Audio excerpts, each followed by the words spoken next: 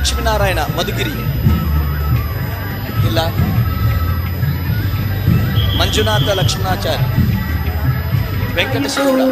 ಡಮರು ಶಂಖ ತಾಳವಾದ್ಯ ಮೊಳಗಿದಾಯಿತು, ಗುಡಿಯ ತುಂಬ ದೀಪ ಧೂಪ ಬೆಳಗಿದಾಯಿತು.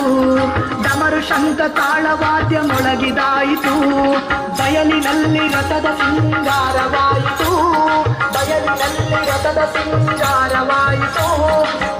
ಜನಕು ಕುಣಿದು ಬಾರು ವೇಳೆಯಾಯಿತು, ಜನಕು ಕುಣಿದು ಬಾರು ವೇಳೆಯಾಯಿತು.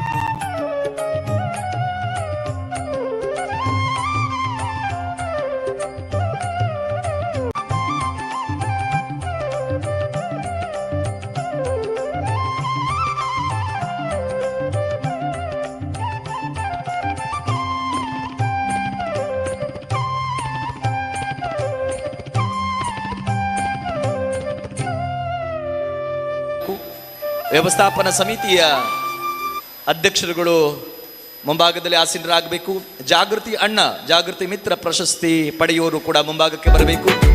ಅನಿಸಿಕೆಗಳನ್ನು ವ್ಯಕ್ತಪಡಿಸುವ ಸದಸ್ಯರು ಮುಂಭಾಗಕ್ಕೆ ಬರಬೇಕು.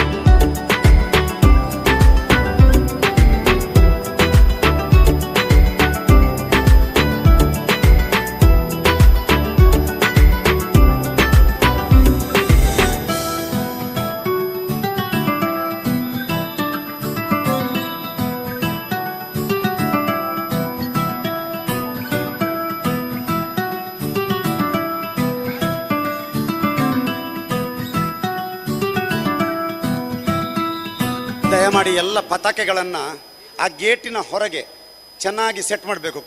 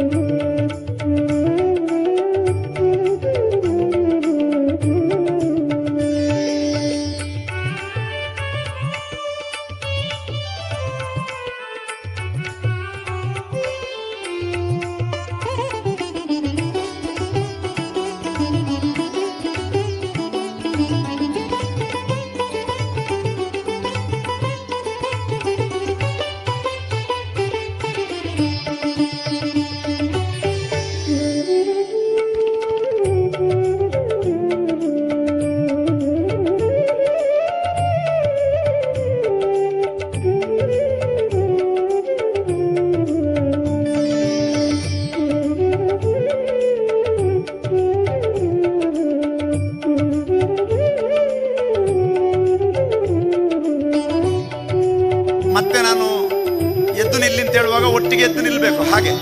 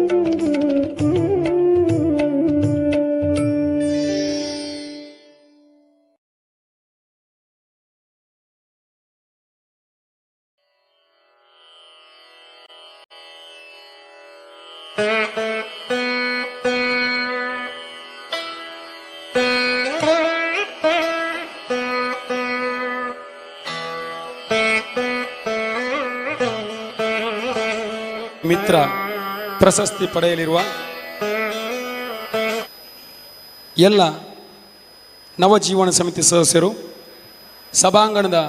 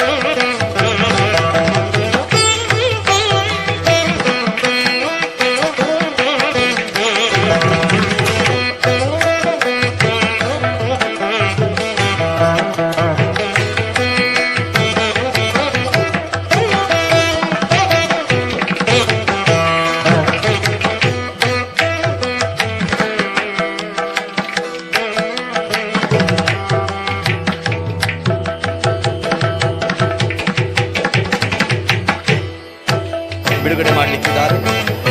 ಮುಖ್ಯ ಅತಿಥಿಗಳಾಗಿ ಬೆಳ್ತಂಗಡಿ ವಿಧಾನಸಭಾ ಕ್ಷೇತ್ರದ ಶಾಸಕರು ಸನ್ಮಾನ್ಯ ಶ್ರೀ ಹರೀಶ್ ಪೂಂಜ, ವಿಧಾನ ಪರಿಷತ್ ಸದಸ್ಯರಾದ ಶ್ರೀ ಕೆ ಪ್ರತಾಪ್ ಸಿಂಗ್ ನಾಯಕ್, ಮಂಗಳೂರು ವಿದ್ಯುತ್ ಸರಬರಾಜು ಕಂಪನಿ ನಿಗಮ ದಕ್ಷಿಣ ಕನ್ನಡ ಜಿಲ್ಲೆ ಇದರ ಅಧ್ಯಕ್ಷರಾದ ಶ್ರೀ ಕೆ ಹರೀಶ್ ಕುಮಾರ್, SDM ಶಿಕ್ಷಣ ಸಂಸ್ಥೆ ರಿಜಿಸ್ಟರ್ಡ್ ಉಜಿರೆ ಇದರ ಕಾರ್ಯದರ್ಶಿಗಳಾದಂತಹ ಶ್ರೀ ಡಿ ಹರ್ಷೇಂದ್ರ ಕುಮಾರ್ ಸರ್ ಮುಖ್ಯ ಅತಿಥಿಗಳಾಗಿ ಭಾಗವಹಿಸಲಿಕ್ಕಿದ್ದಾರೆ. ಇಂದಿನ ಕಾರ್ಯಕ್ರಮದಲ್ಲಿ ವಿಶೇಷ ಸನ್ಮಾನಕ್ಕೊಳಪಡುವವರು ಜನಜಾಗೃತಿ ವೇದಿಕೆಯ ಸ್ಥಾಪಕ ಅಧ್ಯಕ್ಷರು ಕೆ ವಸಂತ್ ಸಾಲ್ಯನ್ ಹಾಗೂ ಮುಂಬಯಿಯ ಸಮಾಜ ಸೇವಕರು RB ಹೆಬ್ಬಳ್ಳಿ ಅವರಿಗೆ ಸನ್ಮಾನ ಕಾರ್ಯಕ್ರಮ ಕೂಡ ನಡೀಲಿಕ್ಕಿದೆ. ಅದರ ಜೊತೆಗೆ ಜಾಗೃತಿ ಅಣ್ಣ ಹಾಗೂ ಜಾಗೃತಿ ಮಿತ್ರ ಪ್ರಶಸ್ತಿ ಪ್ರದಾನ ಕಾರ್ಯಕ್ರಮ ಕೂಡ ನಡೀಲಿಕ್ಕಿದೆ. ಈಗಾಗಲೇ ನಮ್ಮ ಕಾರ್ಯಕ್ರಮಕ್ಕೆ ರಾಜ್ಯಾಧ್ಯಕ್ಷರು, ನಿಕಟಪೂರ್ವ ರಾಜ್ಯಾಧ್ಯಕ್ಷರು, ಮಾಜಿ ರಾಜ್ಯಾಧ್ಯಕ್ಷರು, ಜಿಲ್ಲಾ ವೇದಿಕೆಯ ಅಧ್ಯಕ್ಷರು ಪದಾಧಿಕಾರಿಗಳು ಆಗಮಿಸಿದ್ದಾರೆ. ಆಗಮಿಸಿದ ಎಲ್ಲರಿಗೂ ಪ್ರೀತಿಯ ಸ್ವಾಗತ, ಸುಸ್ವಾಗತ.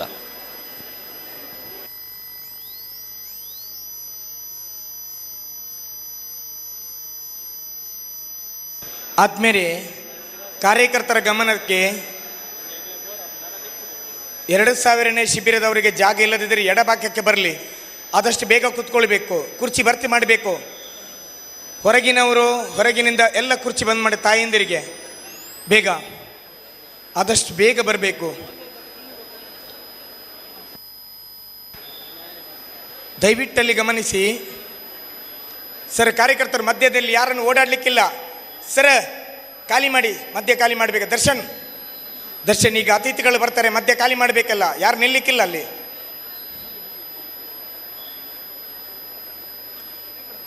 ದಯವಿಟ್ಟು ಗಮನಿಸಿ. ಅಲ್ಲಿ ಕಾರ್ಯಕರ್ತರಿಗೆಲ್ಲ, ಜನಜಾಗೃತಿ ವೇದಿಕೆಯ ನಮ್ಮೆಲ್ಲ ಸಿಬ್ಬಂದಿಯವರಿಗೆ ಸರ್,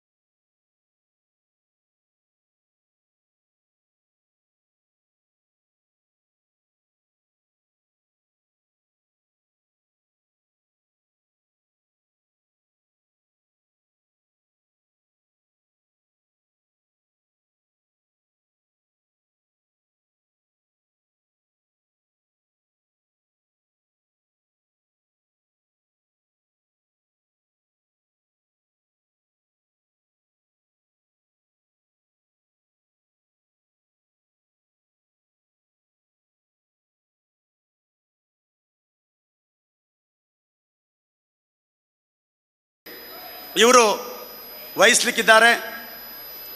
ಕಾರ್ಯಕ್ರಮದ ಅಧ್ಯಕ್ಷತೆಯನ್ನು ಶ್ರೀ ಕ್ಷೇತ್ರ ಧರ್ಮಸ್ಥಳದ ಪೂಜ್ಯ ಡಾಕ್ಟರ್ ಡಿ ವೀರೇಂದ್ರ ಹೆಗ್ಗಡೆ ಅವರು, ಧರ್ಮಾಧಿಕಾರಿಗಳು, ಶ್ರೀ ಕ್ಷೇತ್ರ ಧರ್ಮಸ್ಥಳ ವಹಿಸಲಿಕ್ಕಿದ್ದಾರೆ.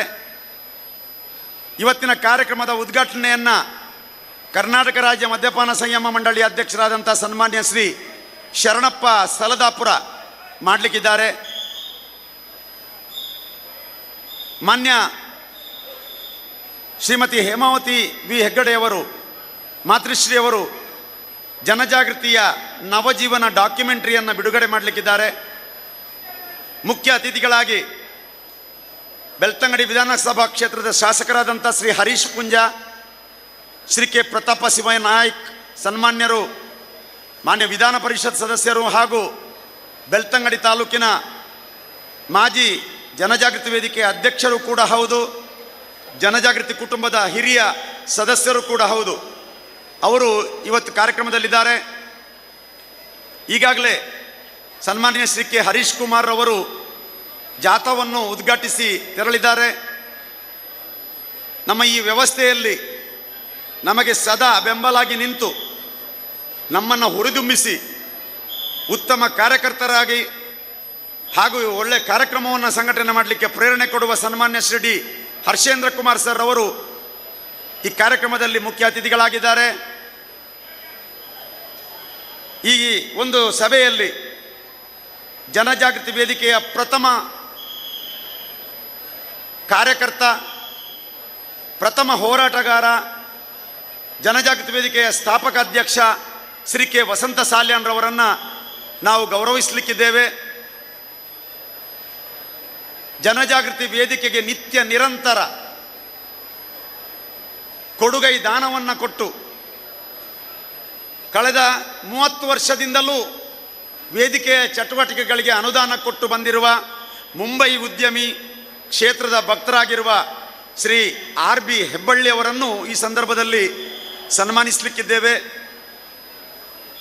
ಎಲ್ಲ ಕಾರ್ಯಕ್ರಮದ ಜವಾಬ್ದಾರಿಯನ್ನು ಮಾನ್ಯ ಶ್ರೀ ನಟರಾಜ್ ಬಾದಾಮಿ ಹಾಗೂ ಕಾರ್ಯನಿರ್ವಾಹಕ ನಿರ್ದೇಶಕರಾದ ಶ್ರೀ ಅನಿಲ್ ಕುಮಾರ್ SS ರವರು ವಹಿಸಲಿಕ್ಕಿದ್ದಾರೆ. ಈ ಒಂದು ಸಭೆಯಲ್ಲಿ ಇಲ್ಲಿ ಬಂದಂತಹ ಎಲ್ಲರಿಗೂ ವೇದಿಕೆಯಲ್ಲಿ ಕುಳಿತುಕೊಳ್ಳಲು ಅರ್ಹರೇ ಆಗಿದ್ದು ಎಲ್ಲರನ್ನು ನಾವು ಕುಳಿಸಿಕೊಳ್ಳಲು ಸಾಧ್ಯವಾಗುವುದಿಲ್ಲ. ಆದರೆ ಅವರಿಗೆ ಮುಂಭಾಗದ ಕಾದಿರಿಸಿದ ಸ್ಥಾನದಲ್ಲಿ ಅವರು ವಿರಾಜಮಾನರಾಗಬೇಕಾಗಿ ವಿನಂತಿಸುತ್ತಾ, ಇಲ್ಲಿ ವೇದಿಕೆಯಲ್ಲಿ ಈ ಎದುರುಗಡೆ ಸಾಲಲ್ಲಿ ಇವತ್ತಿನ ಕಾರ್ಯಕ್ರಮದ ಗಣ್ಯ ಅತಿಥಿಗಳು ನಾನು ಈಗ ಹೇಳಿದವರು. ಇದರ ಹೊರತಾಗಿ ನಟರಾಜ್ ಬಾದಾಮಿ, ಅನಿಲ್ ಕುಮಾರ್ SS ರವರು ಮುಂಬೈನ ಸಾಲಿನಲ್ಲಿ ಕುಳಿತುಕೊಳ್ಳುತ್ತಾರೆ. ಮತ್ತು ಈ ಒಂದು ವ್ಯವಸ್ಥೆಯಲ್ಲಿ ನಾವು ಹಿಂಭಾಗದಲ್ಲಿ ಚಾರನ್ನು ಇಟ್ಟಿದ್ದೇವೆ. ಮುಂಭಾಗದಲ್ಲಿ ಟ್ರಸ್ಟಿಗಳಾದಂತಹ ರಾಮಸ್ವಾಮಿ ಅವರು, ಟ್ರಸ್ಟಿಗಳಾದಂತಹ ಶ್ರದ್ಧಮ್ಮನವರು ಅಲ್ಲಿ ಕುಳಿತುಕೊಳ್ಳುತ್ತಾರೆ. ಉಳಿದಂತೆ 21-22 ಆಸನಗಳನ್ನು ನಾವು ಇಟ್ಟಿದ್ದೇವೆ. ಇದರಲ್ಲಿ ಮೂಡುಬಿದಿರೆಯಲ್ಲಿ ನಡೆದ ಶಿಬಿರದ ಮುಖ್ಯಸ್ಥರಾದ ಡಾಕ್ಟರ್ M ಮೋಹನ್ ಆಳ್ವರ್ ಅವರು, KS ಹೆಗಡೆ ಆಸ್ಪತ್ರೆಯಲ್ಲಿ ದೇರ್ಲಕಟ್ಟೆಯಲ್ಲಿ ಶಿಬಿರ ನಡೆದಿದ್ದು ಇದರ ಮುಖ್ಯಸ್ಥರಾಗಿ ಕೆಲಸ ಮಾಡಿದ ಡಾಕ್ಟರ್ ಸುಮಲತಾ ಶೆಟ್ಟಿಯವರು, AV ಬಾಳಿಗ ಆಸ್ಪತ್ರೆಯ ಅಲ್ಲಿ ನಡೆದಂಥ ಶಿಬಿರದ ವ್ಯವಸ್ಥಾಪನಾ ಸಮಿತಿಯ ಅಧ್ಯಕ್ಷರು ಶಂಕರ್ ಕುಳಾಲ್ರು, ವಾಸವಿ ಕಲ್ಯಾಣ ಮಂಟಪ ಗುಬ್ಬಿಯಲ್ಲಿ ನಡೆದ ಶಿಬಿರದ ಅಧ್ಯಕ್ಷರಾದಂಥ ಶ್ರೀ ಬಲರಾಮಯ್ಯರವರು, ಮಧುಗಿರಿ ವೇಮನ ಶೆಟ್ಟಿ ರೆಡ್ಡಿ ಸಭಾಭವನ ಮಧುಗಿರಿಯಲ್ಲಿ ನಡೆದ ಶಿಬಿರದಲ್ಲಿ ಅಧ್ಯಕ್ಷರಾದಂಥ ಶ್ರೀ ಮಂಜುನಾಥ್ ಆಚಾರ್ಯರವರು, ಧಾರವಾಡದಲ್ಲಿ ನಡೆದ ಶಿಬಿರದಲ್ಲಿ ಅಧ್ಯಕ್ಷರಾದ ಶ್ರೀ ಪ್ರಭಾಕರ್ ನಾಯ್ಕ್ರವರು, ಬಸವ ಕಲ್ಯಾಣ ಶಿಬಿರದ ಅಧ್ಯಕ್ಷರಾಗಿರುವ ಶ್ರೀ ದಿಲೀಪ್ ಕುಮಾರ್ ಅವರು, ಶ್ರೀರಂಗಪಟ್ಟಣ ಆದಿನಾಥ ಸಭಾಭವನದಲ್ಲಿ ನಡೆದ ಶಿಬಿರದ ಅಧ್ಯಕ್ಷರಾದ ಶ್ರೀ ಅಭಿಷೇಕ್ರವರು, ಅರಸೀಕೆರೆ ದೊಡ್ಡಮ್ಮ ಸಣ್ಣಮ್ಮ ದೇವಸ್ಥಾನದ ಸಭಾಭವನದಲ್ಲಿ ನಡೆದ ಶಿಬಿರದಲ್ಲಿ ಅಧ್ಯಕ್ಷರಾಗಿರುವ ಶ್ರೀ ಕುಮಾರ್ ರವರು, ಗದಗ KH ಪಾಟೀಲ್ ಸಮುದಾಯ ಭವನದಲ್ಲಿ ಶಿಬಿರ ನಡೆಸಿದಿ ಅದರ ಅಧ್ಯಕ್ಷರಾದಂಥ ಶ್ರೀ ಶಿವಾನಂದ ಬೆಂತೂರ್ ಮತ್ತು ಮಲ್ಲಿಕಾರ್ಜುನ ಸಂತೋಜಿಯವರು, ಶಿವಮೊಗ್ಗ ತೀರ್ಥಹಳ್ಳಿ ಶಿಬಿರದಲ್ಲಿ ಅಧ್ಯಕ್ಷರಾದಂಥ ಶ್ರೀ ರಾಘವೇಂದ್ರ HS ಬಂದ್ಯಾರವರು, ಚಿಕ್ಕಮಗಳೂರು ಶಿಬಿರದ ಅಧ್ಯಕ್ಷರಾಗಿರುವ ಶ್ರೀ ಪೂರ್ಣೇಶ್ ರವರು ವೇದಿಕೆಗೆ ಬರ್ತಾರೆ. ಹಾಗೂ ನಮ್ಮ ಅಧ್ಯಕ್ಷರಾಗಿ ರಾಜ್ಯ ಸಂಘಟನಾ ಅಧ್ಯಕ್ಷರಾಗಿ ಸೇವೆ ಕೊಟ್ಟ ಮಾನ್ಯ ಶ್ರೀ ರಾಜಣ್ಣ ಕೊರವಿಯವರು, ಶ್ರೀ ಸತೀಶ್ ಹೊನ್ನವಳ್ಳಿಯವರು, ದೇವದಾಸ್ ಹೆಬ್ಬಾರ್ರವರು, ನಮ್ಮ ಹಣಕಾಸು ನಿರ್ದೇಶಕರಾದಂಥ ಶಾಂತರಾಮ್ ಪೈ ಅವರು, ಇಷ್ಟು ಮಂದಿ ವೇದಿಕೆಗೆ ಬರ್ತಾರೆ. ಅದರ ಜೊತೆಯಲ್ಲಿ ಈ ಒಂದು ವ್ಯವಸ್ಥೆಯಲ್ಲಿ ನಮಗೆ ಸಂಪೂರ್ಣ ಸಹಕಾರ ನೀಡುತ್ತಿರುವ ಪೂಜ್ಯರೊಟ್ಟಿಗೆ ಇಲ್ಲಿಗೆ ಆಗಮಿಸಿರುವ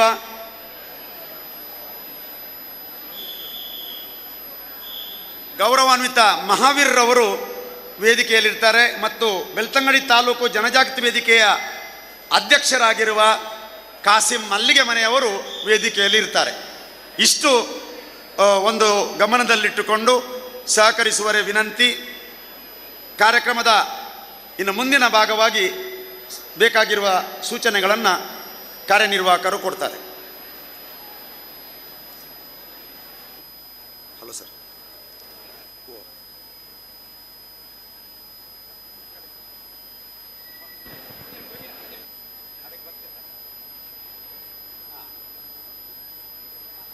ಈಗ ಪೂಜ್ಯರು ಬರ್ತಾರೆ, ಮೆರವಣಿಗೆ ಇದೆ, ದಯವಿಟ್ಟು ಅಲ್ಲಿ ಸಭಾಭವನದ ಮಧ್ಯಭಾಗದಲ್ಲಿ ದಯವಿಟ್ಟು ಯಾರು ಕೂಡ ನಿಲ್ಲಬಾರದು. ಕೆಲವೇ ಕ್ಷಣಗಳಲ್ಲಿ ಪರಮ ಪೂಜ್ಯರು ಆಗಮಿಸ್ತಾರೆ. ಯಾವುದೇ ಕಾರಣಕ್ಕೂ ಅಲ್ಲಿ ಅಡಚಣೆ ಆಗಬಾರ್ದು, ಯಾರು ನಿಲ್ಲಬಾರ್ದು, ಕುರ್ಚಿಯಲ್ಲಿ ಆಸೀನರಾಗಬೇಕಾಗಿ ಈ ಸಂದರ್ಭದಲ್ಲಿ ವಿನಂತಿ ಮಾಡ್ತಾ ಇದ್ದೇವೆ. ಪ್ರವೇಶ ದ್ವಾರದಲ್ಲಿ ಯಾರು ಕೂಡ ನಿಲ್ಲಬಾರ್ದು. ಈಗ ಇನ್ನೊಂದು ಸೂಚನೆ, ಈಗ ಯಾರೆಲ್ಲ ಅನಿಸಿಕೆ ಹೇಳಲಿಕ್ಕಿದೆ ಅವರ ಬಂದಿದ್ದಾರಲ್ಲ, ಮುಂದೆ ಇದ್ದಾರಲ್ಲ ಅನಿಸಿಕೆ ಹೇಳುವಂಥವ್ರು, ಸುಗುಣ ಮತ್ತು ಮೇಷ್ಟ್ರು ಎಲ್ಲಿದ್ದಾರೆ? Very good, thank you. ಮತ್ತು 14 ಮಂದಿ ಜಾಗೃತಿ ಮಿತ್ರ ಮತ್ತು ಅಣ್ಣ ಪ್ರಶಸ್ತಿ ವಿಜೇತರು, ಅವರೊಮ್ಮೆ ಎದ್ದು ನಿಲ್ಲಿ ನೋಡುವ. 14 ಮಂದಿ, ನನಗೆ ಸಂಖ್ಯೆ ಬೇಕು. ಇಲ್ಲಿ ನೀವು ಏನು ಮಾಡ್ತೀರಿ ಅಂದರೆ ಆಚೆ ಈಚೆ ಗೊಂದಲ ಮಾಡ್ತೀರಿ, ಮಾಡಬಾರದು.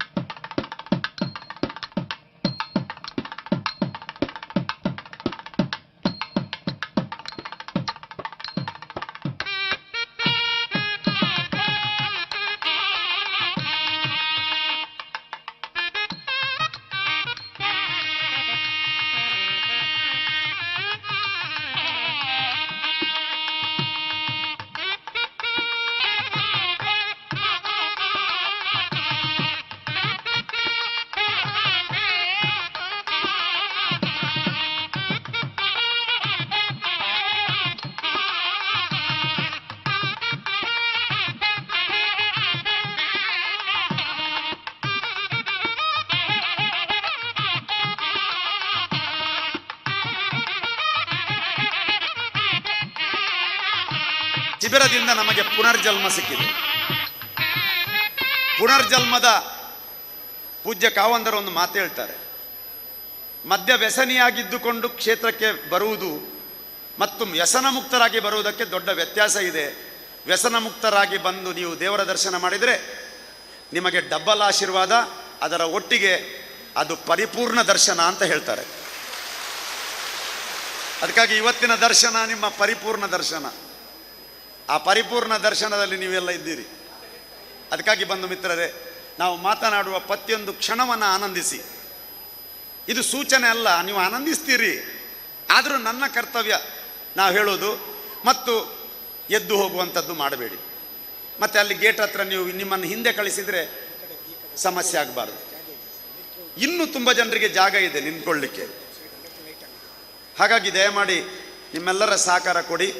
ಇನ್ನೊಮ್ಮೆ ಗೆಲುವಿನ ಚಪ್ಪಾಳೆ ಹಾಕೋಣ. ಗೆಲುವಿನ ಚಪ್ಪಾಳೆ ಸ್ಟಾರ್ಟ್.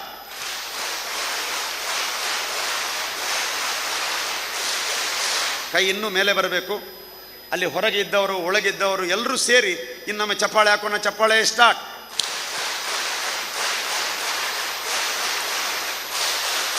Very good. ಈ ಶಾಂತ ಸ್ವಭಾವ, ಈ ಶಿಸ್ತು, ಈ ಭಕ್ತಿ, ಈ ಪ್ರೀತಿ, ಈ ವೈಭವ, ಈ ಸಂಭ್ರಮ ಎಂದೆಂದಿಗೂ ನಿಮ್ಮೊಳಗೆ ಇರಲಿ ಅಂತೇಳಿ ಆಶಿಸುತ್ತಾ ಮುಂದಿನ ಕಾರ್ಯಕ್ರಮಕ್ಕೆ ದೇವರ ಆಶೀರ್ವಾದವನ್ನು ಬೇಡಿಕೊಳ್ಳುತ್ತಿದ್ದೇವೆ. ಸರ್, ಅಲ್ಲಿ ಪ್ರವೇಶ ದ್ವಾರದ ಹತ್ರ ಈಗ ಮೆರವಣಿಗೆ ಪೂಜ್ಯರು ಅತಿಥಿಗಳು ಬರ್ತಾರೆ. ದಯವಿಟ್ಟು ಸೈಡಿಗೆ ನಿಲ್ಲಬೇಕು. ಕಾರ್ಯಕರ್ತರು ಪ್ಲೀಸ್ ಗಮನಿಸಿ, ದಯವಿಟ್ಟು ನೋಡಿ. ಎಡಭಾಗದಲ್ಲಿ ಜಾಗ ಇಲ್ಲದಿದ್ದರೆ ಎಡಭಾಗದಲ್ಲಿ ನಿಂತ್ಕೊಳ್ಬಹುದು. ಎಡಭಾಗ ಮತ್ತು ಬಲಭಾಗದಲ್ಲಿ ಚೇರಿನ ಪಕ್ಕದಲ್ಲಿ ಪಿಲ್ಲರ್ಗಳ ಪಕ್ಕದಲ್ಲಿ ನಿಂತ್ಕೊಳ್ಳಿಕ್ಕೆ ಜಾಗ ಇದೆ. ದಯವಿಟ್ಟು ಗಮನಿಸಿ. ಪ್ರವೇಶ ದ್ವಾರದಲ್ಲಿ ಪ್ಲೀಸ್ ಕಾರ್ಯಕರ್ತರು ಎದುರು ಭಾಗಕ್ಕೆ ಯಾರನ್ನು ಬಿಡಬೇಡಿ. ಅಣ್ಣ ಸರ್, ಎದುರು ಭಾಗಕ್ಕೆ ಬಿಡಬೇಡಿ. ಈಗ ಕೆಲವೇ ಕ್ಷಣಗಳಲ್ಲಿ ಪೂಜ್ಯರು, ಅಮ್ಮನವರು, ಪೂಜ್ಯ ಸ್ವಾಮೀಜಿಗಳು ನಮ್ಮ ಕಾರ್ಯಕ್ರಮಕ್ಕೆ ಆಗಮಿಸ್ತಾರೆ. ದಯವಿಟ್ಟು ಅಲ್ಲಿ ದಾರಿ ಬಿಡಬೇಕಲ್ಲಿ. ಸ್ವಲ್ಪ ಆ ಕಡೆ ಸೈಡಿಗೆ ಹೋಗಿ ಎಡಭಾಗದಲ್ಲಿ ನಿಂತ್ಕೊಳ್ಬೋದು. ಬೇಕಾದರೆ ಮಧು ಅವರೇ ಆ ಕಡೆಯಿಂದ ನಿಂತ್ಕೊಳ್ಬೋದು. ಸೈಡಿಗೆ ಚೇರ್ ಇಲ್ಲ, ಸ್ವಲ್ಪ ಅಡ್ಜಸ್ಟ್ಮೆಂಟ್ ಮಾಡಬೇಕು. ಅಲ್ಲಲ್ಲಿ ಕುಡಿಯುವ ನೀರಿನ ವ್ಯವಸ್ಥೆ ಇದೆ, ದಯವಿಟ್ಟು ಗಮನಿಸಿ.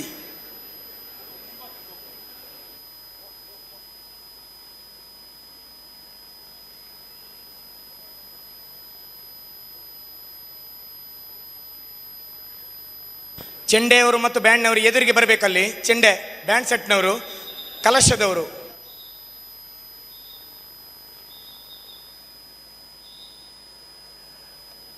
ಇವತ್ತು ಪೂಜ್ಯರು ವಿಶೇಷವಾಗಿ ನಮ್ಮ ಮಧ್ಯಭಾಗದಿಂದ ಬರುವುದರಿಂದ ಅಲ್ಲಿ ನಾನು ಎಲ್ಲ ನವಜೀವನ ಸದಸ್ಯರಲ್ಲಿ ವಿನಂತಿಸುವುದು, ಅಮ್ಮನವರಲ್ಲಿ ವಿನಂತಿಸುವುದು, ಈ ಮಾತು ನೀವು ಶ್ರದ್ಧಾಪೂರ್ವಕವಾಗಿ ಕೇಳಬೇಕು, ಅನುಷ್ಠಾನ ಮಾಡಬೇಕು. ಆಗ ಮಾತ್ರ ನಮಗೆ ಖುಷಿ. ಮತ್ತು ಅಲ್ಲಿ ಪುನಃ ನಾವು ಬರುವಾಗ ನಿಮಗೆ ಸಮಸ್ಯೆ ಆಗಬಾರ್ದು.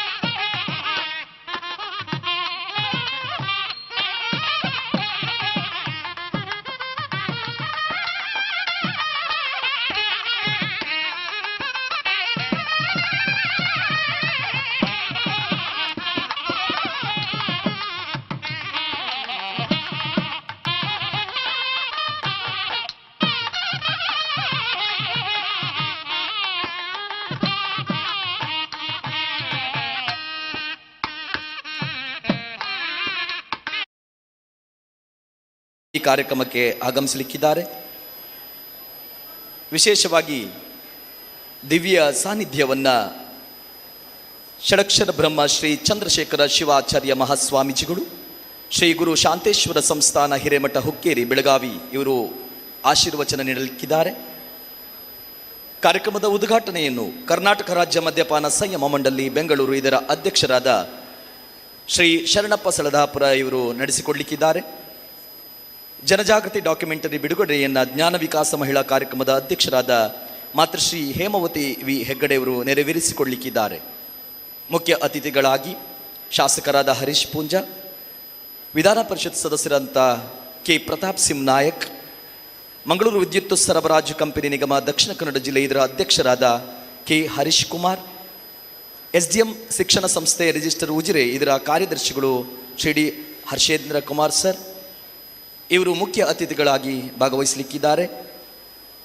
ನಮ್ಮ ಈ ಕಾರ್ಯಕ್ರಮದಲ್ಲಿ ಸನ್ಮಾನಕ್ಕೊಳಪಡಲಿಕ್ಕಿದ್ದಾರೆ ಅಖಿಲ ಕರ್ನಾಟಕ ಜನಜಾಗೃತಿ ವೇದಿಕೆಯ ಸ್ಥಾಪಕ ಅಧ್ಯಕ್ಷರಾದ ಕೆ ವಸಂತ್ ಸಾಲ್ಯನ್ ಹಾಗೂ ಉದ್ಯಮಿಗಳು, ಸಮಾಜ ಸೇವಕರು RB ಹೆಬ್ಬಳ್ಳಿ, ಹುಬ್ಬಳ್ಳಿ, ಮುಂಬೈ ಇವರು ಕೂಡ ಈ ಕಾರ್ಯಕ್ರಮದಲ್ಲಿ ಈಗಾಗಲೇ ಆಗಮಿಸಿದ್ದಾರೆ.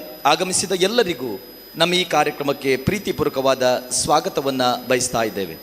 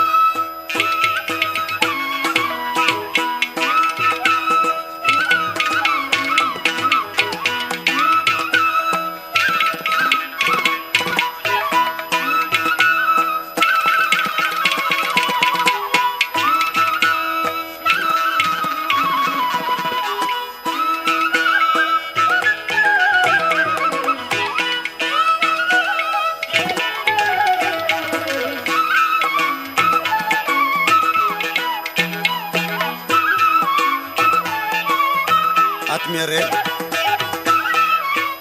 2000ನೇ ಶಿಬಿರದ ಪ್ರಯುಕ್ತ ಭಾಳ ವಿಶೇಷವಾಗಿ ಕರ್ನಾಟಕ ರಾಜ್ಯದ 13 ಕಡೆಗಳಲ್ಲಿ ನಾವು ಶಿಬಿರವನ್ನು ಆಯೋಜಿಸಿದ್ದೆವು.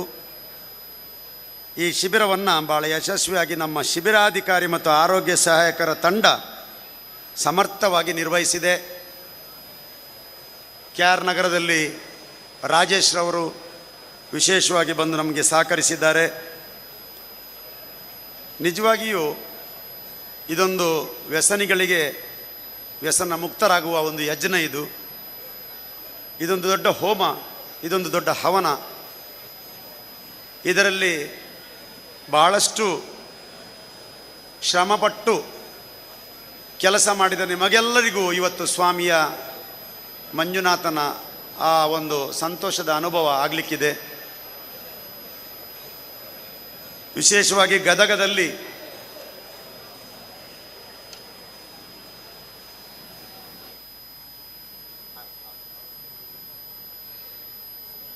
ಪೂಜ್ಯರು ಹೊರಟಿದ್ದಾರೆ. ಹಾಗಾಗಿ ನಾವು ಅಲ್ಲಿ ಬರುವಾಗ ಎಲ್ಲರೂ ಎದ್ದು ನಿಂತು ಕೈ ಮುಗಿದು ನಿಲ್ಲುವುದು ಈಗ ಬೇಡ, ಹೇಳ್ತೇನೆ ನಾನು. ವಿಶೇಷವಾಗಿ ಗದಗದಲ್ಲಿ ಶ್ರೀ ಶಿವಾನಂದ ಬೆಂತೂರು, ದಯಮಾಡೊಮ್ಮೆ ಎದ್ದು ನಿಲ್ಲಿ. ಎಲ್ಲ ನಮ್ಮ ನವಜೀವನ ಸಮಿತಿಯ ಸದಸ್ಯರ ಕುಟುಂಬದವರಿಗೆ, ನಾರಿಯರಿಗೆ ಸುಮಾರು 145 ಮಂದಿಗೆ ಸೀರೆಯನ್ನು ಕೊಟ್ಟು ಇವತ್ತು ಅವರು ದುರ್ಗೆಯಾಗಿ ಇರಬೇಕು, ಕಂಗೊಳಿಸಬೇಕು ಅಂತೇಳಿ ಎಲ್ಲರಿಗೆ ಸೀರೆಯನ್ನು ಅವರ ಸ್ವಂತ ಖರ್ಚಲ್ಲಿ ಕೊಟ್ಟಿದ್ದಾರೆ. ಇವತ್ತೆಲ್ಲರೂ ಶ್ವೇತವಸ್ತ್ರಧಾರಿಗಳಾಗಿ ಅಷ್ಟೇ ಪ್ರಾಮಾಣಿಕರಾಗಿ ಇಲ್ಲಿ ಬಂದಿದ್ದೀರಿ. ಈ ಪ್ರಾಮಾಣಿಕತೆ, ಈ ವಿಧೇಯತೆ, ಈ ಒಂದು ಸಂತೋಷ ನಿತ್ಯ ನಿರಂತರ ನಿಮ್ಮದಾಗಲಿ ಅಂತೇಳಿ ಹಾರೈಸುತ್ತಾ ಪೂಜ್ಯರು ಬಂದರು. ನಾವೆಲ್ಲರೂ ಎದುರು ನಿಲ್ಲೋಣ.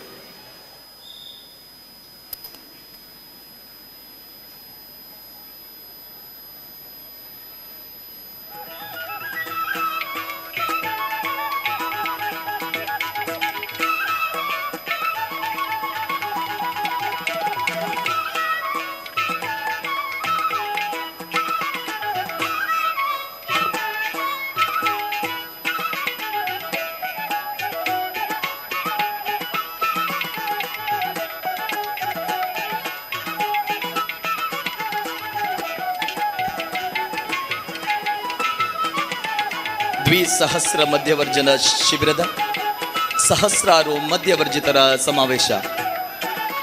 ಮದ್ಯಪಾನ ಮನುಕುಲಕ್ಕೆ ಅಂಟಿದ ಮಹಾಶಾಪ. ಧಾರ್ಮಿಕವಾಗಿ ಇದೊಂದು ಮಹಾಪಾಪ. ಪಂಚಮಹಾಪಾತಕಗಳಲ್ಲಿ ಮದ್ಯಪಾನವು ಒಂದು ಎನ್ನುತ್ತದೆ ಹಿಂದೂ ಧರ್ಮ. ಮದ್ಯ ಸೇವನೆ ಮಾಡುವವರನ್ನು ಅರಾಮ್ ಎನ್ನುತ್ತದೆ ಕುರಾನ್. ಮದ್ಯ ಸೇವನೆ ಮಾಡುವವರನ್ನು ಸೈತಾನನ ಸಂತತಿ ಎನ್ನುತ್ತದೆ ಬೈಬಲ್. ಕುಡಿತಕ್ಕೂ ಕುರ್ಕೃತ್ಯಕ್ಕೂ ಹೇಳಿ ಮಾಡಿಸಿದ ನಂಟು, ಸಹವಾಸ ದೋಷ, ಒತ್ತಡ, ಕುತೂಹಲ, ಆಕರ್ಷಣೆ ಮೊದಲಾದ ಕಾರಣಗಳಿಂದ ಅಮಲು ಸೇವಿಸುವ ವ್ಯಕ್ತಿ ಕ್ರಮೇಣ ವ್ಯಸನಿಯಾಗಿ ದೈಹಿಕ ಮತ್ತು ಮಾನಸಿಕ ಸ್ವಾಸ್ಥ್ಯವನ್ನು ಕೆಡಿಸಿಕೊಂಡು ರೋಗಿಯಾಗುತ್ತಾನೆ. ಕುಟುಂಬದ ಪ್ರೀತಿ, ಸಾಮಾಜಿಕ ಸಂಬಂಧಗಳಿಂದ ವಿಮುಖನಾಗಿ ಕಂಟಕಪ್ರಾಯನಾಗಿ ಬದುಕನ್ನು ಸಾಗಿಸಿ ತನ್ನ ವ್ಯಕ್ತಿತ್ವವನ್ನು ನಾಶ ಮಾಡಿಕೊಳ್ಳುತ್ತಾನೆ. ಮದ್ಯವ್ಯಸನ ಪ್ರಮುಖವಾಗಿ ಬಡ ಮತ್ತು ಮಧ್ಯಮ ವರ್ಗದ ಕೃಷಿಕರ ಶತ್ರುವಾಗಿದೆ. ಇಂತಹ ವ್ಯಸನ ಬಾಧಿತ ಕುಟುಂಬಗಳಲ್ಲಿ ದಿಕ್ಕು ದೆಸೆ ಕಾಣದೆ ಕುಟುಂಬ ಬೀದಿ ಪಾಲಾಗುತ್ತಿರುವ ದಯನೀಯವಾಗಿದೆ. ಇಂಥವರ ಬದುಕಿಗೆ ಬೆಳಕು ಚೆಲ್ಲಲು ಶ್ರೀ ಕ್ಷೇತ್ರ ಧರ್ಮಸ್ಥಳದಿಂದ ಧರ್ಮಾಧಿಕಾರಿಗಳಾದ ಡಾಕ್ಟರ್ ಡಿ ವೀರೇಂದ್ರ ಹೆಗ್ಗಡೆಯವರ ಅಧ್ಯಕ್ಷತೆಯಲ್ಲಿ ಅಖಿಲ ಕರ್ನಾಟಕ ಜನಜಾಗೃತಿ ವೇದಿಕೆಯ ಮೂಲಕ ಹೊರಹೊಮ್ಮಿದ ಅಭಯದಾನವೇ ಮಧ್ಯವರ್ಜನ ಶಿಬಿರ. ಈ ಮಧ್ಯವರ್ಜನ ಶಿಬಿರದ ದ್ವಿಸಹಸ್ರ ಮಧ್ಯವರ್ಜನ ಶಿಬಿರದ ಸಹಸ್ರಾರು ಮಧ್ಯವರ್ಜಿತರ ಸಮಾವೇಶಕ್ಕೆ ಪರಮ ಪೂಜ್ಯ ಕಾವಂದರು ಮತ್ತು ದಿವ್ಯ ಸಾನ್ನಿಧ್ಯ ವಹಿಸುವಂತಹ ಯತಿವರ್ಯರು ಹಾಗೂ ಗಣ್ಯಾತಿ ಗಣ್ಯರು ಆಗಮಿಸ್ತಾ ಇದ್ದಾರೆ. ಅವರಿಗೆಲ್ಲರಿಗೂ ಕೂಡ ನಮ್ಮ ಈ ಕಾರ್ಯಕ್ರಮಕ್ಕೆ ಭಕ್ತಿಪೂರ್ವಕವಾದ ಸ್ವಾಗತವನ್ನು ಬಯಸ್ತಾ ಇದ್ದೇವೆ.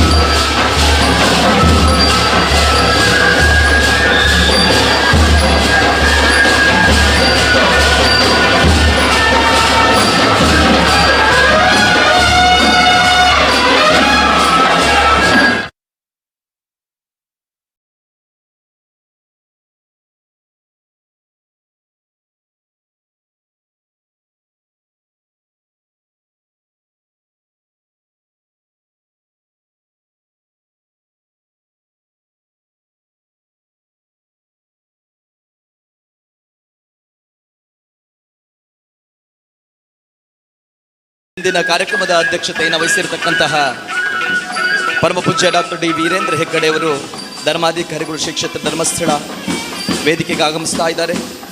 ದಿವ್ಯ ಸಾನ್ನಿಧ್ಯವನ್ನ ಷಡಕ್ಷರ ಬ್ರಹ್ಮ ಶ್ರೀ ಚಂದ್ರಶೇಖರ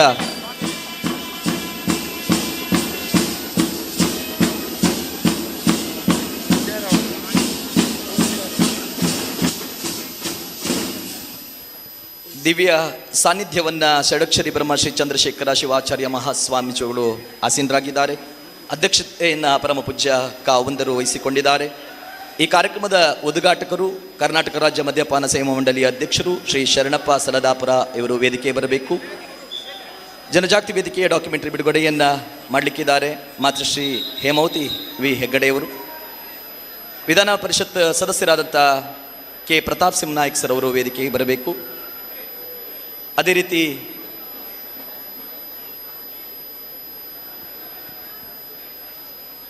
ರಾಜ್ಯ ಅಧ್ಯಕ್ಷರು ಸಂಘಟನಾ ಅಧ್ಯಕ್ಷರು ನಟರಾಜ್ ಬಾದಾಮಿ, ಸ್ಥಾಪಕ ಅಧ್ಯಕ್ಷರಾದಂಥ ವತ್ಸ್ ಸಾಲ್ಯಾನ್ ಸರ್ ಅವರು, ಟ್ರಸ್ಟಿಗಳಾದ ಶ್ರೀನಿವಾಸ್ ಭಟ್ ಸರ್ ಅವರು, ವಿ ರಾಮಸ್ವಾಮಿ ಅವರು, ಶ್ರೀಮತಿ ಶ್ರದ್ಧಮ್ಮ ಅವರು, RB ಹೆಬ್ಬಳ್ಳಿಯವರು,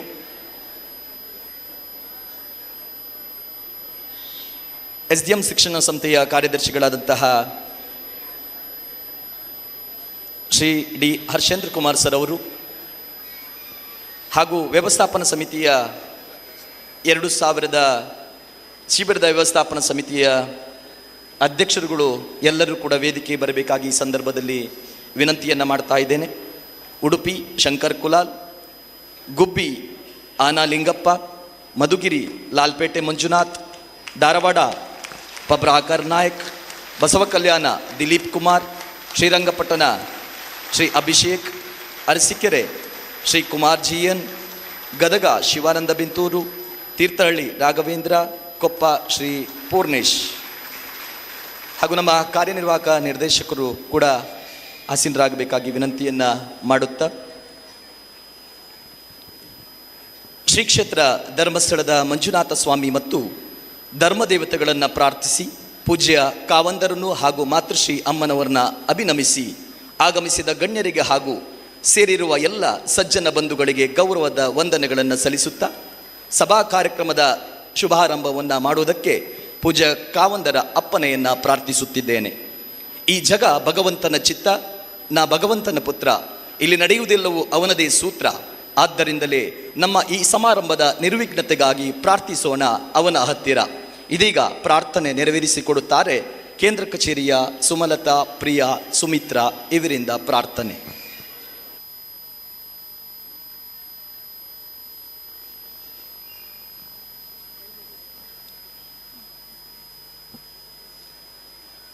शम्भो गिरीश सुरपूजित कामवैरिन् गौरीश शङ्कर महेश्वर विश्वहेतो शम्भो गिरीश सुरपूजित कामवैरिन् धर्मस्थलेश सकलेश दयापयोदे श्रीमञ्जुनाथनितरां कुरु मङ्गलं मे धर्मस्थलेश सकलेश दयापयोदे श्रीमञ्जुनाथनितरां कुरु मङ्गलं मे कुरु मङ्गलं मे कुरु मङ्गलं मे. ಪಾವನ ಕ್ಷೇತ್ರ ಧರ್ಮಸ್ಥಳದಲ್ಲಿ ನಾವು ನಿಂತಿದ್ದೇವೆ. ವೈಭವದ ಜಾತ್ರೆಯ ಪರ್ವಕಾಲ ಸಾಗಿ ಬರುವ ಮಂಜುನಾಥ ಸ್ವಾಮಿಯನ್ನು ಛತ್ರ, ಚಾಮರ ಮೊದಲಾದ ಬಿರುದಾವಳಿಗಳಿಂದ ಸ್ವಾಗತಿಸಿದ ಪುಣ್ಯ ನೆಲ ಇದು. ಈ ಕ್ಷೇತ್ರಕ್ಕೆ ಬರುವ ಎಲ್ಲ ಭಕ್ತರಲ್ಲಿ ಸ್ವಾಮಿ ಇದ್ದಾರೆ ಎನ್ನುವ ಭಾವದಿಂದಲೇ ಎಲ್ಲರನ್ನ ಸ್ವಾಗತಿಸುತ್ತಾ ಬಂದವರು ನಾವು. ಆದ್ದರಿಂದಲೇ ಮುಗಿದ ಕೈಗಳೇ ಚಾಮರವಾಗಿ, ಆಡುವ ಪ್ರೀತಿಯ ಮಾತುಗಳೇ ಮಂತ್ರವಾಗಿ ಪೂಜ್ಯ ಕಾವಂದರನ್ನು ಮೊದಲುಗೊಂಡು ಎಲ್ಲರನ್ನು ಪ್ರಾಸ್ತಾವಿಕ ಮಾತಿನೊಂದಿಗೆ ಸ್ವಾಗತಿಸಲಿದ್ದಾರೆ ರಾಜ್ಯ ಕಾರ್ಯದರ್ಶಿಗಳು ಶ್ರೀ ವಿವೇಕ್ ವಿನ್ಸೆಂಟ್ ಪಾಯಸ್ ರವರು. ಮೊದಲಾಗಿ ಶ್ರೀ ಕ್ಷೇತ್ರ ಧರ್ಮಸ್ಥಳದ ಮಂಜುನಾಥ ಸ್ವಾಮಿ, ಅಣ್ಣಪ್ಪ ಸ್ವಾಮಿ ಮತ್ತು ಎಲ್ಲ ಶಕ್ತಿಗಳನ್ನು ಭಕ್ತಿಯಿಂದ ವಂದಿಸಿಕೊಂಡು ವೇದಿಕೆಯ ಮೇಲಿರುವ ಪರಮ ಪೂಜ್ಯರು, ಯತಿವರ್ಯರು, ಮಾತೃಶ್ರೀ ಅಮ್ಮನವರು ಅವರ ಆಶೀರ್ವಾದವನ್ನು ಬೇಡಿಕೊಂಡು ವೇದಿಕೆಯ ಮೇಲಿರುವ ಗೌರವಾನ್ವಿತ ಹರ್ಷೇಂದ್ರ ಕುಮಾರ್ ಸರ್ ಅವರಿಗೂ ವಂದಿಸಿಕೊಂಡು ವೇದಿಕೆಯ ಮೇಲಿರುವ ಟ್ರಸ್ಟಿಗಳೇ, ಇವತ್ತಿನ ಕಾರ್ಯಕ್ರಮದ ಉದ್ಘಾಟಕ ಸೇರಿದಂತೆ ಎಲ್ಲ ಅತಿಥಿ ವರ್ಯರೇ, ಕಾರ್ಯನಿರ್ವಾಹಕ ನಿರ್ದೇಶಕರೇ, ಅಖಿಲ ಕರ್ನಾಟಕ ಜನಜಾಗೃತಿ ವೇದಿಕೆಯ ಪದಾಧಿಕಾರಿಗಳೇ, ವ್ಯವಸ್ಥಾಪನಾ ಸಮಿತಿಯ ಅಧ್ಯಕ್ಷ ಪದಾಧಿಕಾರಿಗಳೇ, ಯೋಜನೆಯ ಹಿರಿಯ ಕಿರಿಯ ಸಹೋದ್ಯೋಗಿ ಮಿತ್ರರೇ, ಜನಜಾಗೃತಿ ಕುಟುಂಬದ ಬಂಧು ಬಾಂಧವರೇ, ನವಜೀವನ ನಡೆಸುತ್ತಿರುವ ಸಹೋದರ ಸಹೋದರಿಯರೇ, ಆಮಂತ್ರಿತ ಗಣ್ಯಮಾನ್ಯರೇ, ಮಾಧ್ಯಮ ಮಿತ್ರರೇ, ಶ್ರೀ ಕ್ಷೇತ್ರ ಧರ್ಮಸ್ಥಳದ ಪಾವನ ಪವಿತ್ರವಾದಂಥ ಈ ಸ್ಥಳದಲ್ಲಿ ಶ್ರೀ ಮಂಜುನಾಥ ಸ್ವಾಮಿಯ ಸನ್ನಿಧಿಯಲ್ಲಿ ನಮ್ಮ ನಿಮ್ಮೆಲ್ಲರ ಪೂಜ್ಯನೀಯ ಕಾವಂದರ ಮಾತೃಶ್ರೀ ಅಮ್ಮನವರೊಂದಿಗೆ ಪೂಜ್ಯ ಹುಕ್ಕೇರಿಯ ಶ್ರೀ ಗುರು ಶಾಂತೇಶ್ವರ ಸಂಸ್ಥಾನದ ಮಹಾಸ್ವಾಮಿಗಳವರ ಸನ್ನಿಧಾನದಲ್ಲಿ ಈ ವೇದಿಕೆಯಲ್ಲಿ ದ್ವಿಸಹಸ್ರ ಚಾರಿತ್ರಿಕ ಮದ್ಯವರ್ಜನ ಶಿಬಿರದ ಸಹಸ್ರಾರು ಮಧ್ಯವರ್ಜಿತರ ಸಮಾವೇಶ ಆಚರಿಸಲು ನಮಗೆಲ್ಲರಿಗೂ ಸಂತೋಷ ಆಗ್ತಾ ಇದೆ. ಮದ್ಯಪಾನಾದಿ ದುಶ್ಚಟಗಳ ಭೀಕರ ಮತ್ತು ಮಾರಣಾಂತಿಕ ಸಮಸ್ಯೆಗಳಿಗೆ ಬಲಿಯಾಗಿ ತತ್ತರಿಸಿ ಕಣ್ಣೀರಿನ ಕಡಲಲ್ಲಿ ತೇಲುತ್ತಿರುವ ಕುಟುಂಬಗಳಿಗೆ ಮದ್ಯವರ್ಜನ ಶಿಬಿರದ ಮೂಲಕ ಹೊಸ ಬೆಳಕು ನೀಡಿ ನೆಮ್ಮದಿಯ ಸಂತೃಪ್ತಿಯ ಜೀವನವನ್ನು ದಯಪಾಲಿಸಿದ ಕಾರಣೀಕರ್ತರಾದಂಥ ಪೂಜ್ಯ ದಂಪತಿಗಳಿಗೆ ಮಗದೊಮ್ಮೆ ನಾನು ಪ್ರಣಾಮಗಳನ್ನು ಸಲ್ಲಿಸ್ತೇನೆ. ನಮ್ಮ ಗೆಲುವಿನ ಚಪ್ಪಾಳೆ ಸ್ಟಾರ್ಟ್.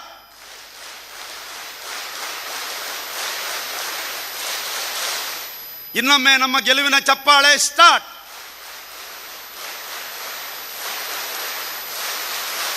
ದುಶ್ಚಟ ಮುಕ್ತ ಸಮಾಜ ನಿರ್ಮಾಣದ ಉದ್ದೇಶದೊಂದಿಗೆ 1992ರಲ್ಲಿ ಪ್ರಾರಂಭವಾದ ಜನಜಾಗೃತಿ ವೇದಿಕೆಗೆ ಇದೀಗ 33 ವರ್ಷ.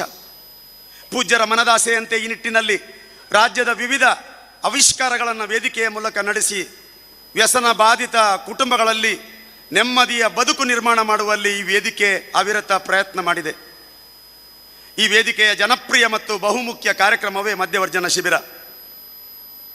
ನಮ್ಮ ರಾಜ್ಯದಲ್ಲಿ ಬೆಳ್ತಂಗಡಿ ತಾಲೂಕು 1996ರಲ್ಲಿ ರಾಜ್ಯಕ್ಕೆ ಪ್ರಥಮ ಬಾರಿಗೆ ಪಾನ ನಿಷೇಧ ಜಾರಿಯಾಯಿತು. ತಾಲೂಕಿಗೊಂದಕ್ಕೆ ಪಾನ ನಿಷೇಧ ಬಂದರೆ ಅದರಿಂದ ಏನೂ ಪ್ರಯೋಜನ ಆಗೋದಿಲ್ಲ. ಪಕ್ಕದ ತಾಲೂಕಿನವರು, ಪಕ್ಕದ ಜಿಲ್ಲೆಯವರು, ಈ ಒಂದು ವ್ಯವಸ್ಥೆಯ ವಿರುದ್ಧವಾಗಿ ಕೆಲಸ ಮಾಡುವವರು ಈ ಒಂದು ಪಾನ ವಿರೋಧವನ್ನು ಹಾಳು ಮಾಡ್ತಾರೆ ಎಂಬ ವಿಷಯವನ್ನು ತಿಳಿದ ನಾವು, ಇದರಿಂದ ಯಾವುದೇ ಪ್ರಯೋಜನ ಆಗೋದಿಲ್ಲ ಅಂತ ತಿಳಿದ ನಾವು, ಪೂಜ್ಯರೇ, ನಾವು ಇದಕ್ಕೆ ಒಂದು ಹೊಸ ತಂತ್ರವನ್ನು, ಒಂದು ಹೊಸ ಯಂತ್ರವನ್ನು ಹುಡುಕಬೇಕು. ಅದಕ್ಕಾಗಿಯೇ ಪ್ರಾರಂಭ ಆದದ್ದು 1998ರಲ್ಲಿ ಸಮುದಾಯ ಮಧ್ಯವರ್ಜನ ಶಿಬಿರ. ಬೆಳ್ತಂಗಡಿ ತಾಲೂಕಿನ ಕುಲಾಲ ಮಂದಿರದಲ್ಲಿ 18ರಿಂದ 20 ಮಂದಿಯನ್ನು ಸೇರಿಸಿ ಪ್ರಾರಂಭಿಸಿದ ಈ ಶಿಬಿರ ಇವತ್ತು ಕರ್ನಾಟಕ ರಾಜ್ಯದ ಉದ್ದಗಲದಲ್ಲಿ, ಇಡೀ ರಾಜ್ಯದ ಎಲ್ಲ ತಾಲೂಕುಗಳಲ್ಲಿಯೂ ಇದನ್ನು ಸಂಘಟಿಸಿ ಇವತ್ತು 2000ನೇ ಶಿಬಿರಕ್ಕೆ ನಾವು ಹೋಗಿ ಮುಟ್ಟಿದ್ದೇವೆ. ಅಂದರೆ 8 ದಿನದ ಹಾಗೆ ಸುಮಾರು 16,000 ದಿನಗಳನ್ನು ಸಮಾಜಕ್ಕೆ ಸಮರ್ಪಣೆ ಮಾಡಿದಂಥ ಕೀರ್ತಿ ಅದು ಪರಮ ಪೂಜ್ಯರದ್ದು ಮತ್ತು ಜನಜಾಗೃತಿ ವೇದಿಕೆಯದ್ದು. ಬದುಕಿನ ಭರವಸೆಯನ್ನೇ ಕಳೆದುಕೊಂಡ, ದುಃಖದ ಮಡುವಿನಲ್ಲಿ ಕಣ್ಣೀರಿನ ಕಡಲಲ್ಲಿ ಮುಳುಗಿದ, ಅಶಾಂತಿ, ಭೀತಿ, ಸಾವು ನೋವಿನ ಆತಂಕದಲ್ಲಿ ಬದುಕುತ್ತಿರುವ ಸುಮಾರು 1,33,000 ಜನರಿಗೆ ಇವತ್ತಿದು ಭರವಸೆಯ ತಾಣ ಆಗಿದೆ, ಅವರ ಬದುಕಿಗೆ ಬೆಳಕಾಗಿದೆ ಎಂಬ ಮಾತನ್ನು ಹೇಳಲಿಕ್ಕೆ ನಾನು ಇಷ್ಟಪಡ್ತೇನೆ. ಕಡಿಮೆ ದಿನಗಳಲ್ಲಿ, ಅಂದರೆ ಕೇವಲ 8 ದಿನಗಳಲ್ಲಿ ಸಮುದಾಯದ ಭಾಗವಹಿಸುವಿಕೆ, ಸಮುದಾಯದ ಸಂಪನ್ಮೂಲ, ಯಾರು ಹೇಳಿದರೆ ನಂಬಲಿಕ್ಕಿಲ್ಲ, ಅಕ್ಕಿ, ತರಕಾರಿ, ಕಾಯಿ, ಸಮುದಾಯ ಭವನವನ್ನು ಉಚಿತವಾಗಿ ಕೊಟ್ಟು ನಾವು ನಡೆಸಿದ ಶಿಬಿರ ಯಾವ ತಾಲೂಕಲ್ಲಿ ನಡೆಸಿದ್ದೇವೆ ಅಲ್ಲಿ ಎಲ್ಲ ಸಭಾಭವನಗಳನ್ನು ಕ್ಷೇತ್ರದ ಕಾರ್ಯಕ್ರಮ ಅಂತ ಹೇಳಿ ಅಲ್ಲ, ಇದೊಂದು ಸಮುದಾಯದ ಕಾರ್ಯಕ್ರಮ, ಇದು ಸಮಾಜಕ್ಕೆ ಅತಿ ಅಗತ್ಯದ ಕಾರ್ಯಕ್ರಮ ಅಂತೇಳಿ ತಿಳಿದು ಉಚಿತವಾಗಿ ಸಭಾಭವನವನ್ನು ಕೊಟ್ಟು ಇವತ್ತು ಉದಾಹರಣೆಗೆ ನಾನು ಹೇಳುವುದಿದ್ರೆ ಬೆಂತೂರು ಗದಗದಲ್ಲಿ 147 ಜನ ಶಿಬಿರಾರ್ಥಿಗಳು ಸೇರಿದ್ದಾರೆ. ಈ ಎಲ್ಲ ಶಿಬಿರಾರ್ಥಿಗಳು ಸ್ವಂತ ಮನಸ್ಸಿನಿಂದ ಪ್ರೇರಣೆಯಿಂದ ಬಂದಿದ್ದಾರೆ. ಹೀಗೆ 13 ಕ್ಯಾಂಪ್ಗಳು ನಡೆದಿವೆ. ಅಲ್ಲಿಯ ವ್ಯವಸ್ಥಾಪನಾ ಸಮಿತಿ ಅಧ್ಯಕ್ಷರು ಮಾನ್ಯ ಬೆಂತೂರವರು ನಮ್ಮೆಲ್ಲ ಶಿಬಿರಾರ್ಥಿಗಳಿಗೆ ಉಚ್ಚ ಕ್ವಾಲಿಟಿಯ ಎಲ್ಲ ಹೆಣ್ಮಕ್ಕಳಿಗೆ, ಎಲ್ಲರೂ ಪುರುಷರಿಗೆ ಪಂಚೆ ಕೊಟ್ಟರೆ ಇವರು ಮಹಿಳೆಯರಿಗೆ ಎಲ್ಲರಿಗೂ ಸೀರೆಯನ್ನೇ ಕೊಟ್ಟು ಇವತ್ತು ಎಲ್ಲರೂ ಸುಂದರವಾಗಿ ಕಾಣಬೇಕು ಆ ಹೆಣ್ಮಕ್ಳು ಅಂತೇಳಿ ಇವತ್ತು ವ್ಯವಸ್ಥೆ ಮಾಡಿದ್ದಾರೆ. ಅವರ ಸ್ವಂತ ದುಡ್ಡಿನಿಂದ ಈ ರೀತಿಯ ಜನರ ಭಾಗವಹಿಸುವಿಕೆ, ಈ ರೀತಿಯ ಒಂದು ಸಹಕಾರ ನನ್ನ ಜೀವಮಾನದಲ್ಲಿ ನಾನು ಯಾವ ಕಾರ್ಯಕ್ರಮಕ್ಕೂ ಕೊಡುವುದು ನನಗೆ ಗೊತ್ತಿಲ್ಲ. ಇವರಿಗೆ ಪೂಜ್ಯರೊಂದು ಮಾತು ಹೇಳ್ತಾರೆ, ಸಮಾಜದಲ್ಲಿರುವ ಒಬ್ಬ ದುರಾಭ್ಯಾಸಕ್ಕೆ ಒಳಗಾದವ ದುರ್ವ್ಯಸನಿ ಕೆಡುಕನಲ್ಲ, ಪಾಪಿಯಲ್ಲ, ಅವನು ಸಮಾಜದಿಂದ ತಿರಸ್ಕರಿಸಲ್ಪಟ್ಟವನಲ್ಲ, ಅವನು ನಿಮ್ಮ ಹಾಗೆಯೇ ಮನುಷ್ಯ, ಏನೋ ಸಹವಾಸ ದೋಷದಿಂದ, ಒತ್ತಡದಿಂದ, ಕುತೂಹಲದಿಂದ ದಾರಿ ತಪ್ಪಿದ್ದಾನೆ, ಅವನ್ನ ಸರಿದಾರಿಗೆ ತರುವುದು ನಮ್ಮ ಕರ್ತವ್ಯ ಅಂತ ಹೇಳಿದ ಪೂಜ್ಯರ ಒಂದೇ ಒಂದು ಮಾತು ಪ್ರತಿಯೊಬ್ಬ ಸದಸ್ಯನ ಹೃದಯದಲ್ಲಿ ಇವತ್ತು ಜಾಗೃತ ಆಗಿದೆ. ಕುಡಿತ ಬಿಟ್ಟವರನ್ನು ಪೂಜ್ಯರು ಬಿಡಲಿಲ್ಲ. ಕುಡಿತ ಬಿಟ್ಟವರಿಗೆ ನಿಮ್ಮ ಸ್ಕೋರ್ ಎಷ್ಟು ಅಂತ ಕೇಳ್ತಾರೆ, ಇನ್ನೆಷ್ಟು ಬ್ಯಾಟಿಂಗ್ ಮಾಡಿದ್ದಿ ಅಂತ ಕೇಳ್ತಾರೆ. ಅವರ ಲೆಕ್ಕಾಚಾರದಲ್ಲಿ ಬ್ಯಾಟಿಂಗ್ ಅಂದರೆ ನೀನು ಬಿಟ್ಟು ಇನ್ನು ಎಷ್ಟು ಜನರಿಗೆ ಪ್ರೇರಣೆ ಆದೆ. ಕೆಲವರು 4, 5, 6 ಅಂತ ಹೇಳ್ತಾರೆ. ಇದನ್ನೇ ಗ್ರಹಿಸಿದ ಪೂಜ್ಯರು ಕಳೆದ 15 ವರ್ಷದ ಹಿಂದೆ ಅವರು ಒಳ್ಳೆ ಸಾಧನೆ ಮಾಡ್ತಾರೆ, ಅವರು ಬ್ಯಾಟ್ ಬೀಸಿದ್ದಾರೆ, ಸೆಂಚುರಿ ಹೊಡೆದಿದ್ದಾರೆ, ಅವರು 25 ಜನರನ್ನ ಬಿಡಿಸಿದ್ರೆ ಇದು ಒಂದು ಕ್ಯಾಂಪಿಗೆ ಸಮ, 50 ಜನರನ್ನ ಬಿಡಿಸಿದ್ರೆ ಇದು 2 ಕ್ಯಾಂಪಿಗೆ ಸಮ. ಹಾಗಾಗಿ ಅವರನ್ನು ಗೌರವಿಸುವುದು ಬಹಳ ಅಗತ್ಯ ಇದೆ ಅಂತ ಹೇಳಿ ಅವರಿಗೆ ಜಾಗೃತಿ ಅಣ್ಣ ಮಿತ್ರ ಪ್ರಶಸ್ತಿಯನ್ನು ಕೊಟ್ಟರು. ಇದುವರೆಗೆ ನಮ್ಮ ಪೂಜ್ಯರು ಸುಮಾರು 240 ಜನರಿಗೆ ಜಾಗೃತಿ ಅಣ್ಣ ಪ್ರಶಸ್ತಿಯನ್ನು ಕೊಟ್ಟು, ಇದೆಲ್ಲ ಪ್ರೇರಣೆಯಿಂದಲೇ ನಡೀತದೆ ಬಿಟ್ಟರೆ ಬೇರೆ ಯಾವುದರಿಂದ ನಡೀಲಿಕ್ಕೆ ಸಾಧ್ಯ ಇಲ್ಲ. ಇವತ್ತು ನಮ್ಮ ಶಿಬಿರಗಳು ಸ್ವತಂತ್ರವಾಗಿ ಪ್ರೇರಣೆಯಿಂದ ನಡೀತವೆ. ಒಂದು ಕಾಲ ಇತ್ತು, ಮಾನ್ಯ ಆನಂದ ಸುವರ್ಣರು ಇಲ್ಲೇ ಇದ್ದಾರೆ, ಡಿ ರೈಮಂಡ್ರು ಇಲ್ಲಿದ್ದಾರೆ, PK ರಾಜು ಪೂಜಾರಿ ಅಣ್ಣ ಇದ್ದಾರೆ, ತಿಮ್ಮಪ್ಪ ಗೌಡ್ರು ಇದ್ದಾರೆ. ಎಲ್ಲಕ್ಕಿಂತಲೂ ಮುಖ್ಯವಾಗಿ ಜನಜಾಗೃತಿ ವೇದಿಕೆ ಸ್ಥಾಪಕ ಸದಸ್ಯ ವಸಂತ ಸಾಲ್ಯಾನ್ರೆ ಇಲ್ಲಿ ವೇದಿಕೆಯಲ್ಲಿದ್ದಾರೆ. ಅವರು ವಯಸ್ಸಲ್ಲಿ ಹಣ್ಣಾಗಿದ್ದಾರೆ, ಜನಜಾಗೃತಿಯಲ್ಲಿ ಇವತ್ತಿಗೂ ಅವರು ಯುವಕನಂತೆ ಕೆಲಸ ಮಾಡ್ತಾರೆ. ಅವರ ರಕ್ತದಲ್ಲಿ ಜನಜಾಗೃತಿಯೇ ಹರಿಯುತ್ತದೆ. ಶ್ರೀ ಕ್ಷೇತ್ರ ಧರ್ಮಸ್ಥಳದ ಪ್ರೀತಿಯ ಹೊಳೆ, ಪೂಜ್ಯರ ಪ್ರೀತಿಯ ಅನುಭವವೇ, ಅಮ್ಮನವರ ಪ್ರೀತಿಯ ಅನುಭವವೇ ಅವರ ಹೃದಯದಲ್ಲಿ ಯಾವತ್ತು ಹೊಳೆಯುತ್ತದೆ. ಎಲ್ಲಿ ಹೋದರೂ ಬಂದರೂ ಅವರು ಜನಜಾಗೃತಿ ಯೋಜನೆಯನ್ನು ಮಾತಾಡ್ತಾರೆ. ಇಂತಹ 7,100 ಕಾರ್ಯಕರ್ತರ ಪರಿಣಾಮ ಫಲಶ್ರುತಿಯೇ ಇವತ್ತು 2,000ನೇ ಮಧ್ಯವರ್ಜನ ಶಿಬಿರ ಅಂತ ನಾನು ಹೇಳಲಿಕ್ಕೆ ಬಯಸ್ತೇನೆ. ತುಂಬ ಮಂದಿ ಕಾರ್ಯಕರ್ತರು ರಿಟೈರ್ ಆಗಿ ಹೋಗಿದ್ದಾರೆ. ಅವರು ಪಟ್ಟ ಶ್ರಮ ಅಷ್ಟಿಷ್ಟಲ್ಲ. ನನ್ನ ಪ್ರಾದೇಶಿಕ ವಿಭಾಗದ ಶಿಬಿರಾಧಿಕಾರಿಗಳು, ಆರೋಗ್ಯ ಸಹಾಯಕರು, ಯೋಜನಾಧಿಕಾರಿಗಳು ಪಟ್ಟ ಶ್ರಮ ಅಷ್ಟಿಷ್ಟಲ್ಲ, ಎಲ್ಲರ ಪ್ರಯತ್ನದ ಫಲವೇ ಇವತ್ತು 1,33,000 ಜನ ಶಿಬಿರಾರ್ಥಿಗಳು. ಇದಕ್ಕೆಲ್ಲರಿಗೂ ಪ್ರೇರಣೆ ಪೂಜ್ಯ ದಂಪತಿಗಳು ಎನ್ನುವ ಮಾತನ್ನು ಈ ಸಂದರ್ಭದಲ್ಲಿ ಹೇಳಲಿಕ್ಕೆ ಇಷ್ಟಪಡ್ತೇನೆ. ಇವತ್ತು 1998ರಿಂದ 1,000 ಶಿಬಿರ ನಡೀಬೇಕಾದ್ರೆ ಪೂಜ್ಯರಲ್ಲಿ ಮಾತನಾಡಿದಾಗ ನಮ್ಮ ಧರ್ಮಸ್ಥಳದ ದಣ್ಣದನಿಗಳವರು ಅದು ಚೆನ್ನಾಗಿ ಮಾಡಬೇಕು, ಅದು ಸಾಮಾನ್ಯ ಕೆಲಸ ಅಲ್ಲ ಅಂತ ಹೇಳಿ ನನ್ನನ್ನು ಕರೆದು ಅದರ ನೇತೃತ್ವವನ್ನು ವಹಿಸಿ ಇದೇ ಪುಣ್ಯ ಭೂಮಿಯಲ್ಲಿ 1,000ನೇ ಶಿಬಿರ ಅದ್ದೂರಿ ಗೌಜಿ ಗಮ್ಮತ್ತಲ್ಲಿ ನಡೆಸಲಿಕ್ಕೆ, ಕುಡಿತ ಬಿಟ್ಟವರ ಜೊತೆಯಲ್ಲಿ ಸಂಭ್ರಮಿಸಲಿಕ್ಕೆ ಕಾರಣೀಕರ್ತರಾಗಿದ್ದಾರೆ. ಇವತ್ತು ಅವರು ನಮ್ಮ ವೇದಿಕೆಯಲ್ಲಿರುವುದು ನಮಗೆ ಬಹಳ ಸಂತೋಷದಾಯಕ. ಪ್ರೀತಿಯ ಬಂಧುಗಳೇ, ಪೂಜ್ಯರ ಕುಟುಂಬ ವರ್ಗ ಸಮುದಾಯದ ಕಣ್ಣೀರಿನ ಕಡಲಿನಲ್ಲಿ ತೇಲಾಡುವ ಕುಟುಂಬದವರ ಹೃದಯವನ್ನು, ಅವರ ಮನಸ್ಸನ್ನು ಅವರು ಯಾವತ್ತೂ ಮಿಡಿತಾ ಇರ್ತದೆ. ಯಾವಾಗ ನೋಡಿದರೂ ನಾನು ಬಂದರೆ ಹೇಗುಂಟು, ಎಲ್ಲಿ ಉಂಟು, ಏನಾಗ್ತಾ ಇದೆ, ಹೇಗಿದ್ದಾರೆ ನಮ್ಮ ನವಜೀವನ ಸದಸ್ಯರು, ಎಷ್ಟದೇ ಸಂದರ್ಭದಲ್ಲಿ ಬಂದು ಕೇಳಿದರು, ಬೇರೆ ವಿಷಯ ಅವರಲ್ಲಿಲ್ಲ. ಇಂತಹ ಪೂಜ್ಯರು, ಅಮ್ಮನವರು, ಆ ಕುಟುಂಬ ನಮಗೆ ಸಿಕ್ಕಿದ್ದು ಇದು ನಮ್ಮ ಪುಣ್ಯ, ಇದು ನಮ್ಮ ಪುಣ್ಯದ ಫಲ ಅಂತ ನಾನು ಈ ಸಂದರ್ಭದಲ್ಲಿ ಹೇಳಲಿಕ್ಕೆ ಇಷ್ಟಪಡ್ತೇನೆ. ಮಿತ್ರರೇ, ಒಂದು ಶಿಬಿರಕ್ಕೆ 4 ಲಕ್ಷ, ಕ್ಷೇತ್ರದಿಂದ 50,000 ಕೊಡ್ತಾರೆ ಪೂಜ್ಯರು. ಜನಜಾಗೃತಿ ಪ್ರಾದೇಶಿಕ ವಿಭಾಗದಲ್ಲಿ 45 ಕಾರ್ಯಕರ್ತರಿದ್ದಾರೆ.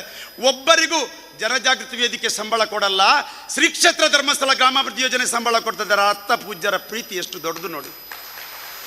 ನಮಗೆ ಕಣ್ಣಿಗೆ ಕಾಣುವುದು ಶಿಬಿರ, ಅಲ್ಲಿಯ ಖರ್ಚುಗಳು ಮಾತ್ರ.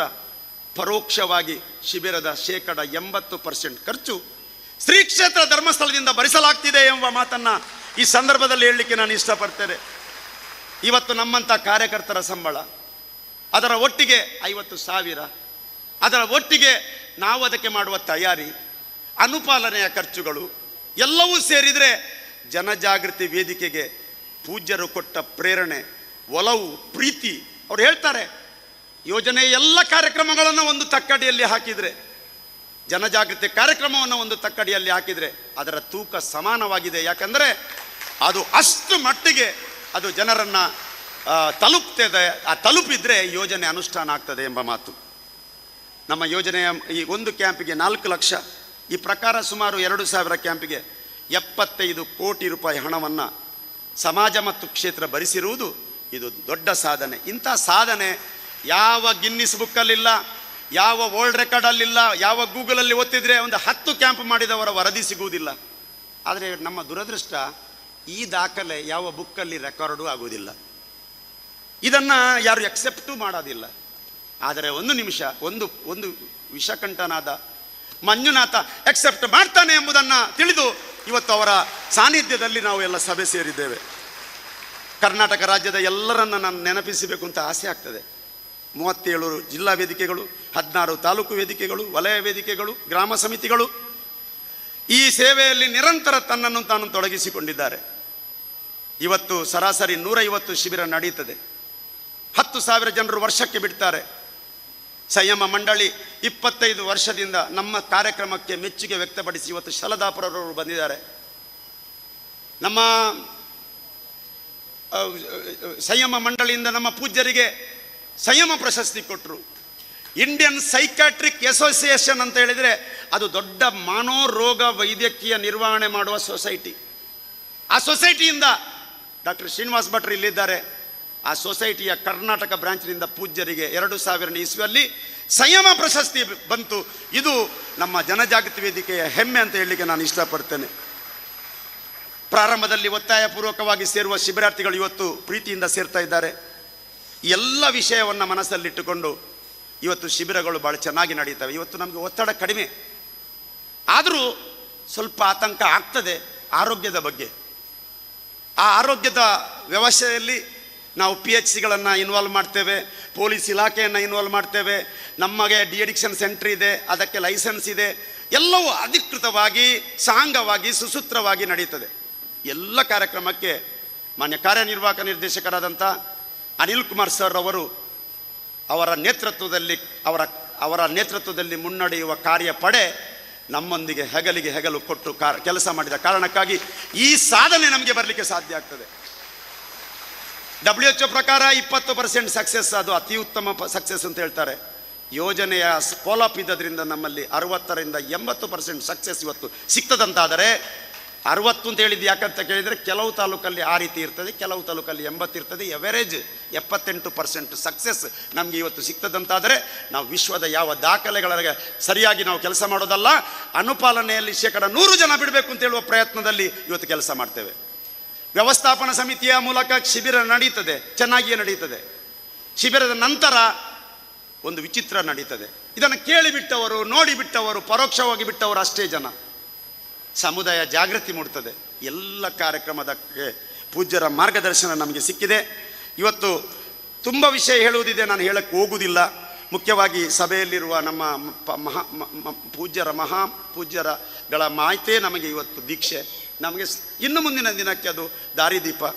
ಇದೀಗ 2000ನೇ ಶಿಬಿರ ಕರ್ನಾಟಕ ರಾಜ್ಯದ 13 ಕಡೆಗಳಲ್ಲಿ ದಿನಾಂಕ 30ರಿಂದ 6ರವರೆಗೆ ನಡೆಸಿದ್ದೇವೆ. ಈ ಸಮುದಾಯ ಶಿಬಿರಗಳು ಯಶಸ್ವಿಯಾಗಿ ನಡೆದಿದೆ. ಆ ಎಲ್ಲ ಅಧ್ಯಕ್ಷರುಗಳು ವೇದಿಕೆಯಲ್ಲಿ ವಿರಾಜಮಾನರಾಗಿದ್ದಾರೆ. 2000 ಮಧ್ಯವರ್ಜನ ಶಿಬಿರದ ಸಹಸ್ರಾರು ಮಧ್ಯವರ್ಜನ ಸಮಾವೇಶದ ಸಂಭ್ರಮಿಕ ಮೆರವಣಿಗೆ ಇಲ್ಲಿ ನಡೆದಿದೆ. ಈ ಮೆರವಣಿಗೆಗೆ ಅದ್ಧೂರಿಯಾಗಿ ಮೆರವಣಿಗೆ ಆಗಲಿಕ್ಕೆ ಕಾರಣ ಪೂಜ್ಯ ಅರ್ಚನನವರು. ಅವರ ಎಲ್ಲ ವ್ಯವಸ್ಥೆಯನ್ನು ಬೇಕಾದ ಹಾಗೆ ಉಪಯೋಗಿಸಲಿಕ್ಕೆ ನಮಗೆ ಮಾರ್ಗದರ್ಶನ ಕೊಟ್ಟ ಕಾರಣಕ್ಕಾಗಿ ಇವತ್ತು ಮೆರವಣಿಗೆ ಅದ್ಭುತವಾಗಿ ನಡೆದಿದೆ. ಎಲ್ಲರೂ ಎಂಜಾಯ್ ಮಾಡಿದ್ದಾರೆ, ಖುಷಿ ಪಟ್ಟಿದ್ದಾರೆ. ಇಂದಿನ ಕಾರ್ಯಕ್ರಮದಲ್ಲಿ 14 ಮಂದಿಗೆ ನಾವು ಜಾಗೃತಿ ಅಣ್ಣ ಮಿತ್ರ ಪ್ರಶಸ್ತಿ ಕೊಡಲಿಕ್ಕಿದ್ದೇವೆ. ಸುಮಾರು ಇವತ್ತು ಈ ಎಲ್ಲ ಕಾರ್ಯಕ್ರಮಗಳಿಗೆ ನಮಗೆ ಪೂಜ್ಯರ ಆಶೀರ್ವಾದ, ಅಮ್ಮನವರ ಕಾಳಜಿ, ಮಂಜುನಾಥನ ಕೃಪೆ ನಮಗೆ ಸ್ತ್ರೀಯ ರಕ್ಷೆಯಾಗಿದೆ. ಇದೀಗ ಪೂಜ್ಯರ ಅಧ್ಯಕ್ಷತೆಯಲ್ಲಿ ನಡೆಯುವ ಈ ಕಾರ್ಯಕ್ರಮ ಪಾಲ್ಗೊಂಡ ನಾವೆಲ್ಲರೂ ಧನ್ಯರಾಗಿದ್ದೇವೆ.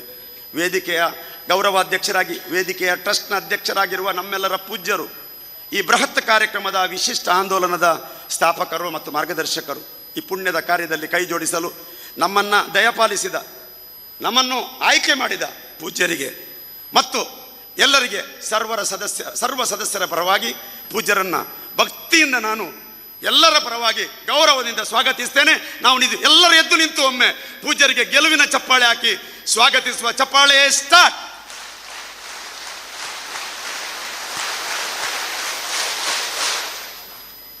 ಈ ಕಾರ್ಯದಲ್ಲಿ ನಮ್ಮನ್ನು ಸದಾ ಪ್ರೇರಣೆ ಕೊಡುತ್ತಿರುವವರು, ಈ ಕಾರ್ಯ ಪ್ರತಿಯೊಂದು ಊರಲ್ಲಿ ಹೋದಾಗ, ಉದಾಹರಣೆಗೆ ಆಶೀರ್ವಚನ ನೀಡಲಿಕ್ಕೆ ಇವತ್ತು ಬಂದಂತಹ ಹುಕ್ಕೇರಿಯ ಗುರುಸಾಂತೇಶ್ವರ ಸಂಸ್ಥಾನ ಮಠದ ಷಡಕ್ಷರಿ ಬ್ರಹ್ಮ ಶ್ರೀ ಚಂದ್ರಶೇಖರ ಶಿವಾಚಾರ್ಯ ಮಹಾಸ್ವಾಮೀಜಿಗಳು. ಇವರು KSMF ರಾಜ್ಯ ಫೆಡರೇಷನ್ನ ಅಧ್ಯಕ್ಷರು ಕೂಡ ಹೌದು. ಹಂಬಳ ಫುಡ್ ಇಂಡಸ್ಟ್ರೀಸ್ ಪ್ರೈವೇಟ್ ಲಿಮಿಟೆಡ್ ಇದರ ಆಡಳಿತ ನಿರ್ದೇಶಕರು ಹೌದು. ಹಲವಾರು ಶಿಕ್ಷಣ ಸಂಸ್ಥೆಗಳನ್ನು ಹೊಂದಿರುವ ಇವರು ಗುರುಕುಲದಂತಹ ವಿಶಿಷ್ಟ ಶಿಕ್ಷಣ ಪದ್ಧತಿಯನ್ನು ರೂಢಿಸಿಕೊಂಡವರು. ಶಿಕ್ಷಣ ಮತ್ತು ಸಂಸ್ಕಾರದ ಪಾಠ ಬೋಧಿಸುವ ಪೂಜ್ಯರು. ಅಪಾರ ಭಕ್ತವೃಂದವನ್ನು ದೇಶಾದ್ಯಂತ ಹೊಂದಿದ್ದಾರೆ.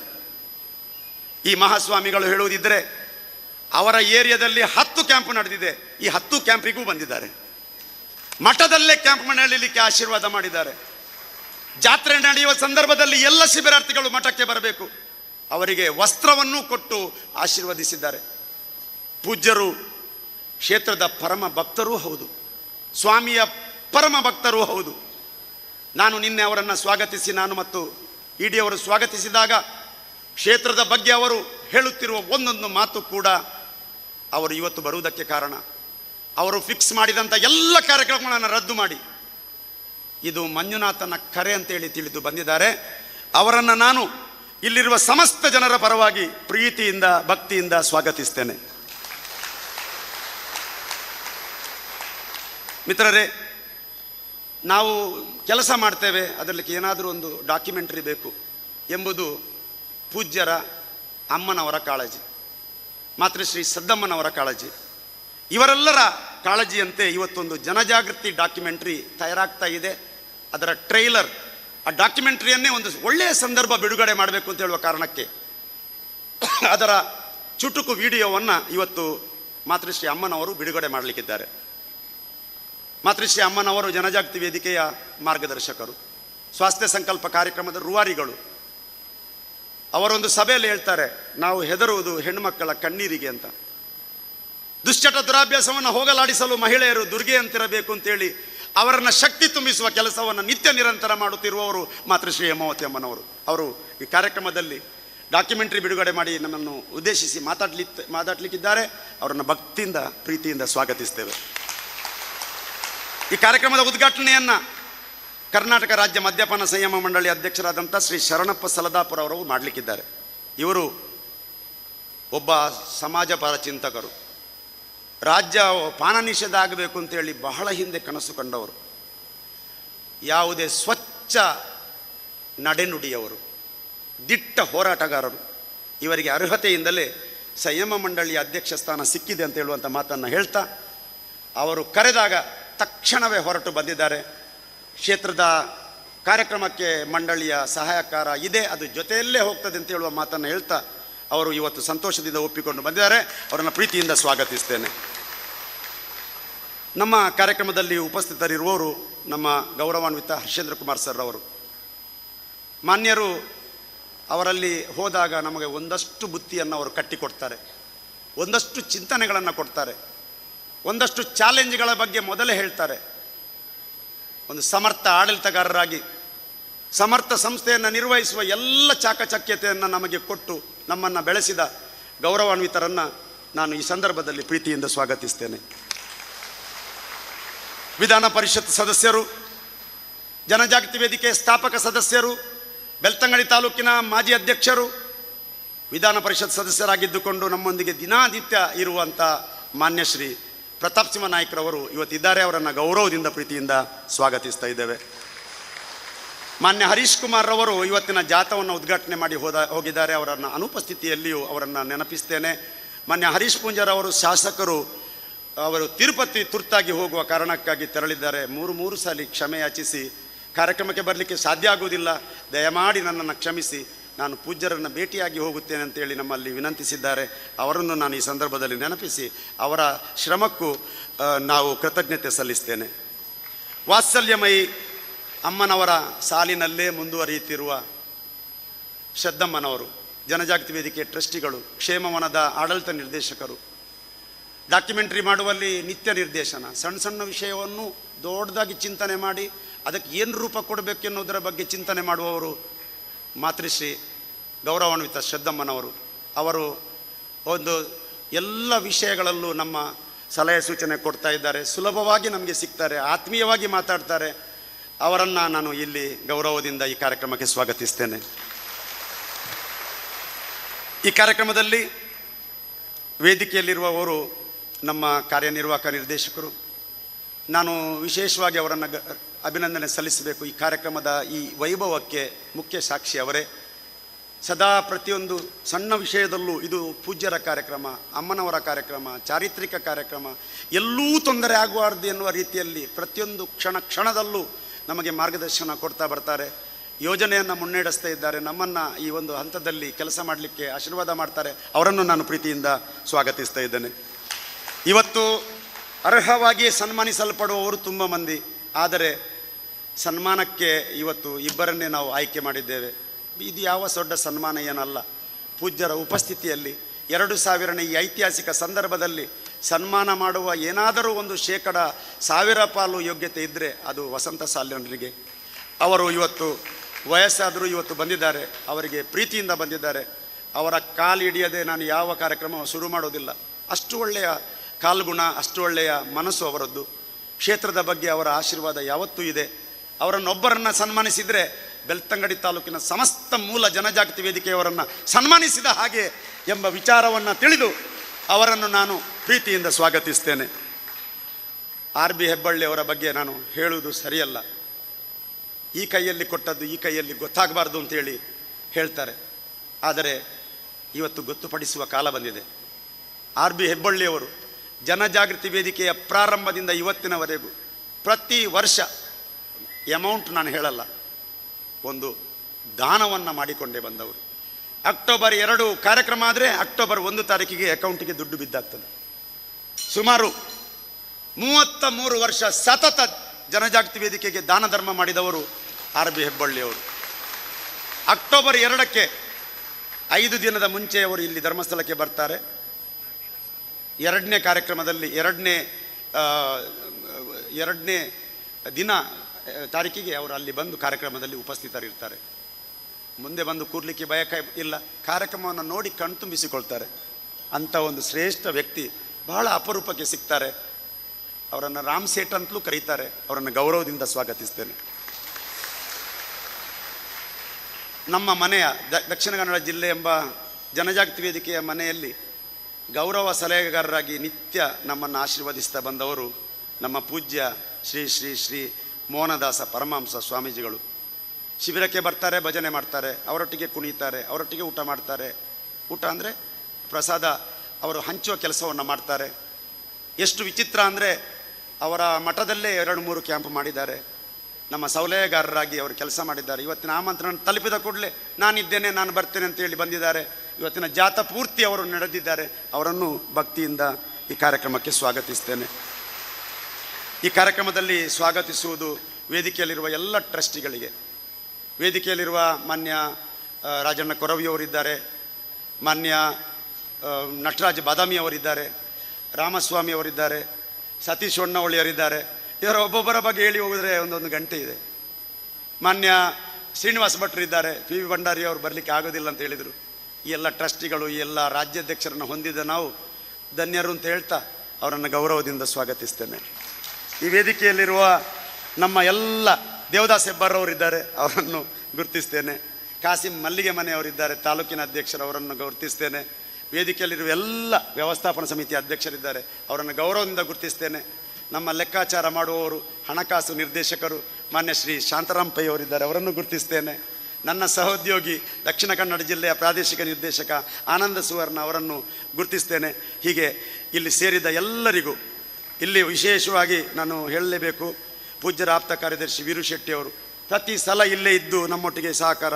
ಸುಬ್ರಹ್ಮಣ್ಯ ಪ್ರಸಾದ್ ಊಟದ ವ್ಯವಸ್ಥೆಯಲ್ಲಿ, ವಸತಿ ವೇದಿಕೆಯಲ್ಲಿ ಪಾರ್ಶ್ವನಾಥ್ ಮತ್ತು ತಂಡ, ಇವತ್ತು ಮೆರವಣಿಗೆಯಲ್ಲಿ ಪಾರುಪತ್ಯದಾರರು, ಹೀಗೆ ಎಲ್ಲ ಕುಟುಂಬ ವರ್ಗದವರಿಗೆ, ಎಲ್ಲ ಅನ್ನ ಛತ್ರ ಮತ್ತು ದೇವಳದ ಸಿಬ್ಬಂದಿಗಳಿಗೆ, ಎಲ್ಲ ಲಾಡ್ಜಿನ ಸಿಬ್ಬಂದಿಗಳಿಗೆ, ಪತ್ರಕರ್ತರಿಗೆ, ದೃಶ್ಯ ಮಾಧ್ಯಮರಿಗೆ, ನೆರೆದ ಸರ್ವರಿಗೆ ವಂದಿಸುತ್ತಾ, ಯಾರನ್ನಾದರೂ ಬಿಟ್ಟು ಹೋಗಿದೆ ಆದರೆ ಕ್ಷಮಿಸಿ ಅಂತ ಹೇಳ್ತಾ ಎಲ್ಲರಿಗೂ ವಂದಿಸಿ, ಜೈ ಜನಜಾಗೃತಿ, ಜೈ ಗ್ರಾಮಾಭಿವೃದ್ಧಿ ಯೋಜನೆ, ಜೈ ಧರ್ಮಸ್ಥಳ. ಇದೀಗ ಗೌರವಾರ್ಪಣೆ. ಇಂದಿನ ಕಾರ್ಯಕ್ರಮದ ಅಧ್ಯಕ್ಷತೆಯನ್ನು ವಹಿಸಿರತಕ್ಕಂತಹ ಪರಮಪೂಜ್ಯ ಡಾಕ್ಟರ್ ಡಿ ವೀರೇಂದ್ರ ಹೆಗ್ಗಡೆ ಅವರನ್ನು, ರಾಜ್ಯ ಸಂಘಟನಾ ಅಧ್ಯಕ್ಷರಂತಹ ನಟರಾಜ್ ಬಾದಾಮಿ ಸರ್, ಟ್ರಸ್ಟಿಗಳಾದ ರಾಮಸ್ವಾಮಿ ಮತ್ತು ನಮ್ಮ ಕಾರ್ಯನಿರ್ವಹಣಾಧಿಕಾರಿಗಳಾದ Anil Kumar S S sir ಅವರನ್ನು ಗೌರವಿಸಬೇಕಾಗಿ ವಿನಂತಿ ಮಾಡ್ತಾ ಇದ್ದೇವೆ.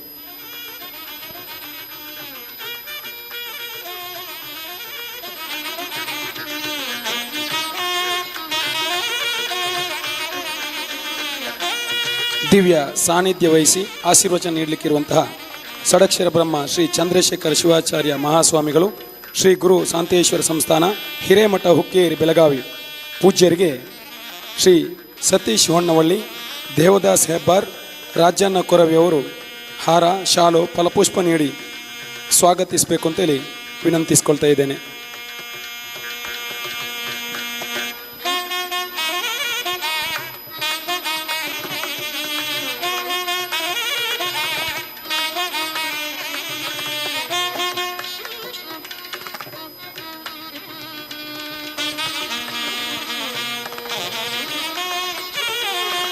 ಶ್ರೀಧಾಮ ಮಾನಿಲ ಶ್ರೀ ಶ್ರೀ ಶ್ರೀ ಮೋಹನದಾಸ ಪರಮಹಂಸ ಸ್ವಾಮೀಜಿಗಳಿಗೆ, ಷಡಕ್ಷರ ಬ್ರಹ್ಮ ಶ್ರೀ ಚಂದ್ರಶೇಖರ ಶಿವಾಚಾರ್ಯ ಮಹಾಸ್ವಾಮೀಜಿಗಳಿಗೆ ಗೌರವಾರ್ಪಣೆ ನಡೀತಾ ಇದೆ.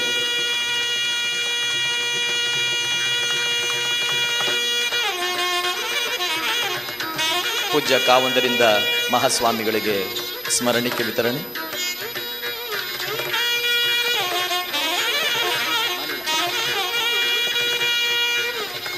ಶ್ರೀಧಾಮ ಮಾನಿಲದ ಮಹಾಸ್ವಾಮೀಜಿಗಳು ಶ್ರೀ ಶ್ರೀ ಮೋಹನದಾಸ ಪರಮಹಂಸ ಸ್ವಾಮೀಜಿಗಳಿಗೆ ಗೌರವಾರ್ಪಣೆ. ಮುಖ್ಯ ಹಣಕಾಸು ನಿರ್ದೇಶಕರಾದಂತಹ ಶಾಂತರಾಮ್ ಪೈಸರ್ ಹಾಗೂ ಲಾಲ್ಪೇಟೆ ಮಂಜುನಾಥ್ ಇವರು ಗೌರವಿಸಬೇಕಾಗಿ ವಿನಂತಿಯನ್ನು ಮಾಡ್ತಾ ಇದ್ದೇವೆ.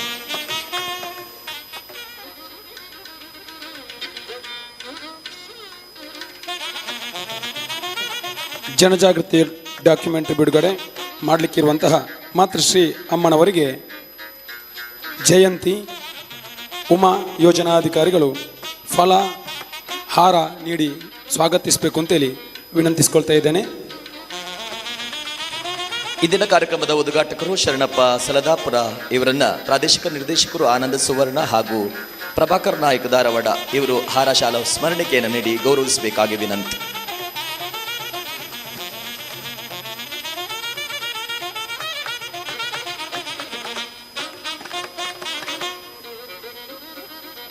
ಶ್ರೀಮತಿ ಶ್ರದ್ಧಾ ಅಮಿತ್ ನಮ್ಮ ಟ್ರಸ್ಟಿಗಳಿಗೆ ಶ್ರೀಮತಿ ಸ್ವಪ್ನ ಹಿರೇಮಠ ಹುಬ್ಬಳ್ಳಿ ಚಂದ್ರಾವತಿಯವರು ಹಾರ ಸ್ಮರಣಿಕೆ ನೀಡಿ ಸ್ವಾಗತಿಸಬೇಕು ಅಂತೇಳಿ ವಿನಂತಿಸ್ಕೊಳ್ತಾ ಇದ್ದೇನೆ.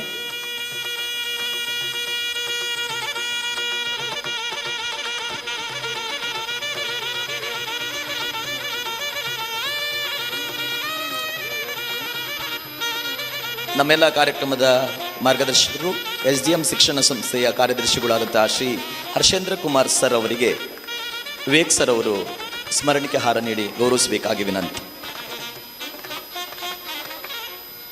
ಇವತ್ತಿನ ಕಾರ್ಯಕ್ರಮದ ಮುಖ್ಯ ಅತಿಥಿಗಳಾಗಿರುವಂತಹ ಶ್ರೀ ಪ್ರತಾಪ ಸಿಂಹ ನಾಯಕ್ ವಿಧಾನ ಪರಿಷತ್ ಸದಸ್ಯರು ಕರ್ನಾಟಕ ಸರ್ಕಾರ, ಇವರಿಗೆ ರಾಘವೇಂದ್ರ HS ತೀರ್ಥಹಳ್ಳಿ ಇವರು ಹಾರ ಸ್ಮರಣಿಕೆ ನೀಡಿ ಸ್ವಾಗತಿಸಬೇಕೆಂದು ವಿನಂತಿಸುತ್ತಿದ್ದೇನೆ. ಇಂದಿನ ಕಾರ್ಯಕ್ರಮದ ಆಶಯ ನುಡಿಗಳನ್ನಾಡಲಿರುವಂತಹ ಗ್ರಾಮಾಭಿವೃದ್ಧಿ ಯೋಜನೆಯ ಮುಖ್ಯ ಕಾರ್ಯನಿರ್ವಹಣಾಧಿಕಾರಿಗಳಾದ ಅನಿಲ್ ಕುಮಾರ್ SS ಸರ್ ಅವರಿಗೆ ಶ್ರೀನಿವಾಸ್ ಭಟ್ ಇವರು ಹಾರ ಹಾಗೂ ಸ್ಮರಣಿಕೆ ನೀಡಿ ಗೌರವಿಸಬೇಕಾಗಿ ವಿನಂತಿ.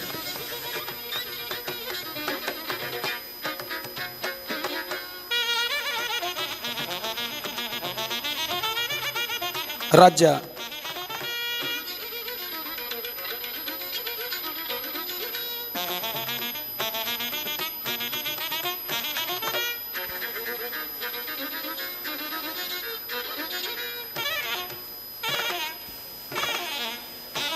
ಅನಿಲ್ ಕುಮಾರ್ SS ಸರ್ ಅವರಿಗೆ ಶ್ರೀನಿವಾಸ್ ಭಟ್ ಸರ್ ಅವರು ಗೌರವಿಸಬೇಕಾಗಿ ವಿನಂತಿ.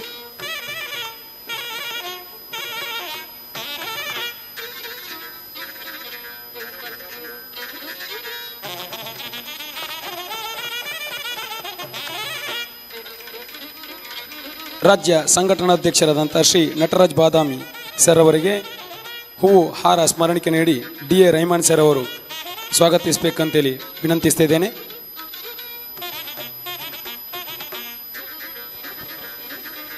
ಸ್ಥಾಪಕ ಅಧ್ಯಕ್ಷರಾದ ವಸಂತ್ ಸಾಲ್ಯಾನ್ ಇವರಿಗೆ ಆನಲಿಂಗಪ್ಪ ಇವರು ಹಾರ ಸ್ಮರಣಿಕೆ ನೀಡಿ ಗೌರವಿಸಬೇಕಾಗಿ ವಿನಂತಿ.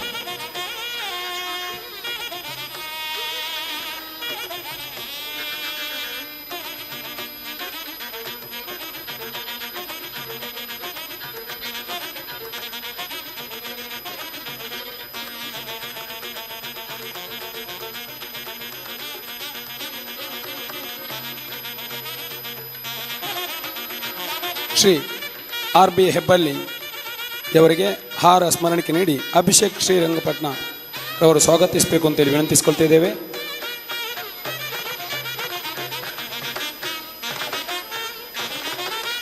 ಟ್ರಸ್ಟಿಗಳಾದ ಶ್ರೀ ರಾಮಸ್ವಾಮಿ ಇವರಿಗೆ ಯಶೋಧರ ಯೋಜನಾಧಿಕಾರಿಗಳು ಹಾರ ಸ್ಮರಣಿಕೆ ನೀಡಿ ಗೌರವಿಸಬೇಕಾಗಿ ವಿನಂತಿ.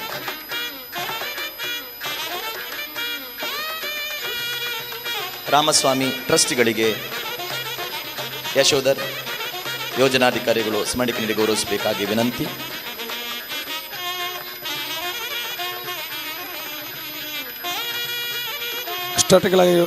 ಆಗಿರುವಂತಹ ಡಾಕ್ಟರ್ ಶ್ರೀನಿವಾಸ್ ಭಟ್ ಅವರಿಗೆ ಹಾರ ಸ್ಮರಣಿಕೆ ನೀಡಿ ನಿರ್ದೇಶಕರಂತಹ ದಿನೇಶ್ ಸರ್ ಅವರು ಸ್ವಾಗತಿಸಬೇಕು ಅಂತೇಳಿ ವಿನಂತಿಸ್ಕೊಳ್ತಾ ಇದ್ದೇವೆ.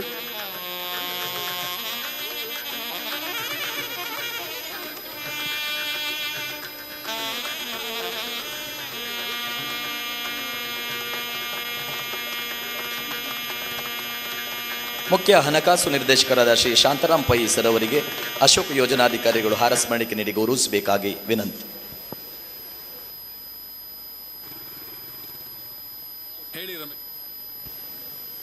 ಶಾಂತರಾಮ್ ಪೈ ಮುಖ್ಯ ಹಣಕಾಸು ನಿರ್ದೇಶಕರಿಗೆ ಅಶೋಕ್ ರವರು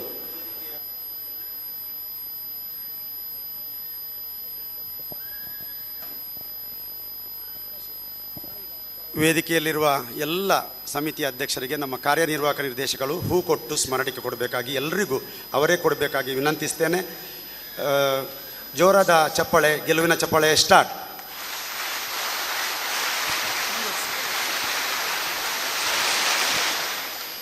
ರಾಜಣ್ಣ ಕೊರವಿ ನಿಕಟಪೂರ್ವ ರಾಜ್ಯಾಧ್ಯಕ್ಷರಿಗೆ ಶಿವಾನಂದ ಬೇಂತೂರು ಇವರು ಗೌರವಿಸಬೇಕಾಗಿ ವಿನಂತಿ. ಬೆಳ್ತಂಗಡಿ ತಾಲೂಕಿನ ಅಧ್ಯಕ್ಷರಾಗಿರ್ತಕ್ಕಂಥ ಶ್ರೀ ಕಾಸಿಂ ಮಲ್ಲಿಗೆ ಮನೆ ಇವರಿಗೆ ಆಹಾರ ಸ್ಮರಣೆ ನೀಡಿ ಪೂರ್ಣೇಶ್ ಕೊಪ್ಪರ್ ಅವರು ಸ್ವಾಗತಿಸಬೇಕು ಅಂತ ವಿನಂತಿಸಿಕೊಳ್ತಾ ಇದ್ದೇನೆ. 13 ವ್ಯವಸ್ಥಾಪನಾ ಸಮಿತಿಯ ಅಧ್ಯಕ್ಷರುಗಳಿಗೆ ಮುಖ್ಯ ಕಾರ್ಯನಿರ್ವಾಹಕ ನಿರ್ದೇಶಕರು ಸ್ಮರಣಿಕೆ ನೀಡಿ ಗುಲಾಬಿ ಹೂ ಕೊಟ್ಟು ಗೌರವಿಸಬೇಕಾಗಿ ವಿನಂತಿಯನ್ನು ಮಾಡ್ತಾ ಇದ್ದೇವೆ. ಬೆಳ್ತಂಗಡಿ ತಾಲೂಕಿನ ಅಧ್ಯಕ್ಷರಾದಂತಹ ಶ್ರೀ ಕಾಸಿಂ ಮಲ್ಲಿಗೆ ಮನೆ ಇವರಿಗೆ ಆಹಾರ ಸ್ಮರಣೆ ನೀಡಿ ಪೂರ್ಣೇಶ್ ಕೊಪ್ಪರ್ ಅವರು ಸ್ವಾಗತಿಸಬೇಕು.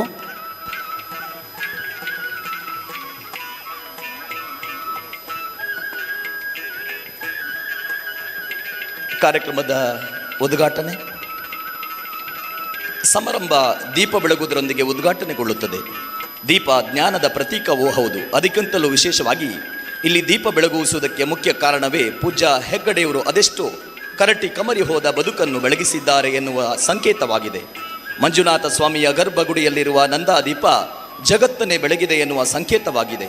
ಆದ್ದರಿಂದಲೇ ಇದೀಗ ದೀಪ ಪ್ರಜ್ವಲನೆಯೊಂದಿಗೆ ಕಾರ್ಯಕ್ರಮಕ್ಕೆ ಚಾಲನೆ ನೀಡಲಿದ್ದಾರೆ ಕರ್ನಾಟಕ ರಾಜ್ಯ ಮದ್ಯಪಾನ ಸಂಯಮ ಮಂಡಳಿ ಬೆಂಗಳೂರು ಇದರ ಅಧ್ಯಕ್ಷರಾದ ಸನ್ಮಾನ್ಯ ಶ್ರೀ ಶರಣಪ್ಪ ಸಲದಾಪುರ ಇವರಿಂದ ದೀಪ ಉದ್ದೀಪನ.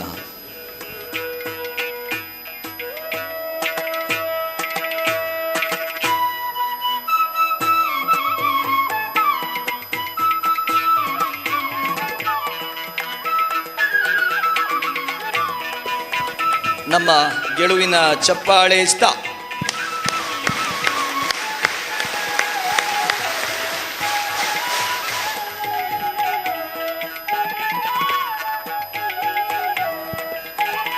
ಇನ್ನೊಮ್ಮೆ ನಾವೆಲ್ಲರೂ ಗೆಲುವಿನ ಚಪ್ಪಾಳೆ ಹಾಕೋಣ. ಚಪ್ಪಾಳೆ ಸ್ಟಾರ್ಟ್.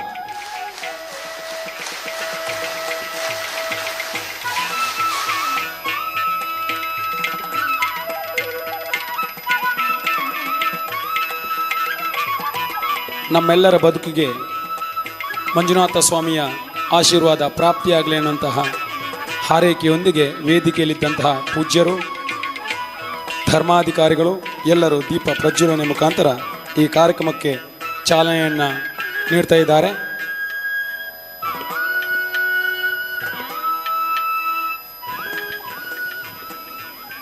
ಎಲ್ಲರಿಗೂ ಭಕ್ತಿಪೂರ್ವಕ ನಮನಗಳನ್ನು ಸಲ್ಲಿಸುತ್ತಾ ಶ್ರೀ ಕ್ಷೇತ್ರ ಧರ್ಮಸ್ಥಳ ಗ್ರಾಮಾಭಿವೃದ್ಧಿ ಯೋಜನೆ BC ಟ್ರಸ್ಟ್ ಧರ್ಮಸ್ಥಳ ಇದರ ಮಾರ್ಗದರ್ಶಕರು ಶ್ರೀ ಅನಿಲ್ ಕುಮಾರ್ SS ಇವರಿಂದ ಇದೀಗ ಆಶಯ ನುಡಿಗಳು.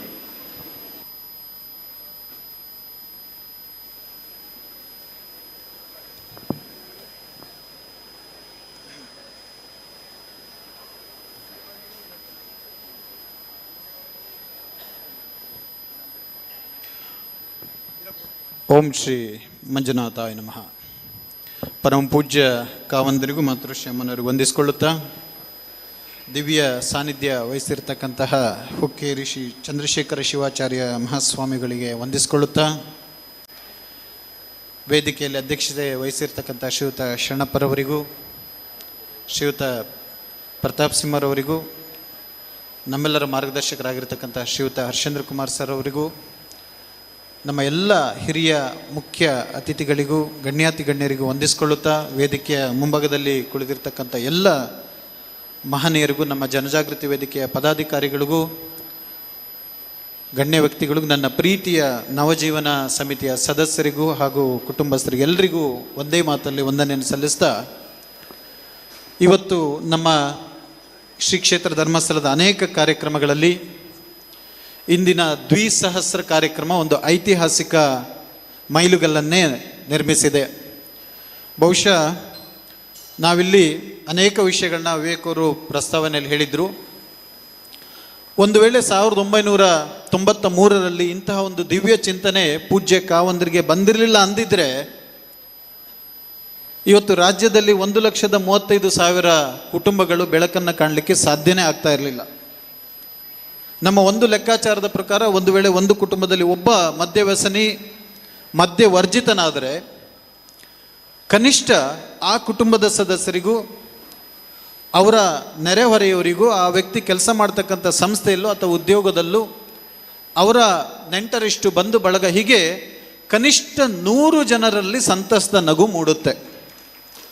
ಒಬ್ಬ ವ್ಯಕ್ತಿ ಮದ್ಯವರ್ಜಿತನಾದರೆ ಕನಿಷ್ಠ 100 ವ್ಯಕ್ತಿಗಳಲ್ಲಿ ಒಂದು ಸಂತೋಷದ ಬದುಕು ಬರಲಿಕ್ಕೆ ಸಾಧ್ಯ ಆಗುತ್ತಂದರೆ ಪೂಜ್ಯರ ಒಂದು ಆಶೀರ್ವಾದ 1,35,000 ಜನರನ್ನು ಮದ್ಯವ್ಯಸನದಿಂದ ಮುಕ್ತಗೊಳಿಸಿದರಂದರೆ ಕನಿಷ್ಠ 1,35,00,000 ಜನರ ಸಂತಸ ನಗುವಿಗೆ ಪೂಜ್ಯ ಕಾವಂದರು ಇವತ್ತು ಕಾರಣೀಭೂತರಾಗಿದ್ದಾರೆ. ಮಾತೃಶ್ಯಾಮನವರು ಕಾರಣೀಭೂತರಾಗಿದ್ದಾರೆ. ಎಂಥ ಅದ್ಭುತ ಕಲ್ಪನೆ! ಅದು ಕೇವಲ ಕಲ್ಪನೆ ಅಷ್ಟೇ ಅಲ್ಲ, ಅದನ್ನು ವ್ಯವಸ್ಥಿತವಾಗಿ ಅನುಷ್ಠಾನ ಮಾಡಬೇಕು. ಆ ಅನುಷ್ಠಾನ ಮಾಡಲಿಕ್ಕೆ ಒಂದು ಸಂಸ್ಥೆ ಬೇಕು. ಅದು ಗ್ರಾಸ್ ರೂಟ್ ನೆಟ್ವರ್ಕ್ನಲ್ಲಿ ಕನೆಕ್ಟ್ ಆಗಿರಬೇಕು. ಕೇವಲ ಮಧ್ಯವರ್ಜನ ಶಿಬಿರವನ್ನು ಮಾಡಿ ಅಲ್ಲಿಗೆ ಕೈ ಬಿಡೋದಲ್ಲ, ನಿರಂತರವಾಗಿ ಅನುಪಾಲನೆ ಮಾಡಬೇಕು. ಕೇವಲ ವೈಜ್ಞಾನಿಕವಾಗಿ ಅನ್ವೇಷಣೆ ಮಾಡಿ ಇಂಥ ಕಾರ್ಯಕ್ರಮ ರೂಪಿಸೋದು ಅಷ್ಟೇ ಅಲ್ಲ, ಸಾಮಾಜಿಕವಾಗಿ ಅದರ ಪರಿಣಾಮಗಳು ಹೇಗೆ, ಯಾವ ಸಂದರ್ಭದಲ್ಲಿ ಆ ಕಾರ್ಯಕ್ರಮಗಳು ವ್ಯತಿರಿಕ್ತವಾಗಿ ಬದಲಾಗ್ತದೆ ಅಥವಾ ತನ್ನ ಉದ್ದೇಶಗಳನ್ನು ತಲುಪಲಿಕ್ಕೆ ಸಾಧ್ಯ ಆಗೋದಿಲ್ಲ ಅನ್ನುವಂಥದ್ದನ್ನು ಮನಗಂಡು ಯೋಜನೆಯ ಪ್ರತಿಯೊಂದು ಕಾರ್ಯಕ್ರಮವನ್ನು ಪ್ರಾರಂಭದಿಂದ ಕೊನೆಯವರೆಗೂ ರೂಪಿಸಿ ಮಾರ್ಗದರ್ಶನ ಕೊಡಿ ಅದು ಯಶಸ್ವಿ ಆದ ಮೇಲೆ ಸಂತೋಷ ಕಾಣ್ತಕ್ಕಂಥವರು ಪೂಜ್ಯರು. ಇವತ್ತೇ ನಾವು ಉದಾಹರಣೆ ತೆಗೆದುಕೊಳ್ಳೋಣ. ಇವತ್ತು ಏಕಕಾಲದಲ್ಲಿ 13 ಕಡೆ ಶಿಬಿರ ಆಗಿದೆ ರಾಜ್ಯಾದ್ಯಂತ. 834 ವ್ಯಕ್ತಿಗಳು ಇವತ್ತು ಸಮಾಜದ ಅತ್ಯಂತ ಸಂಪನ್ಮೂಲ ವ್ಯಕ್ತಿಗಳಾಗಿ ಇವತ್ತು ಧರ್ಮಸ್ಥಳದಿಂದ ಹೊರಗೆ ಹೋಗ್ತಾ ಇದ್ದಾರೆ. ಈ 834 ವ್ಯಕ್ತಿಗಳು ಅವರ ಕುಟುಂಬಸ್ಥರು ಇವತ್ತು ಬಂದಿದ್ದಾರೆ. ಸುಮಾರು 2,500 ಜನ ನಮ್ಮ ಇವತ್ತು ಮಧ್ಯವರ್ಜನ ಶಿಬಿರದಿಂದ ಸಂಪನ್ಮೂಲ ವ್ಯಕ್ತಿ ಆಗ್ತಕ್ಕಂಥ ಅವರ ಕುಟುಂಬದವರು ನೀವು ಬಂದಿದ್ದೀರಿ. ಬಹುಶಃ ನಿಮ್ಮ ಇಲ್ಲಿಯವರೆಗಿನ ಜೀವನದಲ್ಲಿ ಇಂಥ ಸಂತೋಷ ದಿನವನ್ನು ನೀವು ಕಂಡಿರಲಿಕ್ಕಿಲ್ಲ. ಒಂದು ವೇಳೆ ಅದು ಸತ್ಯವಾಗಿದ್ರೆ ಒಂದು ಗೆಲುವಿನ ಚಪ್ಪಾಳೆಯನ್ನು ಹೊಡಿರಿ. ಚಪ್ಪಾಳೆ ಸ್ಟಾರ್ಟ್.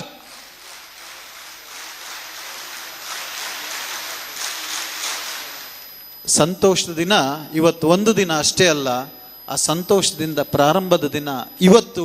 ಇಂದಿನಿಂದ ಸಂತೋಷದ ಪರ್ವ ನಿಮ್ಮ ಜೀವನದಲ್ಲಿ ಶುರುವಾಗುತ್ತೆ. ಯಾಕಂದರೆ ಇಲ್ಲಿರ್ತಕ್ಕಂಥ ನಮ್ಮ ಎಲ್ಲ ನವಜೀವನದ ಸಮಿತಿಯ ಸದಸ್ಯರನ್ನ ಕೇಳಿದರೆ ಅವ್ರು ಹೇಳ್ತಾರೆ, ಬದುಕಿನಲ್ಲಿ ಇಂಥ ಸಂತೋಷಗಳು ಇದೆ ಅಂತ ನಮಗೆ ಗೊತ್ತಿರಲಿಲ್ಲ. ಅದನ್ನು ನಮ್ಗೆ ಅನಿಸಿತ್ತು 10 ವರ್ಷದ ಮೊದಲು ನಾನು ಪೂಜ್ಯರ ಆಶೀರ್ವಾದಕ್ಕೆ ಬಿದ್ದಿದ್ರೆ, 15 ವರ್ಷದ ಮೊದಲು ನಾನು ಬಿದ್ದಿದ್ರೆ ಏನೇನೋ ಆಗ್ತಿದೆ ಅಂತ ಹೇಳಿ. ಆದರೂ ತೊಂದರೆ ಇಲ್ಲ, ಇಂತಹ ಒಂದು ಸಂದರ್ಭದಲ್ಲೇ ನಿಮಗೆ ಪೂಜ್ಯರ ಆಶೀರ್ವಾದ ಸಿಕ್ಕಿದೆ, ನವಜೀವನಕ್ಕೆ ನೀವು ಕಾಲಿಡ್ತಾ ಇದ್ದೀರಿ. ಇವತ್ತು ಈ ಒಂದು ಕಾರ್ಯಕ್ರಮ ಇಷ್ಟು ಯಶಸ್ಸಾಗಲಿಕ್ಕೆ ಅನೇಕ ಸದ್ರಹಿಗಳು ಪೂಜ್ಯರ ಜೊತೆ ಕೈ ಜೋಡಿಸಿದ್ದಾರೆ. ಜನಜಾಗೃತಿ ವೇದಿಕೆಯ ಎಲ್ಲ ಸಂಪನ್ಮೂಲ ವ್ಯಕ್ತಿಗಳು, ಗಣ್ಯಾತಿ ವ್ಯಕ್ತಿಗಳು ನಮ್ಮ ದೊಡ್ಡ ಶಕ್ತಿ. ಇವತ್ತು ಪ್ರತಿ ಜಿಲ್ಲೆಯಲ್ಲಿರ್ತಕ್ಕಂಥ ನಮ್ಮ ವೇದಿಕೆ, ಕೆಲವು ತಾಲೂಕು ಮಟ್ಟದ ವೇದಿಕೆಗಳಿದೆ. ರಾಜ್ಯ ಸಂಘಟನಾ ಶಕ್ತಿಯಿಂದ ಹಿಡಿದು ಸಮಾಜ ಸೇವೆ ಮಾಡಬೇಕನ್ನೋ ಒಂದು ತೀವ್ರವಾದ ನೈಜ ಕಾಳಜಿ ತುಡಿತಾ ಇರತಕ್ಕಂಥ ವ್ಯಕ್ತಿಗಳೇ ಈ ಪೂಜ್ಯರ ದೊಡ್ಡ ಒಂದು ಕಾರ್ಯಕ್ಕೆ ತನ್ನ ಅಳಿಲು ಸೇವೆ ಅಂತೇಳಿ ಕೈ ಜೋಡಿಸಿದ್ದಾರೆ. ಅಂತ ಮಹನೀಯ ವ್ಯಕ್ತಿಗಳು ವೇದಿಕೆ ಹಿಂಭಾಗದಲ್ಲಿದ್ದಾರೆ, ಮುಂಭಾಗದಲ್ಲಿದ್ದಾರೆ. ನಮ್ಮ ವಸಂತ್ ಸಾಲಿಯನರವರು, ಅವರ DNA ಟೆಸ್ಟ್ ಮಾಡಿದರೆ ವೈದ್ಯಕೀಯವಾಗಿ ಬೇರೆ ಹೇಳಿದರೆ ಆ DNA ಇದೆ ಜನಜಾಗೃತಿ ವೇದಿಕೆ ಅಂತೇಳಿ. ಅಷ್ಟು ತೊಡಗಿಸ್ಕೊಂಡವರು ನಮ್ಮ ವಸಂತ್ ಸಾಲಿಯನರವರು.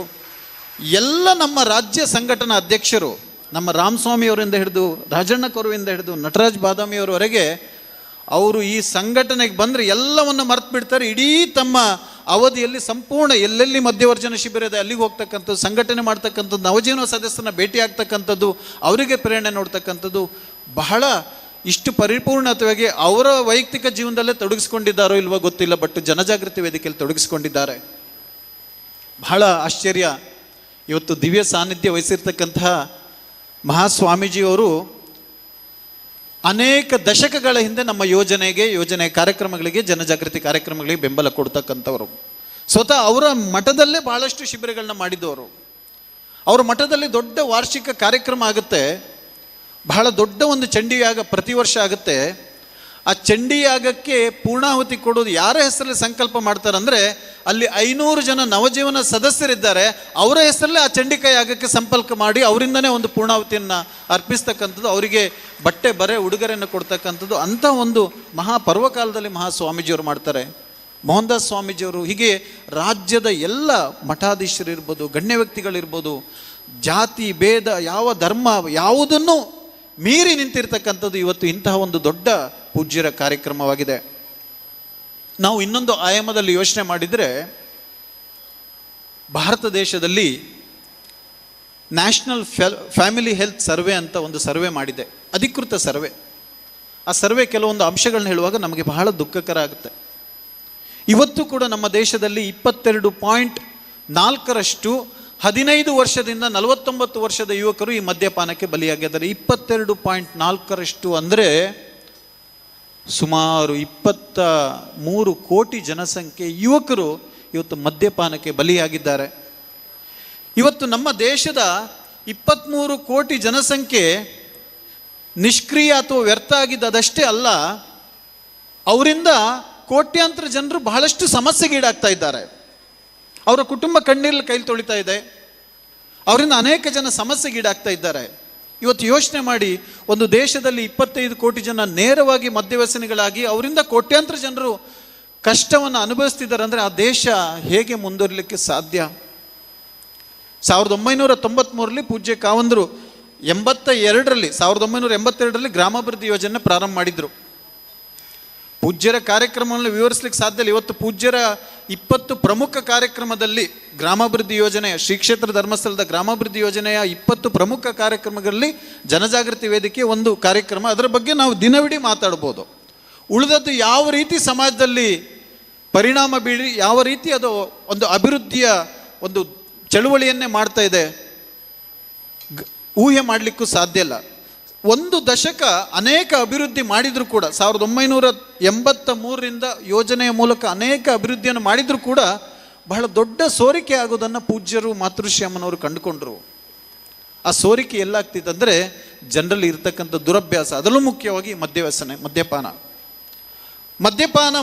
ಇರ್ತಕ್ಕಂಥ ಕುಟುಂಬಕ್ಕೆ ನೀವು ಏನೇ ಆದಾಯ ಕೊಡಿ, ಏನೇ ಸಂಪತ್ತು ಕೊಡಿ, ಅದೆಷ್ಟು ಸೋರಿಕೆ ಆಗ್ತಕ್ಕಂಥದ್ದೇ. ಆಗ 1993ರಲ್ಲಿ ಕಂಡುಕೊಂಡಿರ್ತಕ್ಕಂಥದ್ದು, ಈ ಸೋರಿಕೆ ತಡೆಗಟ್ಟಿದರೆ ಮಾತ್ರ ಎಲ್ಲ ಅಭಿವೃದ್ಧಿ ಕಾರ್ಯಗಳು ಅರ್ಥಪೂರ್ಣವಾಗಿ ಅನುಷ್ಠಾನ ಆಗಲಿಕ್ಕೆ ಸಾಧ್ಯ. ಆಗ ಈ ಮದ್ಯವರ್ಜನ ಶಿಬಿರವನ್ನು ಮಾಡಬೇಕಂಥೇಳಿ ಸಂಕಲ್ಪ ಮಾಡಿದ್ರು. ಕಳೆದ 1993ರಿಂದ 5 ವರ್ಷಗಳ ಕಾಲ ಹೋರಾಟನೇ ಆಯಿತು. ಪ್ರಥಮ ಕ್ಯಾಂಪ್ 1998ರಲ್ಲಿ ನಮ್ಮ ಬೆಳ್ತಂಗಡಿಯ ಕುಲಾಲ್ ಕ್ಯಾಂಪಲ್ಲಿ, ಅಲ್ಲಿಂದ ಪ್ರಾರಂಭವಾದ ಯಶೋಗಾಥೆ ಇವತ್ತು 2000 ಶಿಬಿರವನ್ನು ತಲುಪಿದೆ. ಇಷ್ಟು ದೊಡ್ಡ ಮಟ್ಟದ ಸಮುದಾಯ ಶಿಬಿರಗಳ ಮೂಲಕ ಲಕ್ಷಾಂತರ ಜನರನ್ನು ಮದ್ಯವ್ಯಸನದಿಂದ ಪರಿವರ್ತನೆ ಮಾಡ್ತಿರ್ತಕ್ಕಂತಹ ಈ ಒಂದು ದೊಡ್ಡ ವ್ಯವಸ್ಥೆ ಭಾರತ ದೇಶದಲ್ಲೇ ಅಷ್ಟೇ ಅಲ್ಲ, ಇಡೀ ಪ್ರಪಂಚದಲ್ಲೇ ಇಲ್ಲ. ಇವತ್ತು ಅದನ್ನು ಅಧಿಕೃತವಾಗಿ ದಾಖಲೀಕರಣ ಆಗ್ತಕ್ಕಂಥ ಪರ್ವಕಾಲ ಕೂಡ ಬಂದಿರತಕ್ಕಂಥದ್ದು. ಅಧಿಕೃತವಾಗಿ ದಾಖಲೆ ಮಾಡಲಿಕ್ಕೆ ನಮ್ಮ ದೇಶದ ಅತ್ಯುನ್ನತ ಮ್ಯಾನೇಜ್ಮೆಂಟ್ ಇನ್ಸ್ಟಿಟ್ಯೂಷನ್ ಆಗಿರ್ತಕ್ಕಂಥ ಇಂಡಿಯನ್ ಸ್ಕೂಲ್ ಆಫ್ ಬಿಸ್ನೆಸ್ನ ಅಸೋಸಿಯೇಟ್ ಡೈರೆಕ್ಟರೇ ಬಂದಿದ್ದಾರೆ. ಇವತ್ತು ಪೂಜ್ಯರ ಸಮ್ಮುಖದಲ್ಲಿ ಆ ಒಪ್ಪಂದಕ್ಕೂ ಕೂಡ ಇವತ್ತು ಬದಲಾವಣೆ ಆಗ್ತಕ್ಕಂಥದ್ದು. ಯಾಕಂದರೆ ಇಂತಹ ಮಾಡೆಲ್ ದೇಶಕ್ಕಷ್ಟೇ ಮಾದರಿ ಅಲ್ಲ, ಬಹುಶಃ ಅಂತಾರಾಷ್ಟ್ರೀಯ ಮಟ್ಟಕ್ಕೂ ಕೂಡ ಇದು ಮಾದರಿ ಆಗ್ತಕ್ಕಂಥದ್ದು. ಪ್ರಾರಂಭದಲ್ಲಿ ನಾನು ಹೇಳಿದ ಹಾಗೆ ಇವತ್ತು 22.4% ಯುವಕರು ಮದ್ಯವ್ಯಸನಿಗಳಾಗಿದ್ದರೆ, ಆ ಯುವಕರನ್ನು ಸರಿದಾರಿಗೆ ತಂದು ಅವರಿಗೆ ಸ್ವಾಉದ್ಯೋಗನ ಕಲ್ಪಿಸಿ ಅನೇಕ ಕಾರ್ಯಕ್ರಮಗಳು, ರುಡ್ಸೆಟ್, ಆರ್ಸೆಟ್ ಯೋಜನೆ, ಸ್ವಾಉದ್ಯೋಗಗಳು, ಸಿಡ್ಬಿ, ಮುದ್ರಾ, ಅವರಿಗೆ ತರಬೇತಿಗಳು, ನವಜೀವನದ ಮೂಲಕ ಯೋಜನೆ ಕಾರ್ಯಕ್ರಮಗಳ ಮೂಲಕ ಅವ್ರನ್ನ ತೊಡಗಿಸ್ಕೊಳ್ತಕ್ಕಂಥದ್ದು, ಶೌರ್ಯ ವೇದಿಕೆ, ಭಜನಾ ಮಂದಿರ, ಭಜನಾ ತಂಡಗಳನ್ನ ನಿರ್ಮಿಸ್ತಕ್ಕಂಥದ್ದು, ಎಲ್ಲೆಲ್ಲಿ ಯುವಕರನ್ನು ಸಕ್ರಿಯಗೊಳಿಸ್ಲಿಕ್ಕೆ ಸಾಧ್ಯನೋ ಆ ಎಲ್ಲ ಕಾರ್ಯಕ್ರಮವನ್ನು ಪೂಜ್ಯರು ಮಾಡಿ ಇವತ್ತು ಇಡೀ ಕರ್ನಾಟಕ ರಾಜ್ಯಕ್ಕೆ ಅಂಥ ಒಂದು ವ್ಯವಸ್ಥೆಯನ್ನು ಮಾಡಿಕೊಟ್ಟಿದ್ದಾರೆ. ಹಾಗಾಗಿ ಎಷ್ಟೇ ಋಣಾತ್ಮಕ ಅಂಶಗಳು ಬಂದರೆ ಧರ್ಮಸ್ಥಳದ ಪೂಜ್ಯರ ಧನಾತ್ಮಕ ಅಂಶಗಳು ಆ ಋಣಾತ್ಮಕ ಅಂಶಗಳನ್ನೆಲ್ಲ ಹೊಡೆದೋಡಿಸಿ ಇಂತಹ ಭವ್ಯ ಕರ್ನಾಟಕ ಕಟ್ಟಲಿಕ್ಕೆ ಕಾರಣೀಭೂತವಾಗಿರ್ತಕ್ಕಂಥದ್ದು. ನಮ್ಮ ಸಂಯಮ ಮಂಡಲದ ಅಧ್ಯಕ್ಷರಿದ್ದಾರೆ, ಅವರಿಗೂ ಗೊತ್ತಿದೆ ಇವತ್ತು ಭಾರತ ದೇಶದಲ್ಲಿ ಯಾವ ರಾಜ್ಯಗಳು ಮದ್ಯಪಾನ ನಿಷೇಧ ಮಾಡಿದಾರಂದರೆ ಗುಜರಾತ್, ಬಿಹಾರ್, ಚಂಡೀಗಢ, ಕೆಲವು ನಾರ್ತ್ ಈಸ್ಟ್ ಇದೆ. ವಿಶೇಷ ಅಂದರೆ ಅರ್ಥಶಾಸ್ತ್ರಜ್ಞರು ಹೇಳ್ತಾರೆ ದೇಶದಲ್ಲಿ ಅತ್ಯಂತ ವೇಗವಾಗಿ ಆರ್ಥಿಕತೆಯಲ್ಲಿ ಮುಂದುವರಿತಕ್ಕಂಥ ಬೆಳೀತಕ್ಕಂಥ ರಾಜ್ಯಗಳು ಕೂಡ ಇವೇ ಆಗಿದೆ. ಇಡೀ ಪ್ರಪಂಚವನ್ನು ನೋಡಿದರೆ ಯಾವ ದೇಶಗಳು ಮದ್ಯಪಾನ ನಿಷೇಧ ಮಾಡಿದಂದರೆ ಸೌದಿ ಅರೇಬಿಯಾ, ಕುವೈತ್, ಯೆಮೆನ್. ನಿಮ್ಗೆ ಹೇಳಬೇಕಾಗಿಲ್ಲ ಎಷ್ಟು ಆರ್ಥಿಕವಾಗಿ ಬಲಾಢ್ಯ ಆಗಿದೆ ಅಂತ ಹೇಳಿ. ಅಂದರೆ ಇದು ಬಹಳ ಸ್ಪಷ್ಟವಾಗಿದೆ, ಯಾವ ರಾಜ್ಯದಲ್ಲಿ ಮದ್ಯಪಾನ ನಿಷೇಧ ಮಾಡ್ತಾರೋ ಆ ರಾಜ್ಯ ಖಂಡಿತ ಅತ್ಯಂತ ಸಮೃದ್ಧವಾಗಿ ಬೆಳೆಯುತ್ತೆ. ನಮ್ಮ 8 ದಿನದ ಶಿಬಿರದಲ್ಲಿ 7 ದಿನ ಪೂರ್ಣ ಶಿಬಿರ, 8ನೇ ದಿನ ಸಮಾರೋಪ ಇರತಕ್ಕಂಥದ್ದು.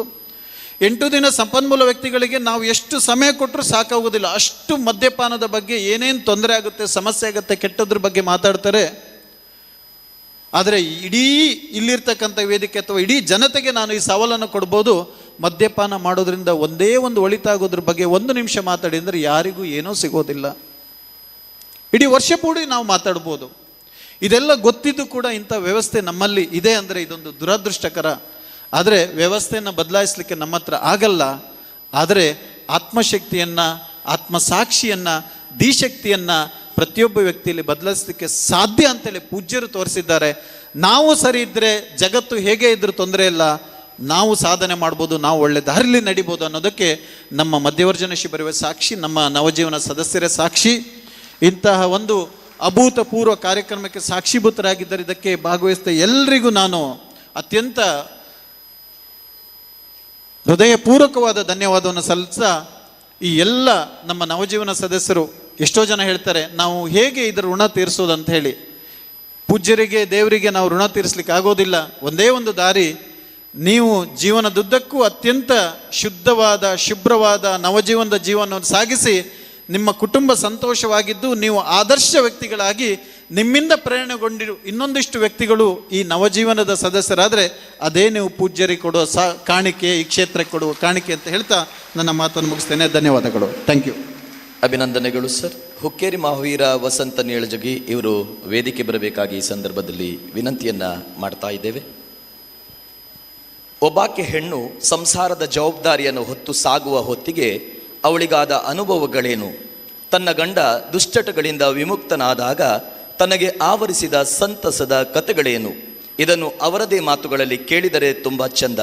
ಈಗ ಮಾತನಾಡಲಿದ್ದಾರೆ ಪಾನಮುಕ್ತ ಸದಸ್ಯರ ಮನೆಯ ಮಹಿಳೆ ಶ್ರೀಮತಿ ಸುವರ್ಣ ಬಸವರಾಜ್ ರಾಮದುರ್ಗ.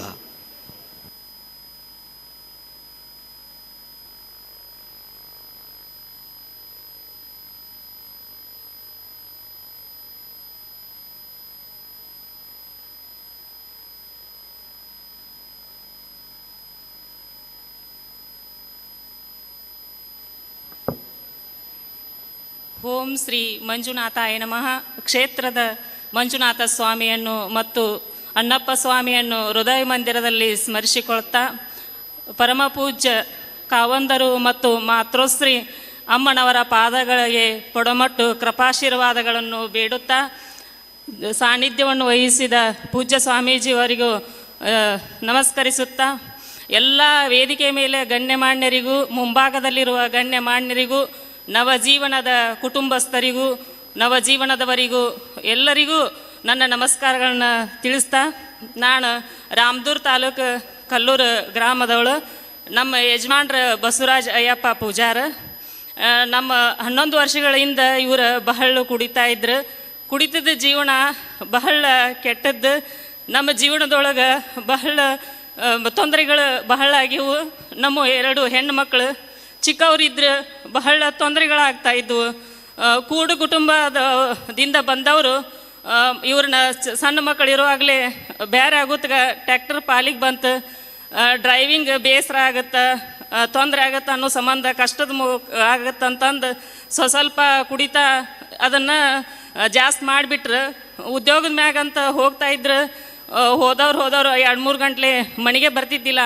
ನಮ್ಮ ಚಿಕ್ಕ ಮಕ್ಕಳು, ನಾ ಬಿಸಿ ಊಟಕ್ಕೆ ಹೋಗ್ತಿದ್ನಿ, ಬಹಳ ತೊಂದರೆಗಳಾಗ್ತಿತ್ತು. ಇದೇ ರೀತಿ ಎಷ್ಟು ಹೇಳಿದರೂ ಕೇಳ್ತಿದ್ದಿಲ್ಲ. ನಮ್ಮಲ್ಲಿ ಸಿದ್ದೇಶ್ವರ ಸುಕ್ಷೇತ್ರ ಐತಿ, ಅಲ್ಲಿ ಪೂಜೆ ಮಾಡೋರಂಥವ್ರು ನಾವು ಎಲ್ಲರೂ ಹೇಳಿದರೂ ಕೇಳಿಲ್ಲ. ಸಣ್ಣ ಮಕ್ಕಳ ಮೇಲೆ ಆನಿ ಪ್ರಮಾಣ, ಫೋಟೋದ ಮ್ಯಾಗ ಆನಿ ಎಲ್ಲ ಮಾಡಿದರೂ ಕೇಳಿಲ್ಲ. ಒಮ್ಮೆ ದಿನ ನಮ್ಮ ಅಪ್ಪಾಜಾರು ಬಂದು ಹಿಂಗೆ ಮಧ್ಯವರ್ಜಿ ಶಿಬಿರ ಅಂತ ಮಾಡ್ತಾರೆ ನಮ್ಮ ಊರಾಗ. ಅದರಲ್ಲಿ ಹೋದವರು ಬಹಳ ಜನ ಬಿಟ್ಟಾರ. ನೀನು ಹೋಗ್ತೀನಪ್ಪ ಅಂತಂದ್ರೆ ಅವರು ಬಹಳ ಮಕ್ಕಳ ಮ್ಯಾಗ ಭಾಳ ಜೀವಿದ್ರೆ ಕರೆ, ಆದ್ರೆ ಇದು ಕುಡಿತನ ಅವ್ರನ್ನ ಭಾಳ ಇದನ್ನು ಮಾಡ್ತಿತ್ತು. ಅದು ಹಾಗಾಗಿ ಅವರು ಹ್ಞೂ ಅಂತ ಒಪ್ಕೊಂಡ್ರು. ಅವರು 746ನೇ ಶಿಬಿರ ಹುಬ್ಬಳ್ಳಿ ಸಮೀಪ ಕುಂದಗೋಳಕ್ಕೆ ನಮ್ಮ ಅಣ್ಣಾರು ಹೋಗಿ ಕಳಿಸಿ ಬಂದ್ರು. ಅವ್ರು 4 ದಿನ ತನಕ ಫೋನ್ ಕೊಟ್ಟಿದ್ದಿಲ್ಲ. 4 ದಿನದ ಮೇಲೆ ಫೋನ್ ಕೊಟ್ರು. ಹಿಂಗೆ ಕುಟುಂಬಸ್ಥರು ಬರ್ತಾರ, ನೀವು ಬರ್ರಿ ಅಂತ ಹೇಳಿದ್ರು. ನಮಗೆ ದೂರ ಆಗೋ ಸಂಬಂಧ ನಾವು ಹೋಗ್ಲಿಕ್ಕೆ ಆಗಲಿಲ್ಲ. ನಾಡ್ರಂತೆ ಸಮಾರಂಭ ಐತೆ ಅಂತಂದ್ರೆ ಇವತ್ತರಂತೆ ನಾವು ಹೋದ್ವಿ.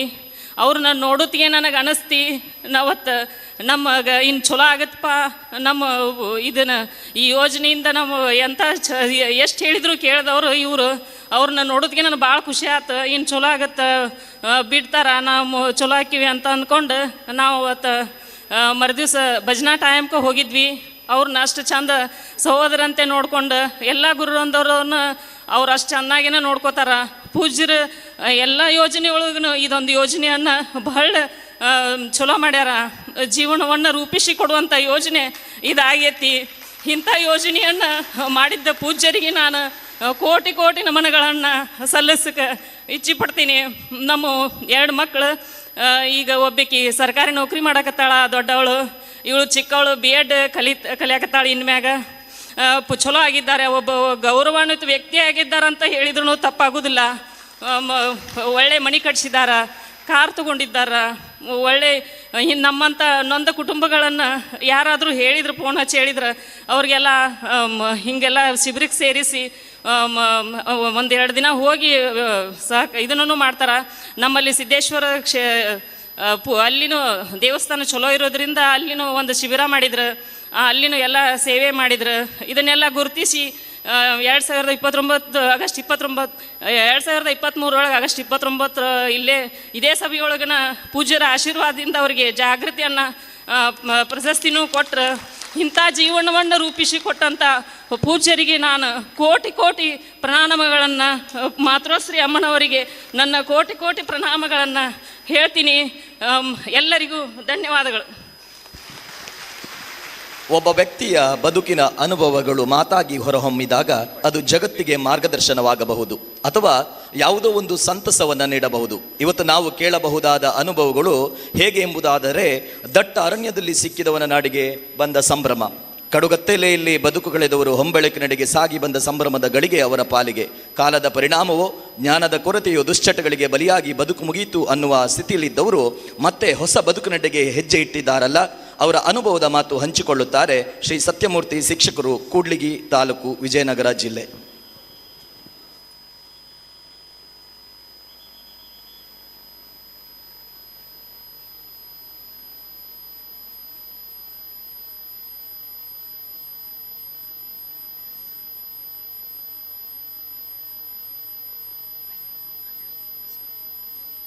ಓಂ ಶ್ರೀ ಮಂಜುನಾಥಾಯ ನಮಃ.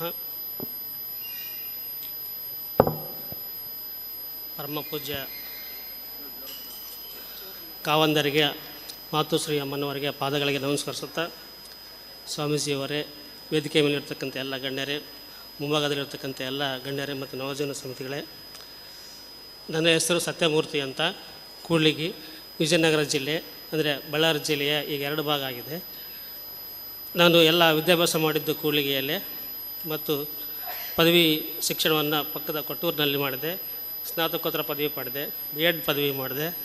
ಎಲ್ಲ ಪದವಿಯನ್ನು ಮುಗಿಸಿದ ಮೇಲೆ ನಮ್ಮೂರಿಗೆ ಬಂದು ನಾನು ಓದುವಾಗ ಭಾಳಷ್ಟು ಶಿಸ್ತಿನ ವಿದ್ಯಾರ್ಥಿಯಾಗಿದ್ದೆ. ವಿದ್ಯಾಭ್ಯಾಸ ಮುಗಿಸ್ಕೊಂಡು ಮನೆಗೆ ಬಂದಾಗ ನಮ್ಮ ಹಳೆಯ ಫ್ರೆಂಡ್ಸ್ಗಳು ಕೂಡ್ಲಿಗಿಯಲ್ಲಿ ಇದ್ದರು. ಅವರು ಏನು ಮಾಡಿದ್ರು ಅಂದರೆ ಆಗಾಗಲೇ ಅವರು ಕುಡಿಯೋಕ್ಕೆ ಸ್ಟಾರ್ಟ್ ಮಾಡಿದರು. ನಾನು ಮತ್ತೆ ನಮ್ಮೂರಿಗೆ ಬಂದಾಗ ಮತ್ತು ನನ್ನ ಫ್ರೆಂಡ್ಸನ್ನು ಮೀಟ್ ಆದಾಗ ಅವರು ಏನು ಅಂತಿದ್ರು, ನೋಡಪ್ಪ ನೀನು ತೆಳ್ಳಗದೆಯಾ, ಸ್ವಲ್ಪ ದಪ್ಪ ಆಗ್ಬೇಕಂದ್ರೆ ನೀನು ಕುಡಿಬೇಕು ಅಂತ ಹೇಳ್ತಾಯಿದ್ರು. ಆಮೇಲೆ ನೀನು ಸ್ವಲ್ಪ ಕರಗದೆಯಾ, ಕೆಂಪಗಾಗಬೇಕಂದ್ರೆ ಬೀರ್ ಕುಡಿಯಪ್ಪ ಅಂತ ಹೇಳ್ತಾಯಿದ್ರು. ಅದಕ್ಕೆ ನಾನೇನು ಮಾಡಿದೆ, ಪ್ರಾರಂಭದಲ್ಲಿ ಅದು ಒಂದು ರುಚಿಯಾಗಿ ಕಂಡು ಅದನ್ನು ತೊಗೊಳ್ತಾ ಇದ್ದೆ. ಪ್ರಾರಂಭದಲ್ಲಿ 15 ದಿವಸಕ್ಕೊಂದ್ಸಲ, ವಾರಕ್ಕೊಂದ್ಸಲ ತೆಗೆದುಕೊಳ್ತಕ್ಕಂಥ ನಾನು ಬರ್ತಾ ಏನಾಯ್ತು ಅಂದರೆ ಆ ಕುಡಿತಕ್ಕೆ ದಾಸನ ಆಗಿಬಿಟ್ಟೆ. ಭಾಳಷ್ಟು ವರ್ಷಗಳ ಕಾಲ ಹಾಗೆ ದಾಸನ ಬಿಟ್ಟೆ. ಇದೇ ಸಂದರ್ಭದಲ್ಲಿ ಕೆಲವೊಂದು ಶಾಲೆಗಳಿಗೆ ನಾನು ಗೆಸ್ಟ್ ಟೀಚರಾಗಿ ಹೋಗ್ತಿದ್ದೆ. ಬರ್ತಕ್ಕಂಥ ಸಂಬಳವನ್ನು ಸಹ ಸೀದಾ ಬಾರಿಗೆ ಹೋಗಿ ಕಟ್ತಾ ಇದ್ದೆ. ಹೀಗೆ ದಿನ ಸಾಕ್ತಾಯಿತ್ತು. ಇಷ್ಟರಲ್ಲೇ ಮದುವೆ ಆಯಿತು. ಮತ್ತು ಇದೇನಾಯ್ತು ಅಂದರೆ ಪೂರ್ತಿ ಹೆಚ್ಚಾಗಿ ಹಗಲೊತ್ತು ಕುಡಿಯೋದನ್ನು ಕಲಿತೆ. ಅಪ್ರತ್ಯಕ್ಷವಾಗಿ ನಾನು ಖಾಸಗಿ ಶಾಲೆಗಳಿಗೆ ಹೋಗ್ತಕ್ಕಂಥದ್ದನ್ನು ಅಪ್ರತ್ಯಕ್ಷವಾಗಿ ಅವರೇ ಬಿಡಿಸಿದರು. ಮತ್ತು ಮನೆಯಲ್ಲಿ ನೆಮ್ಮದಿ ಇರಲಿಲ್ಲ. ನಮ್ಮ ಕುಟುಂಬದವರು ಸಹ ನನ್ನನ್ನು ಹೊರಗಡೆ ಹಾಕಲಿಕ್ಕೆ ಪ್ರಯತ್ನ ಮಾಡಿದ್ರು. ಆಮೇಲೆ ನಮ್ಮ ಕುಟುಂಬದವ್ರು ಏನಂದರೆ, ಇವನು ಹೊರಗಡೆ ಹಾಕಿದರೆ ಬುದ್ಧಿ ಕಲಿತಾನೆ ಅನ್ನೋ ದೃಷ್ಟಿಯಿಂದ ಮನೆಯಿಂದ ಹೊರಗಡೆ ಹಾಕಿದರು. ಭಾಳಷ್ಟು ಕಷ್ಟ ಆಯಿತು. ಜೀವನ ನಡೆಸಲಿಕ್ಕೆ ಭಾಳ ತೊಂದರೆ ಆಯಿತು. ಇದೇ ಸಂದರ್ಭದಲ್ಲಿ 2016ರಲ್ಲಿ ಕೂಡ್ಲಿಗಿಯಲ್ಲಿ ಮಧ್ಯವರ್ಜನ ಶಿಬಿರದಲ್ಲಿ ಪಾಲ್ಗೊಂಡಿರ್ತಕ್ಕಂಥ ಒಬ್ಬ ವ್ಯಕ್ತಿ ಅದರಿಂದ ಕುಡಿತ ಬಿಟ್ಟಾನೆ ಅಂತಂದು ನಮ್ಮ ಮನೆಯವರಿಗೆ ಅವ್ರ ಮನೆಯವರು ಬಂದು ಹೇಳಿದ್ದಾರೆ, ನೋಡು ಹಿಂಗೆ ಧರ್ಮಸ್ಥಳದ ಯೋಜನೆಯವರು ಮಧ್ಯವರ್ಜನ ಶಿಬಿರ ಮಾಡ್ತಾರಂತೆ, ಅಲ್ಲಿ ಕುಡಿತ ಬಿಡಿಸ್ತಾರಂತೆ, ನಿನ್ನ ಗಂಡಿಗೆ ಹೋಗು, ಇಲ್ಲಾಂದರೆ ಅವ್ನು ಹಿಂಗೆ ಕುಡ್ದೋದು ಸೊತ್ತೆ ಬಿಡ್ತಾನೆ ಅಂತ ಹೇಳಿದರು. ಅದಕ್ಕೆ ನಮ್ಮ ಮನೆಯವ್ರು ಏನು ಮಾಡಿದ್ರು, ಕೂಡ್ಲಿಗೆಯಲ್ಲಿ ಹೋಗಿ ಕೇಳಿದಾಗ ಅದು ಶಿಬಿರ ಮುಗಿದಾಗ್ಬಿಟ್ಟಿತ್ತು, ಟೈಮ್ ಮುಗಿದಾಗ್ಬಿಟ್ಟಿತ್ತು. ಮತ್ತು ಅದು ಯಾವಾಗ ಮತ್ತು ಎಲ್ಲಿ ಮಾಡ್ತಾರೆ ಅಂತ ಕೇಳಿಕೊಂಡು ನೆಕ್ಸ್ಟ್ ಅಗ್ರಿಬೊಮ್ಮನಹಳ್ಳಿಯಲ್ಲಿ ಮಾಡಿದರು. 2016ರಲ್ಲಿ ನಮ್ಮ ನಟರಾಜ್ ಬಾದಾಮಿ ಸರ್ ಇಲ್ಲೇ ಇದ್ದಾರೆ. 2016ರಲ್ಲಿ ಆ ಕ್ಯಾಂಪಿಗೆ ನಾನು ಸೇರಿಕೊಂಡೆ. ಒಂದು ಏನಂದರೆ, ನಾನು ಶಿಬಿರಕ್ಕೆ ಸೇರಿದ್ದು ನನ್ನ ಶ್ರೀಮತಿಯವರ ಒಂದು ಒತ್ತಾಯದಿಂದ ಸೇರಿ ಅಲ್ಲಿ ಕುಡಿತ ಬಿಡ್ತಾರಂತೆ. ಅದಕ್ಕಿಂತ ಮುಂಚೆ ನಾನು ಭಾಳ ಪ್ರಯೋಗಗಳು ಮಾಡಿದ್ದೆ. ಕಾಡು ಔಷಧ ಕೊಟ್ಟಿದ್ದರು, ಏನೇನೋ ಮಾಲೆಗಳನ್ನ ಹಾಕಿದ್ರು, ಅವ್ಯಾವೂ ನನಗೆ ವರ್ಕ್ ಆಗಲಿಲ್ಲ. ಯಾವುದು ನಾನು ಏನು ಮಾಡಿದ್ರೂ ಕುಡಿಯೋದು ಬಿಡಲಿಲ್ಲ. ಆಮೇಲೆ ನನ್ನ ಹೆಂಡತಿಯ ಒತ್ತಾಯದ ಮೇರೆಗೆ ಏನು ಮಾಡಿದೆ, ನಾನು ಶಿಬಿರಕ್ಕೆ ಸೇರಿದೆ. ಆಮೇಲೆ ನಾನು ಇಷ್ಟೊಂದು ಓದ್ಕೊಂಡಿದ್ದೀನಿ, ಇವ್ರನ್ನೇನು ನನಗೆ ಪಾಠ ಮಾಡಿದಾರಂತ ಒಂದು ಜಂಬ ಬೇರೆ ಇತ್ತು, ಗರ್ವ ಬೇರೆ ಇತ್ತು. ನೋಡೋಣ ಅವ್ರೇನು ನನಗೆ ಹೇಳ್ತಾರೆ, ಅವ್ರೇನು ಬಿಡಿಸ್ತಾರೆ ಅಂತ ನಾನು ಶಿಬಿರಕ್ಕೆ ಸೇರಿದೆ. ಪ್ರಾರಂಭದಲ್ಲಿ 2 ದಿನ ಏನು ಅರ್ಥನೇ ಆಗಲಿಲ್ಲ. ಆಮೇಲೆ 3ನೇ ದಿನ 4ನೇ ದಿನ ಶಿಬಿರಾದಿಗಳು ಏರ್ತಕ್ಕಂಥ ಪ್ರತಿಯೊಂದು ಮಾತು ಒಂದು ಜೀವನಕ್ಕೆ ಮೌಲ್ಯವಾದಂತಹ ಮಾತುಗಳು ಆಡಿತು ನನಗೆ. ಅದರಲ್ಲಿ ಕೊನೆಯದಾಗಿ ಆತ್ಮಾವಲೋಕನ ಒಂದು ಕಾರ್ಯಕ್ರಮ ಮಾಡ್ತಾರೆ. ಆ ಆತ್ಮಾವಲೋಕನ ಕಾರ್ಯಕ್ರಮ ಅಂತಕ್ಕಂಥದ್ದು ನನ್ನ ಜೀವನದಲ್ಲಿ ಭಾಳಷ್ಟು ಪ್ರಮುಖವಾದಂಥ ದಿವಸ ಆಯಿತು. ನೋಡಿ, ನಾನು ಅವತ್ತು ಅಂದ್ಕೊಂಡೆ, ನಾನು ಮನುಷ್ಯನಾಗಿ ಹುಟ್ಟಿದ ಮೇಲೆ ಎಲ್ಲರೂ ಸಾಯ್ತಾರೆ, ಆದರೆ ಈ ಬದುಕು ಅಂತಕ್ಕಂಥದ್ದು ಭಾಳ ಸುಂದರ. ಈ ಬದುಕನ್ನು ನಾನು ಮಾಡಬೇಕು, ಈ ಜೀವನ ಸಾಗಿಸ್ಬೇಕು, ಈ ಜೀವನದಲ್ಲಿ ನಾನು ಏನನ್ನೋ ಇನ್ನೂ ಗಳಿಸ್ಬೇಕು ಅನ್ನೋ ದೃಷ್ಟಿಯಿಂದ ಅದಕ್ಕೆ ಅವತ್ತು ನಾನು ಶಪಥ ಮಾಡಿ ಬಿಟ್ಟದ್ದು ಇನ್ನೂ ಅದು ಹಾಗೆ ಮುಂದುವರೆದಿದೆ. ಇವತ್ತಿಗೆ ಕೊಡೋದಿಲ್ಲ. ಅವತ್ತು ವಿವೇಕ ಸರ್ ಅವರು ಕುಟುಂಬ ದಿನ ಬಂದು ಒಂದು ಮಾತಿನ ಹೇಳಿದ್ರು, ನಮ್ಮ ವೇದಿಕೆ ಮೇಲೆ ಕರೆದು ಹೇಳಿದ್ರು, ಅಂಬಿಕಾ, ಇವತ್ತಿನಿಂದ ನಿಮ್ಮ ಜೀವನದ ಕಾರ್ಮೋಡ ಅದು ಹೋಗ್ತಾ ಇದೆ, ಅದನ್ನು ಪೂಜ್ಯವರು ಸರಿಸ್ತಾರೆ, ನಿನ್ನ ಜೀವನದಲ್ಲಿ ಬೆಳಕು ಬರ್ತದೆ ಅಂತ ಹೇಳಿದರು. ಹಾಗೆ ನನ್ನ ಜೀವನದಲ್ಲಿ ಬೆಳಗ್ತಾ ಇದ್ದೆ. ನಾನು 1000 ಇದು ಮಾಡಿದಾಗ, ಲಾಸ್ಟ್ ಟೈಮ್ ಮಾಡಿದಾಗ ನಾನು ಬಂದಿದ್ದೆ, ಆದರೆ ನನಗೆ ಅನಿಸಿಕೆ ಹೇಳಲಿಕ್ಕೆ ಟೈಮ್ ಸಿಗಲಿಲ್ಲ, ಅವಕಾಶ ಆಗಲಿಲ್ಲ. ಇದು ನನ್ನ ಜನ್ಮ ಸಾರ್ಥಕ ಆಯಿತು. ಯಾಕಂದರೆ ಪೂಜ್ಯವರ ಎದುರಿಗೆ ನನ್ನ ಅನುಭವಗಳನ್ನ ಹೇಳ್ಕೊಳ್ಬೇಕಂತಕ್ಕಂಥ ಎಷ್ಟೋ ಕನಸುಗಳು. ನಾನು ನಮ್ಮ ಜಿಲ್ಲೆಯಲ್ಲಿ ಎಲ್ಲಾದರೂ ಶಿಬಿರ ನಡೆದಾಗ ನಾನು ವಾಲಂಟಿಯರ್ ಹೋಗಿ ಅಥವಾ ನಮ್ಮ ಶಿಬಿರ ಯೋಜನಾಧಿಕಾರಿಗಳು ಕರೆದರೆ ಸಂತೋಷವಾಗಿ ಹೋಗಿ ನನ್ನ ಅನಿಸಿಕೆ ಹೇಳ್ತೀನಿ. ಹೇಳಿ ಇವತ್ತು ನನ್ನ ಕುಟುಂಬದವರು ಸಂತೋಷವಾಗಿದ್ದಾರೆ ಅಂದರೆ, ನನ್ನ ಹೆಂಡತಿ ಚೆನ್ನಾಗಿದ್ದಾಳೆ ಅಂದರೆ, ನಮ್ಮಮ್ಮ ಚೆನ್ನಾಗಿದ್ದಾಳೆ ಅಂತಂದರೆ, ಇಡೀ ಎಲ್ಲರೂ ನಾನು ಇವತ್ತು ಇಷ್ಟಪಡ್ತಾರೆ. ಇದಕ್ಕೆಲ್ಲ ಕಾರಣಕರ್ತ ಯೋಜನೆಗಳು ನಮ್ಮ ಪೂಜ್ಯರು. ಇವತ್ತು ನಾನು ಬದುಕಿದ್ದೀನಿ ಅಂದರೆ, ನಾನು 2016ರಿಂದ ಇವತ್ತಿನವರೆಗೆ ನಾನು ಕುಡಿದಿದ್ದರೆ ಸತ್ತೋಗ್ತಿದ್ದೆ. ನಾನು ಇವತ್ತು ನಿಂತ್ಕೊಂಡು ಜೀವಂತವಾಗಿದ್ದೀನಿ ಅನ್ನೋದಕ್ಕೆ ನಮ್ಮ ಪೂಜ್ಯರೇ ಕಾರಣ. ಅವರಿಗೆ ಅನೇಕ ನಮನಗಳನ್ನು ಅರ್ಪಿಸಿ ನನಗೆ 2 ಮಾತುಗಳನ್ನ ಆಡಲಿಕ್ಕೆ ಅವಕಾಶ ಮಾಡಿಕೊಟ್ಟಂತೆ ಎಲ್ಲರಿಗೂ ಧನ್ಯವಾದಗಳನ್ನು ಅರ್ಪಿಸಿ ನನ್ನ 2 ಮಾತು ಮುಗಿಸ್ತೇನೆ. ಅಭಿನಂದನೆಗಳು. ಇದೀಗ ಜನಜಾಗೃತಿ ಡಾಕ್ಯುಮೆಂಟರಿ ಬಿಡುಗಡೆ. ಮಾತು, ಇವ್ರು ಕುಡಿಯೋದು ಬಿಟ್ಟಾಗಿಂದ ನಾವು ಒಂದು ಕಾಲೇಜ್ ಬಿದ್ದೋಗಿರೋ ಕಾಲೇಜ್ ನಾವು ತೊಗೊಂಡು ಅದನ್ನೀಗ 108 ಜನ ಇದ್ದದ್ದು ಅಡ್ಮಿಷನ್ ಮಕ್ಕಳನ್ನ 120 ಮಕ್ಕಳನ್ನಾಗಿ ನಾವು ಒಂದು ಕಾಲೇಜ್, ಪ್ಯಾರಾಮೆಡಿಕಲ್ ಕಾಲೇಜ್ ಕೂಡಿಗೆಯಲ್ಲಿ ನಡೆಸ್ತಾ ಇದ್ದೀವಿ. ಇದಕ್ಕೆಲ್ಲ ಕಾರಣ ಪೂಜ್ಯರು ನಮಗೆ ತುಂಬಾ ಅನುಕೂಲ ಮಾಡಿಕೊಟ್ರು. ನಮ್ಮ ಕುಟುಂಬಕ್ಕೆ ಸುಖ ಸಂತೋಷ ನೆಮ್ಮದಿಯಿಂದನೇ ನಾವು ಈಗ ಜೀವನ ಮಾಡ್ತಾಯಿದ್ದೀವಿ. 120 ಮಕ್ಕಳಿಗೆ ವರ್ಷ ವಿದ್ಯಾಭ್ಯಾಸವನ್ನು ಕೊಡ್ತಾ ಇದ್ದೇವೆ. Thank you. ಅಭಿನಂದನೆಗಳು. ಇದೀಗ ಜನಜಾಗೃತಿ ಡಾಕ್ಯುಮೆಂಟರಿ ಬಿಡುಗಡೆ ಕಾರ್ಯಕ್ರಮ. ಪೂಜ್ಯ ಹೆಗ್ಗಡೆ ದಂಪತಿಗಳ ಪ್ರೀತಿಯ ಸುಪುತ್ರಿ ಶ್ರೀಮತಿ ಶ್ರದ್ಧಮ್ಮ ಅವರ ಮಾರ್ಗದರ್ಶನದಲ್ಲಿ ಮತ್ತು ವಿಶೇಷ ಕಾಳಜಿಯಲ್ಲಿ ಜನಜಾಗೃತಿ ವೇದಿಕೆಯ ಸಮಗ್ರ ಚಿತ್ರಣವುಳ್ಳ 45 ನಿಮಿಷದ ಈ ಕಿರುಚಿತ್ರ ಬಿಡುಗಡೆಗೊಳ್ಳಲಿಕ್ಕಿದೆ. ಇದರ ಟ್ರೈಲರನ್ನು ಬಿಡುಗಡೆಗೊಳಿಸಲಿಕ್ಕಿದ್ದಾರೆ ಜ್ಞಾನ ವಿಕಾಸ ಮಹಿಳಾ ಕಾರ್ಯಕ್ರಮದ ಅಧ್ಯಕ್ಷರು ಮಾತೃಶ್ರೀ ಹೇಮಾವತಿ ವಿ ಹೆಗ್ಗಡೆಯವರಿಂದ. ಇದೀಗ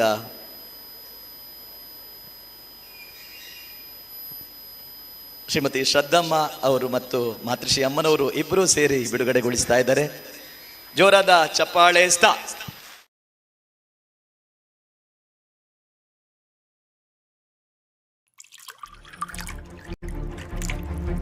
ಈ ಕುಡಿತ ಬೇಕು ಅಂತ ಪ್ರೊಸೆಷನ್ ಮಾಡ್ತಾ ಇದ್ರು. ನಮ್ಮಲ್ಲಿ ಘರ್ಷಣೆ ಶುರುವಾಯಿತು. ಇದೊಂದು ಸಾಮಾನ್ಯವಲ್ಲದ, ಸಾಮಾನ್ಯರಿಂದ ಸಾಧ್ಯವಾಗದ ಹೋರಾಟದ ಯಶೋಗಾಥೆ.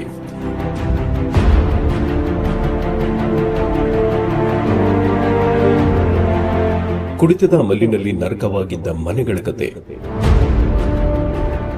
ನಾನು ಕ್ರೈಮ್ ಸ್ಟೋರಿ ಇವೇ ನೋಡ್ತಿದ್ದು ಕುಡ್ದು ಬಂದಾಗ. ಹಿಂಗ್ ಶಾಂತ ಪಾಪ ಎಲ್ಲ ನೋಡ್ತಿದ್ದೆ. ಇವ್ರನ್ನ ಹೆಂಗೆಲ್ಲ ಸಾಯಿಸಿ ನಾನು ಆರಾಮಾಗಿರ್ಬೋದಲ್ಲ, ಸಾಯಿಸ್ಬಿಟ್ರೆ ಕುಡ್ಕೊಂಡಿರ್ಬೋದಲ್ಲ. ಒಂದು ಕೂಗಾಟ, ಚೀರಾಟ ಸಾಮಾನ್ಯವಾಗಿ ಎಲ್ಲಿ ಕೇಳಿ ಬರ್ತಾ ಇತ್ತಂದ್ರೆ ಮದ್ಯವ್ಯಸನಿಗಳ ಮನೆಯಲ್ಲಿ ಕೇಳಿ ಬರ್ತಾ ಇತ್ತು.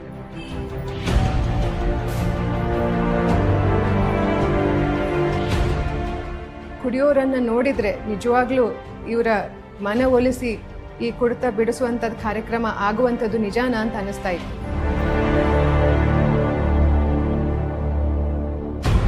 ಸಾವಿರದ 1994ರಲ್ಲಿ ಕಾಣಿಸಿಕೊಂಡ ಮದ್ಯವರ್ಜನ ಎಂಬ ಕಿಡಿ ಕಾಡ್ಗಿಚ್ಚಾಗಿ ಮದ್ಯ ಎಂಬ ರಾಕ್ಷಸನನ್ನು ಹೇಗೆ ಸಂಹಾರ ಮಾಡುತ್ತಿದೆ ಗೊತ್ತಾ? ಅವನಿಲ್ಲಿ ಬಂದಾಗ ಅವನಿಗೆ ಕುಡಿತ ಸಿಗುವುದಿಲ್ಲ. 1-2 ದಿನ ಅಂದರೆ 72 ಗಂಟೆ ಅವನನ್ನು ಹತೋಟಿಯಲ್ಲಿಡುವುದೇ ನಮಗೆ ಒಂದು ದೊಡ್ಡ ಸವಾಲಾಗಿದೆ.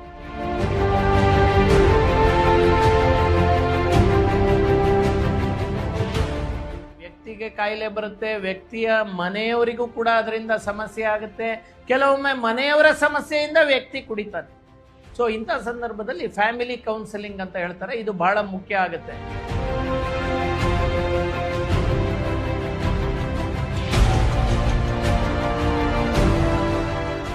ಮದ್ಯಪಾನ ಬಿಡಿಸ್ಲಿಕ್ಕೆ ನನ್ನನ್ನು ಮೋಸ ಮಾಡಿ ಇಲ್ಲಿ ತಂದು ಬಿಟ್ಟಿದ್ದಾರಂತ.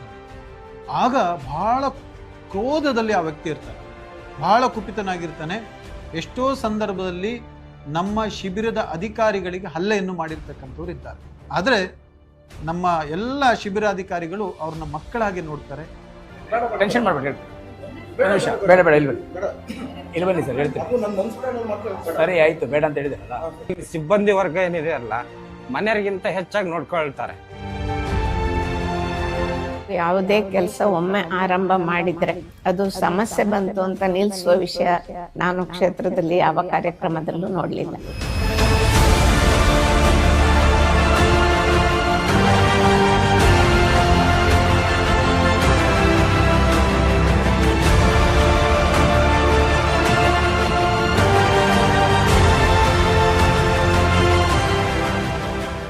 ಹೆಣ್ಮಕ್ಳು ಕಣ್ಣೀರು ಹಾಕ್ತಿದ್ದಾರೆ. ನೀವು ಬಹಳ ಒಳ್ಳೆಯವರು ಸ್ವಾಮಿ, ನಮ್ಮ ಗಂಡ ನಮ್ಮ ಮಗ ಬಹಳ ಒಳ್ಳೆಯವರು, ಆದರೆ ಈ ಥರ ಅಭ್ಯಾಸದಿಂದ ಕೆಟ್ಟಿದ್ದಾರೆ ಅಂತ ಹೇಳಿದ್ದಾರೆ. ಅವರಿಗೆ ಸಾಂತ್ವನ ಹೇಳುವ ಜೊತೆಗೆ ಶಾಶ್ವತವಾಗಿ ಪರಿಹಾರ ಬೇಕು ಅಂದರೆ ಇದನ್ನು ಪ್ರಾರಂಭಿಸಿ.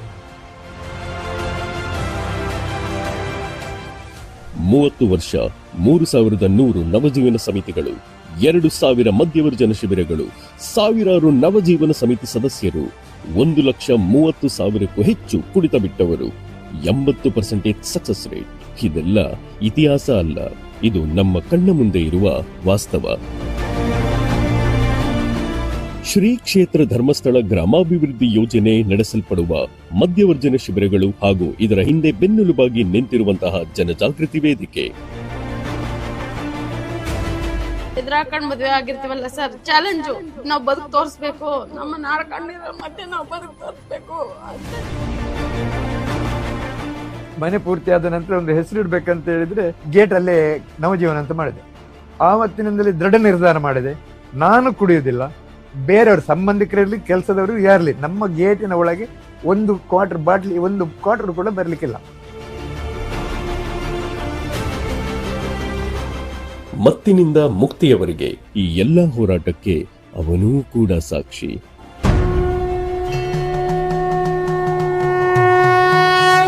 ಇದು ಕುಟುಂಬಗಳ ವಿಜಯದ ಪಯಣ.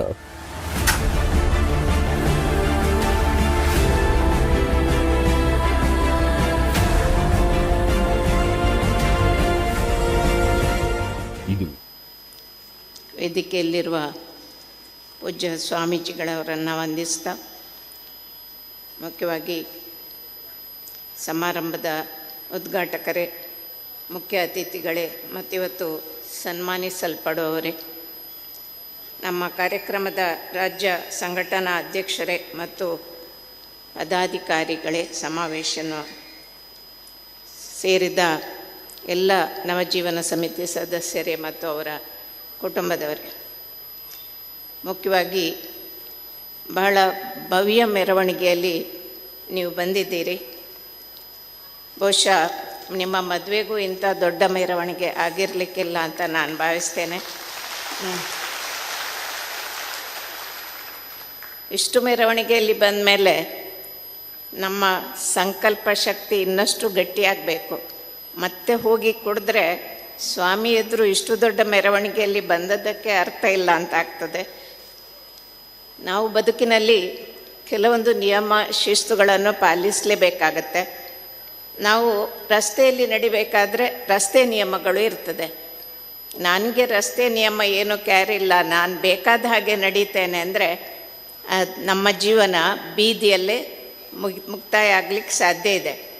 ನಮಗೆ ದೇವರು ಕೊಟ್ಟ ಪೂರ್ಣ ಆಯುಷ್ಯನ್ನು ಬದುಕಬೇಕಾದ್ರೆ ನಾವು ಕೆಲವೊಂದು ಮೌಲ್ಯಗಳನ್ನು ನಮ್ಮ ಜೀವನದಲ್ಲಿ ಅಳವಡಿಸೋದು ಬಹಳ ಅಗತ್ಯ. ಯಾವುದಕ್ಕೆ ಯಾವುದೇ ಸಂವೇದನೆ ಇಲ್ಲ, ಮನಸ್ಸೇ ಇಲ್ಲ, ಅದಕ್ಕೆ ಯಾವುದೇ ದಯೆ ಇಲ್ಲ, ಅದಕ್ಕೆ ನಾವು ಕೊರಡು ಅಂತ ಹೇಳ್ತೇವೆ. ಕೊರಡು ಅಂದರೆ ಮರದ ತುಂಡು. ಮರದ ಎದುರು ನಾವು ಏನೇ ಕಷ್ಟ ಸುಖ ಹೇಳಿದ್ರು, ಕಣ್ಣೀರು ಹಾಕಿದ್ರು ಅದಕ್ಕೇನೂ ಅರ್ಥ ಆಗಲ್ಲ, ಅದು ಏನೂ ಉತ್ತರ ಕೊಡೋದಿಲ್ಲ. ಹಾಗೆ ಆ ಮರದ ತುಂಡು ನಾವು ಒಂದು ಕಾಲದಲ್ಲಿ ಆಗಿದ್ದೆವು. ಎಷ್ಟೇ ಜನ ಕಣ್ಣೀರು ಹಾಕಲಿ, ಮನೆಯವರು ಅಳ್ತಾ ಇದ್ದರು, ತಾಯಿ ಅಳ್ತಾ ಇದ್ದರು, ಮಕ್ಕಳು ಕಷ್ಟಪಡ್ತಾ ಇದ್ದರು, ಆದರೂ ನಮಗೆ ಗೊತ್ತಾಗ್ಲಿತ್ತಿರಲಿಲ್ಲ. ನಮ್ಮ ಬಡತನ, ಸಮಾಜದ ಬೈಗಳು, ಅನಾದರ, ಬುದ್ಧಿವಾದದ ಮಾತು ಏನು ಹೇಳಿದರೂ ನನ್ನ ಚಟ ನನ್ನ ಸುಖ ಅಂಥೇಳಿ ಬದುಕ್ತಾ ಇದ್ದವರಿಗೆ ಸಹ ನಮ್ಮ ಜನಜಾಗೃತಿ ವೇದಿಕೆಯವರು ನೀನೊಲಿದರೆ ಕೊರಡು ಕೊನರುವುದಯ ಅಂತ ಹೇಳೋ ಹಾಗೆ ಆ ಕೊರಡನ್ನು ಸಹ ಕೊನರಿಸುವ, ಚಿಗುರಿಸುವ ಕೆಲಸವನ್ನು ಮಾಡಿದ್ದಾರೆ. ಹೇಗೆ ಚಿಗುರಿದೆ ಇವತ್ತು ಈ ಮನುಷ್ಯನಲ್ಲೂ ಪ್ರೀತಿ ಇದೆ, ವಿಶ್ವಾಸ ಇದೆ, ಮಾನವೀಯತೆ ಇದೆ, ಜವಾಬ್ದಾರಿ ಇದೆ, ಇವನು ಕೊರಡಲ್ಲ ಅಂತ ಹೇಳುವಂಥದ್ದನ್ನು ನಮ್ಮ ಜನಜಾಗೃತಿಯವರು ತೋರಿಸ್ಕೊಟ್ಟಿದ್ದಾರೆ. ಯಾರಿಗೂ ಬೇಡವಾದ ವ್ಯಕ್ತಿಗಳು ಕ್ಷೇತ್ರಕ್ಕೆ ಬೇಕು. ಕಾವಂದ್ರ ಆಶಯದಂತೆ ಯಾರಿಗೂ ಬೇಡ, ಅವನೇನು ಕುಡುಕ ಅಂತ ದೂರ ಮಾಡಿದವರನ್ನು ಸಹ ಹುಡುಕಿ ಮತ್ತೆ ವಿಶ್ವಾಸದಿಂದ ಅವರನ್ನು ಸಂತೈಸಿ ಕೇಂದ್ರಕ್ಕೆ ಸೇರಿಸಿ ಅವರನ್ನು ಮುಖ್ಯವಾಹಿನಿಗೆ ತಂದು ಅವರು ಸಹ ಎಲ್ಲರ ಹಾಗೆ ಬದುಕೋ ಹಾಗೆ ಮಾಡಿದ್ದಾರೆ. ಇಲ್ಲಿ ವೇದಿಕೆಯಲ್ಲಿ ಅಂದಿನ ಅಧ್ಯಕ್ಷರಾದ ವಸಂತ್ ಸಾಲಿಯಾನ್ ಅವರಿದ್ದಾರೆ. ಅವ್ರ ಹತ್ರ ಕೇಳಿದರೆ ಗೊತ್ತಾಗ್ತದೆ. ಆಗ ಕುಡುಕರು ಎಷ್ಟು ಸಮಾಜದಿಂದ ಬಹಿಷ್ಕೃತರಾಗಿದ್ದರು, ಕುಡಿಬಾರದು ಅಂತ ಹೇಳುವಂಥವರು ಹಾಗೆ ಬಹಿಷ್ಕೃತರಾಗಿದ್ದರು. ವಸಂತ ಸಾಲಿಯಾನ್ ಅವರು ಅವರ ಜಾತಿ ಬಾಂಧವರ ಮದುವೆ, ಅವರ ಸಮಾರಂಭ, ಪಾರ್ಟಿಗಳಿಂದ ಬಹಿಷ್ಕೃತರಾಗಿದ್ದರು. ಯಾಕೆಂದರೆ ಕುಡಿಬಾರದು ಅಂತ ಹೇಳ್ತಾರೆ.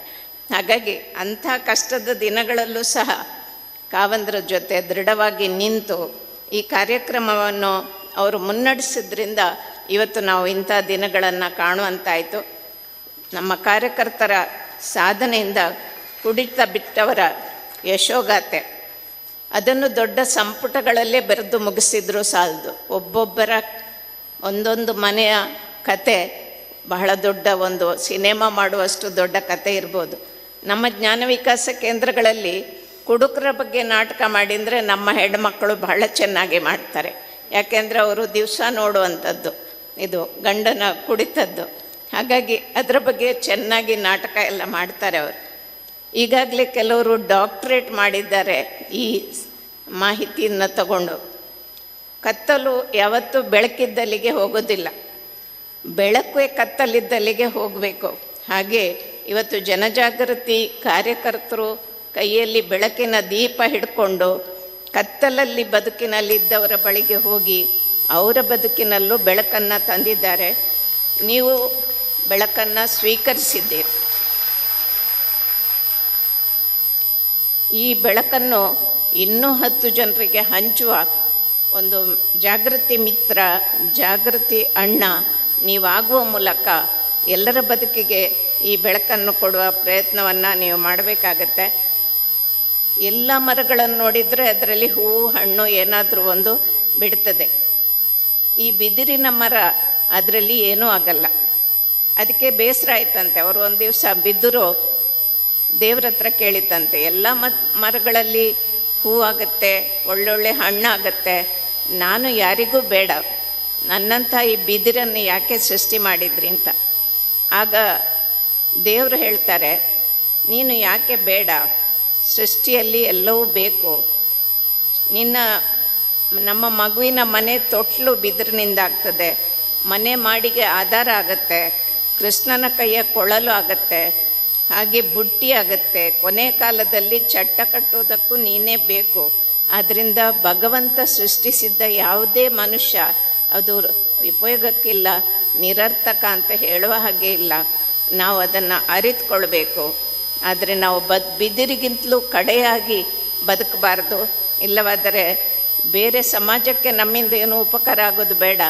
ನಮ್ಮ ಮನೆಯವರಿಗೆ, ನಮ್ಮ ಮಕ್ಕಳಿಗಾದರೂ ನಾವು ಉಪಯುಕ್ತವಾದ ಜೀವನವನ್ನು ಸಾಗಿಸಬೇಕು.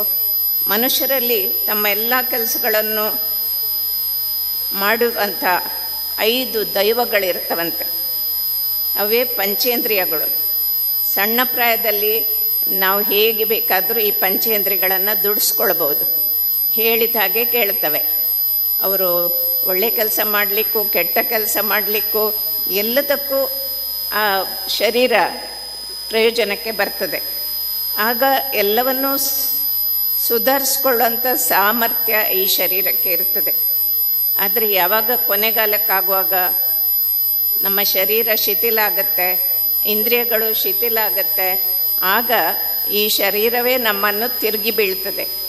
ನಮ್ಮ ಮಾತು ಕೇಳೋದಿಲ್ಲ, ಹೇಳಿದ ಹಾಗೆ ಕೇಳೋದಿಲ್ಲ.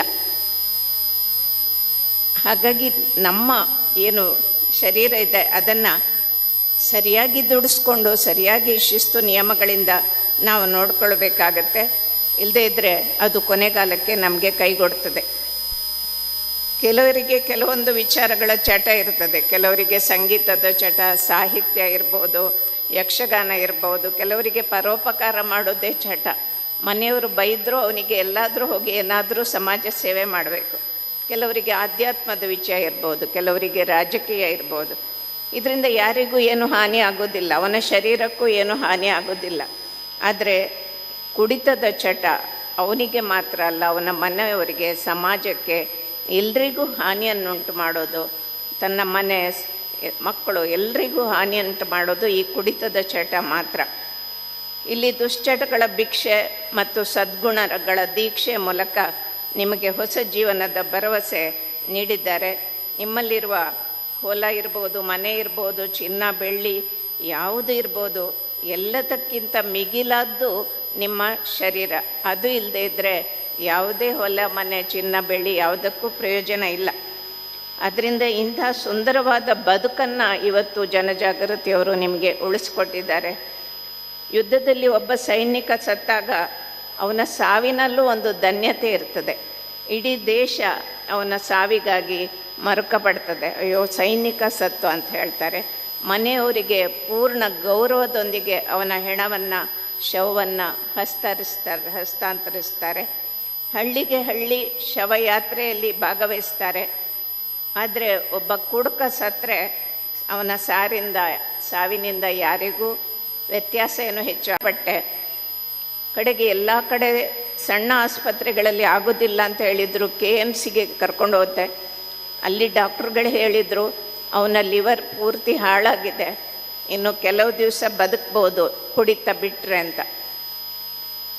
ಆಗ ನನ್ನ ಗಂಡ ಹೇಳಿದ, ಹೇಗೂ ನಾನು ಸಾಯ್ತೇನೆ, ಹಾಗಾಗಿ ಈಗಲೇ ಕುಡಿದು ಸಾಯ್ತೇನೆ ಅಂತ ಸೀದಾ ನನ್ನನ್ನು ಬಿಟ್ಟು ಕುಡಿಲಿಕ್ಕೆ ಹೋದರು ಅಂತ ಹೇಳಿದರು. ಕಡೆಗೆ ಅಂಥವರನ್ನು ನಾನು ಜನಜಾಗೃತಿಗೆ ಒಪ್ಪಿಸಿ ಸೇರಿಸಿ ಈಗ ಅವರು ಕುಡಿತ ಬಿಟ್ಟಿದ್ದಾರೆ. ಈಗ ಎಲ್ಲದಕ್ಕೂ ನನ್ನ ಗಂಡನೇ ಬೇಕು. ಒಕ್ಕೂಟಕ್ಕೆ ಬೇಕು, ಧಾರ್ಮಿಕ ಸಭೆಗೆ ಬೇಕು, ಸಾಮಾಜಿಕ ಕಾರ್ಯಕ್ಕೆ ಬೇಕು. ಎಲ್ಲರೂ ಬಂದು ನಾರಾಯಣ ಇಲ್ವಾ ನಾರಾಯಣ ಇಲ್ವಾ ಅಂತ ಕೇಳ್ತಾರೆ. ಹಾಗಾಗಿ ಒಂದು ವೇಳೆ ಜನಜಾಗೃತಿ ಇಲ್ಲದೇ ಇದ್ದರೆ ನನ್ನ ಗಂಡ ಇವತ್ತು ಗೋಡೆಯಲ್ಲಿ ಫೋಟೋ ಆಗಿ ನಾನು ಅವನಿಗೆ ಮಾಲೆ ಹಾಕ್ತಾಯಿದ್ದೆ. ನಾನು ಮಾತ್ರ ಅಲ್ಲ, ನನ್ನಂಥ ಅನೇಕ ಮಹಿಳೆಯರ ಗಂಡಂದರು ಗೋಡೆಯಲ್ಲಿ ಫೋಟೋ ಹಾಕ್ತಾಯಿದ್ರು. ಇವತ್ತು ಜನಜಾಗೃತಿ ಎಷ್ಟೋ ಜನರಿಗೆ ಜೀವ ಕೊಟ್ಟಿದೆ ಅಂತ ಹೇಳೋ ಒಂದು ಒಳ್ಳೆ ಮಾತನ್ನು ಅವಳು ಹೇಳಿದ್ಲು. ಭಾರತೀಯ ಹೆಣ್ಮಕ್ಕಳ ಸಹನೆ, ತಾಳ್ಮೆ ಅಥವಾ ಅಗಾಧವಾದ್ದು. ನಾನು ಅನೇಕರನ್ನು ನೋಡಿದ್ದಾನೆ, ಕುಡಿತದ ಚಟ ಹಚ್ಚಿಸ್ಕೊಂಡು ಮನೆ ಬಿಟ್ಟು ಹೋಗ್ತಾರೆ, ಎಷ್ಟೋ ವರ್ಷ ಇರೋದಿಲ್ಲ, ಎಲ್ಲೆಲ್ಲೋ ಸುತ್ತಾರೆ.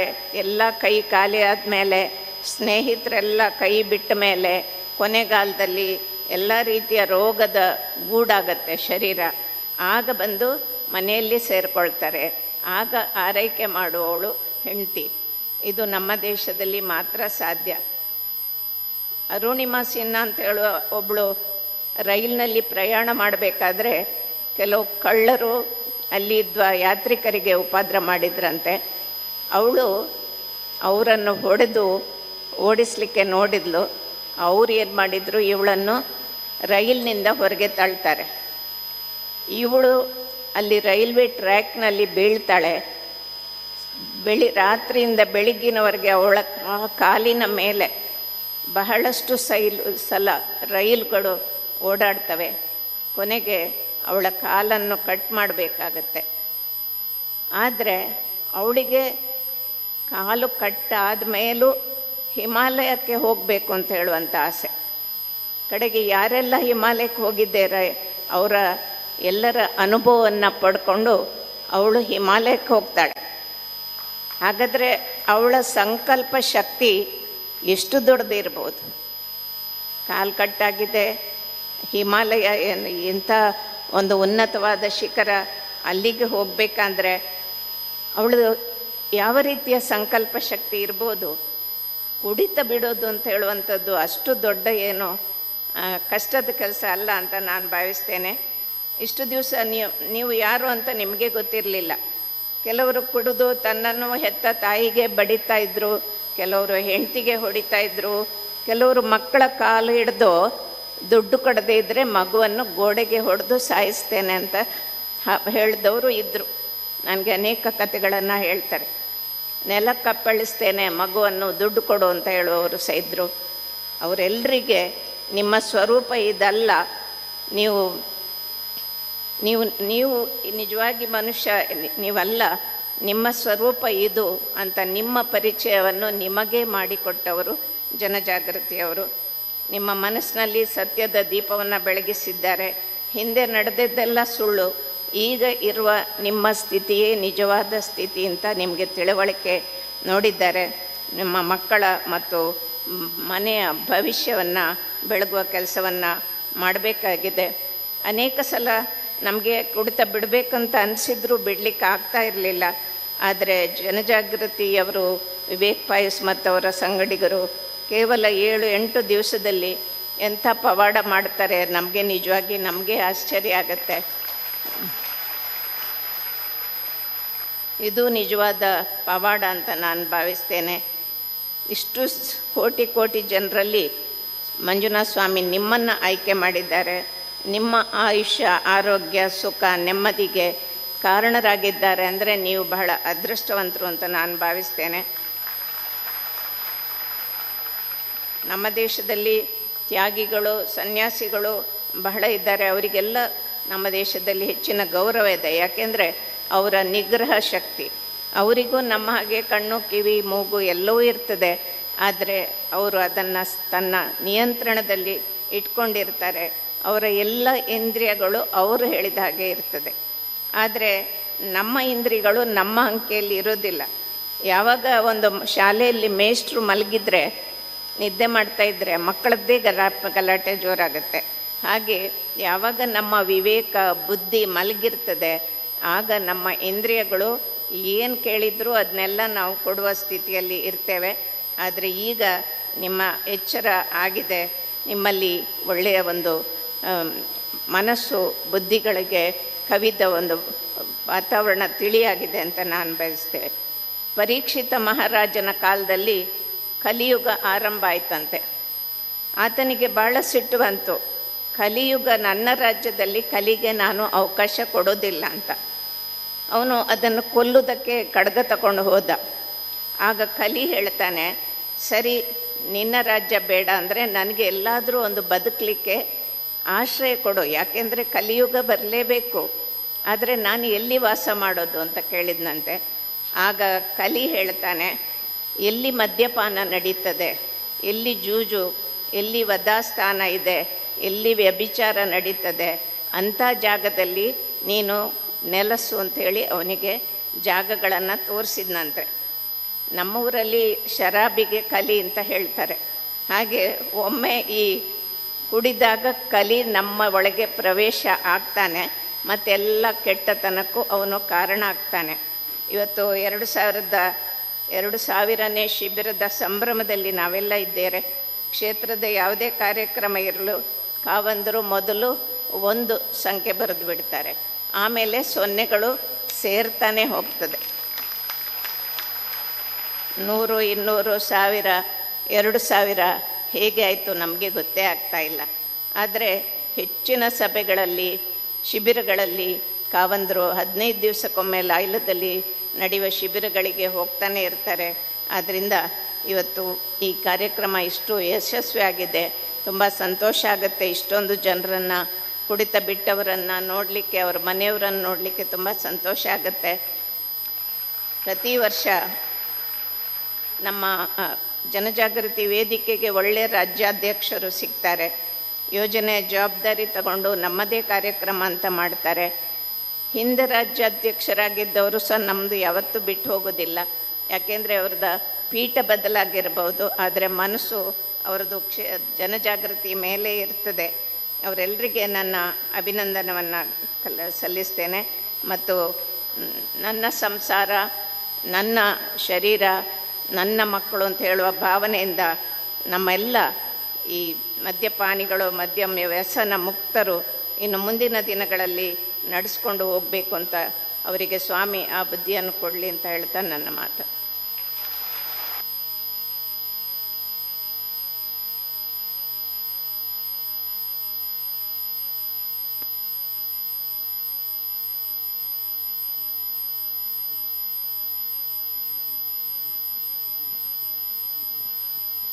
ಇದೀಗ ವಿಶೇಷವಾಗಿ ಪೂಜ್ಯ ಕಾವಂದರಿಂದ ಜನಜಾಗೃತಿ ಬಂಧುಗಳಿಗೆ ಸನ್ಮಾನ ಕಾರ್ಯಕ್ರಮ. ಜನಜಾಗೃತಿ ವೇದಿಕೆಯ ಸ್ಥಾಪಕ ಅಧ್ಯಕ್ಷರಾದ ಶ್ರೀ ವಸಂತ್ ಸಾಲ್ಯಾನ್ ಇವರಿಗೆ ಪ್ರಾರಂಭದಲ್ಲಿ ಸನ್ಮಾನ ಕಾರ್ಯಕ್ರಮ ಪೂಜ್ಯರಿಂದ ನಡೆಯಲಿಕ್ಕಿದೆ. ಬೆಳ್ತಂಗಡಿ ತಾಲೂಕಿನ ತೆಂಕಕಾರಂದೂರು ಗ್ರಾಮದ ಕಾಪಿನಡ್ಕದ ಕೆ ವಸಂತ ಸಾಲ್ಯಾನ್ ಅವರು ಕೃಷಿಕ ಕುಟುಂಬದವರಾಗಿ 1942ರಲ್ಲಿ ಜನಿಸಿದರು. ಬಳಂಜ ಗ್ರಾಮ ಪಂಚಾಯತಿನಲ್ಲಿ ಮಂಡಲ ಪ್ರಧಾನರಾಗಿ 2 ಬಾರಿ ಅಧ್ಯಕ್ಷರಾಗಿ 1987-89ರ ಅವಧಿಯಲ್ಲಿ ಅಳದಂಗಡಿ ಜಿಲ್ಲಾ ಪಂಚಾಯತ್ ಸದಸ್ಯರಾಗಿ ಜನಸೇವೆ ಮಾಡಿದ್ದಾರೆ. ದುಶ್ಚಟ ದುರಭ್ಯಾಸಗಳಿಗೆ ಬಲಿಯಾಗಿರುವ ಕುಟುಂಬಗಳ ರಕ್ಷಣೆಗೆಂದೇ ಪೂಜ್ಯ ಡಾಕ್ಟರ್ ಡಿ ವೀರೇಂದ್ರ ಹೆಗ್ಗಡೆ ಅವರ ಮಾರ್ಗದರ್ಶನದಲ್ಲಿ ಆರಂಭವಾದ ಜನಜಾಗೃತಿ ವೇದಿಕೆಯ ಸ್ಥಾಪಕ ಅಧ್ಯಕ್ಷರಾಗಿ ಸೇವೆ ನೀಡಿದ್ದಾರೆ. ಈ ಮೂಲಕ ವ್ಯಸನದ ಬಲೆಗೆ ಸಿಲುಕಿರುವ ಮುಸುಕಿನಲ್ಲಿ ನಡೆಯುವ ಕುಟುಂಬಗಳ ಕರಾಳ ಮುಖವನ್ನು ಅನಾವರಣಗೊಳಿಸಿದ್ದಾರೆ. 33 ವರ್ಷಗಳ ಅವಿರತ ಪರಿಶ್ರಮದಿಂದ ಜನಜಾಗೃತಿ ವೇದಿಕೆ ಕಟ್ಟುವಲ್ಲಿ ನೆರವಾಗಿದ್ದಾರೆ. ಈ ಉದ್ದೇಶಕ್ಕಾಗಿ ನಾಡಿನುದ್ದಕ್ಕೂ ಸಂಚರಿಸಿದ್ದಾರೆ. ತಮ್ಮ ವೈಯಕ್ತಿಕ ಸಮಸ್ಯೆ ಆರೋಗ್ಯ ಲೆಕ್ಕಿಸದೆ ತನ್ನ ಮನ ಧನಗಳ ಸಹಕಾರ ನೀಡಿದ್ದಾರೆ. ಸ್ವಸ್ಥ ಸಮಾಜಕ್ಕಾಗಿ ಕೆಲಸ ಮಾಡಲು ಸಮಾನ ಮನಸ್ಕರನ್ನು ಒಗ್ಗೂಡಿಸಿದ್ದಾರೆ. ಶಾಂತಿ ಸಾಮರಸ್ಯ ಕಾಪಾಡಲು ಸರ್ಕಾರಕ್ಕೆ ಹಕ್ಕೊತ್ತಾಯ ಮಂಡಿಸಿದ್ದಾರೆ. ವೇದಿಕೆಯ ಕಾರ್ಯಚಟುವಟಿಕೆಗಳ ಪರಿಣಾಮಕಾರಿ ಅನುಷ್ಠಾನಕ್ಕೆ ಸಲಹೆ ನೀಡಿದ್ದಾರೆ. ದುಶ್ಚಟ ದುರಭ್ಯಾಸ ಉಳ್ಳವರ ಅಪಾರ ಕಾಳಜಿಯಿಂದ ಸಮುದಾಯ ಮಧ್ಯವರ್ಜನ ಶಿಬಿರಗಳಲ್ಲಿ ಮಾಹಿತಿ ನೀಡಿದ್ದಾರೆ. ವಿದ್ಯಾರ್ಥಿಗಳಿಗೆ ಸ್ವಾಸ್ಥ್ಯ ಸಂಕಲ್ಪದ ಬೋಧನೆ ನೀಡಿದ್ದಾರೆ. ಯಾವುದೇ ಫಲಾಪೇಕ್ಷೆ ಇಲ್ಲದೆ ನಿಸ್ವಾರ್ಥವಾಗಿ ಸೇವೆ ನೀಡುತ್ತಿರುವ ನಿಮ್ಮ ಜನಪರ ಕಾಳಜಿ ಆದರ್ಶನೀಯವಾಗಿದೆ. ಸರಳ ಸಜ್ಜನ ರಾಜಕಾರಣಿ, ದೇಶದ ಹಿತಚಿಂತಕ, ಗಾಂಧಿವಾದಿ, ದುಶ್ಚಟ ಮುಕ್ತ ಸಮಾಜ ನಿರ್ಮಾಣದ ಕನಸುಗಾರ, ಜನಜಾಗೃತಿ ವೇದಿಕೆಯ ಸ್ಥಾಪಕ ಅಧ್ಯಕ್ಷರಾದ ಶ್ರೀ ಕೆ ವಸಂತ ಸಾಲ್ಯಾನ್ ಅವರಿಗೆ ಹೃತ್ಪೂರ್ವಕ ಅಭಿನಂದನೆಗಳು. ಶ್ರೀ ಆರ್ ಬಿ ಹೆಬ್ಬಳ್ಳಿ ಇವರು ಕ್ಷೇತ್ರದ ಪರಮಭಕ್ತರು ಹಾಗೂ ಪೂಜ್ಯರು ಮತ್ತು ಕುಟುಂಬದ ಅಭಿಮಾನಿಗಳು, ಜನಜಾಗೃತಿ ಕಾರ್ಯಕ್ರಮಗಳ ಪೋಷಕ ಕೊಡುಗೈ ದಾನಿಗಳು, ಖ್ಯಾತ ಉದ್ದಿಮೆದಾರರು, ಸಮಾಜ ಸೇವಕರು, ಮುಂಬೈ ಇವರಿಗೆ ಪರಮ ಪೂಜ್ಯರಿಂದ ಇದೀಗ ಗೌರವದ ಅಭಿನಂದನೆ.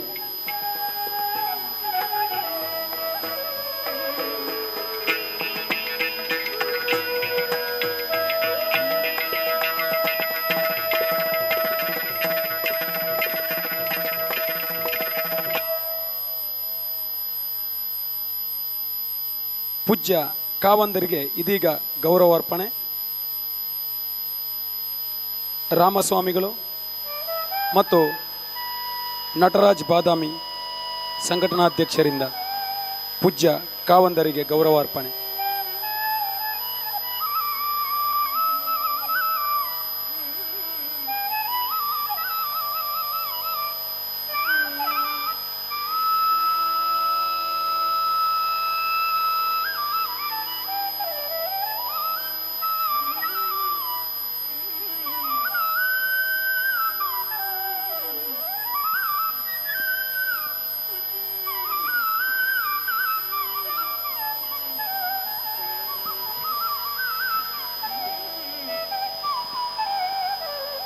ರಾಮಸ್ವಾಮಿಯವರಿಂದ ಗೌರವಾರ್ಪಣೆ.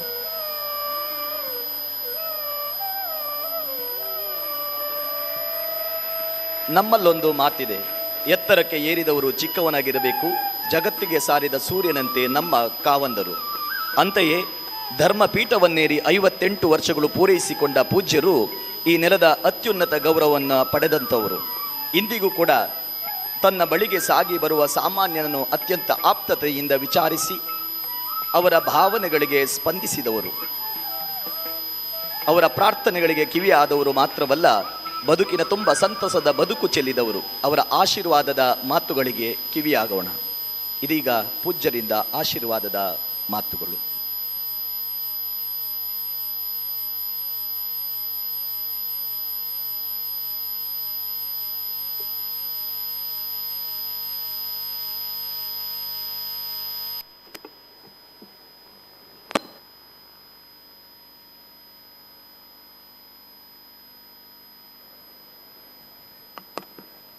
ಕ್ಷೇತ್ರದ ಶ್ರೀ ಸ್ವಾಮಿಯನ್ನು ಪ್ರಾರ್ಥಿಸಿಕೊಂಡು ನಮ್ಮ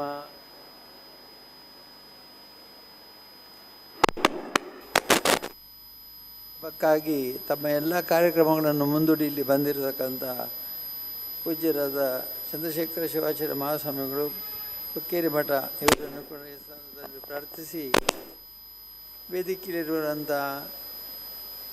ಉದ್ಘಾಟನೆ ಮಾಡಿದಂಥ ಶ್ರೀ ಶರಣಪ್ಪ ಶಾರದಾಪುರ ಅಧ್ಯಕ್ಷರು, ರಾಜ್ಯ ಮದ್ಯಪಾನ ಸಮಿತಿಯವರೇ, ಅನಿಲ್ ಕುಮಾರ್ ಅವರೇ, ಮತ್ತಿತರ ಎಲ್ಲ ಗಣ್ಯರೇ, ಶ್ರೀ ಪ್ರತಾಪ್ ಸಿಂಗ್ ನಾಯ್ಕರೇ, ಮತ್ತಿತರ ಎಲ್ಲ ಗಣ್ಯರೇ, ನಮ್ಮ ಎಲ್ಲ ರಾಜ್ಯದ ಮಾಜಿ ರಾಜ್ಯಾಧ್ಯಕ್ಷರುಗಳೇ, ಪ್ರಸಕ್ತ ಅಧ್ಯಕ್ಷರಾದ ಶ್ರೀ ನಟರಾಜ್ ಬಾದಾಮಿ ಅವರೇ, ಮತ್ತೆಲ್ಲ ಆಗಮಿಸಿರುವಂಥ ಮದ್ಯವರ್ಜನೆ ಮಾಡಿದಂಥ ಮಹಾತ್ಮರೇ ಮತ್ತು ಅವರ ಕುಟುಂಬದವರು. ಮುಖ್ಯವಾಗಿ ಇವತ್ತು ಮದ್ಯವರ್ಜನ ಮಾಡಿದ್ದಕ್ಕಾಗಿ ಇಷ್ಟು ದೊಡ್ಡ ಕಾರ್ಯಕ್ರಮ ಏರ್ಪಡಿಸ್ತಾ ಇರುವಂಥದ್ದು ಭಾಳ ದೊಡ್ಡ ವಿಷಯ.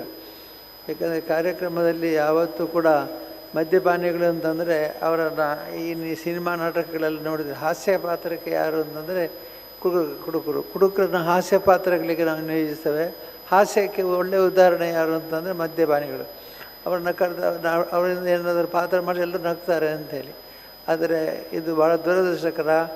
ಒಳ್ಳೆಯ ವ್ಯಕ್ತಿ ಕೂಡ ಹಾಸ್ಯಾಸ್ಪದವಾಗತಕ್ಕಂಥ ಸಂದರ್ಭಗಳು ಅನೇಕ ಇವೆ. ಈಗ ಪಂಚೇಂದ್ರಿಯಗಳ ಬಗ್ಗೆ ಹೇಳಿದರು. ಕಣ್ಣು, ಕಿವಿ, ಮೂಗು, ನಾಲಿಗೆ, ಚರ್ಮ ಮತ್ತು ಕಿವಿ, ಇಷ್ಟು ಈ ಪಂಚೇಂದ್ರಿಯಗಳು ಆಕರ್ಷಣೆ ಮಾಡ್ತವೆ. ಆಕರ್ಷಣೆ ಮಾಡುವಾಗ ನಮಗೆ ಎಷ್ಟೋ ಬಾರಿ ಅದು ತಡ್ಕೊಳ್ಳುವಂಥ ಶಕ್ತಿ ಇರೋದಿಲ್ಲ.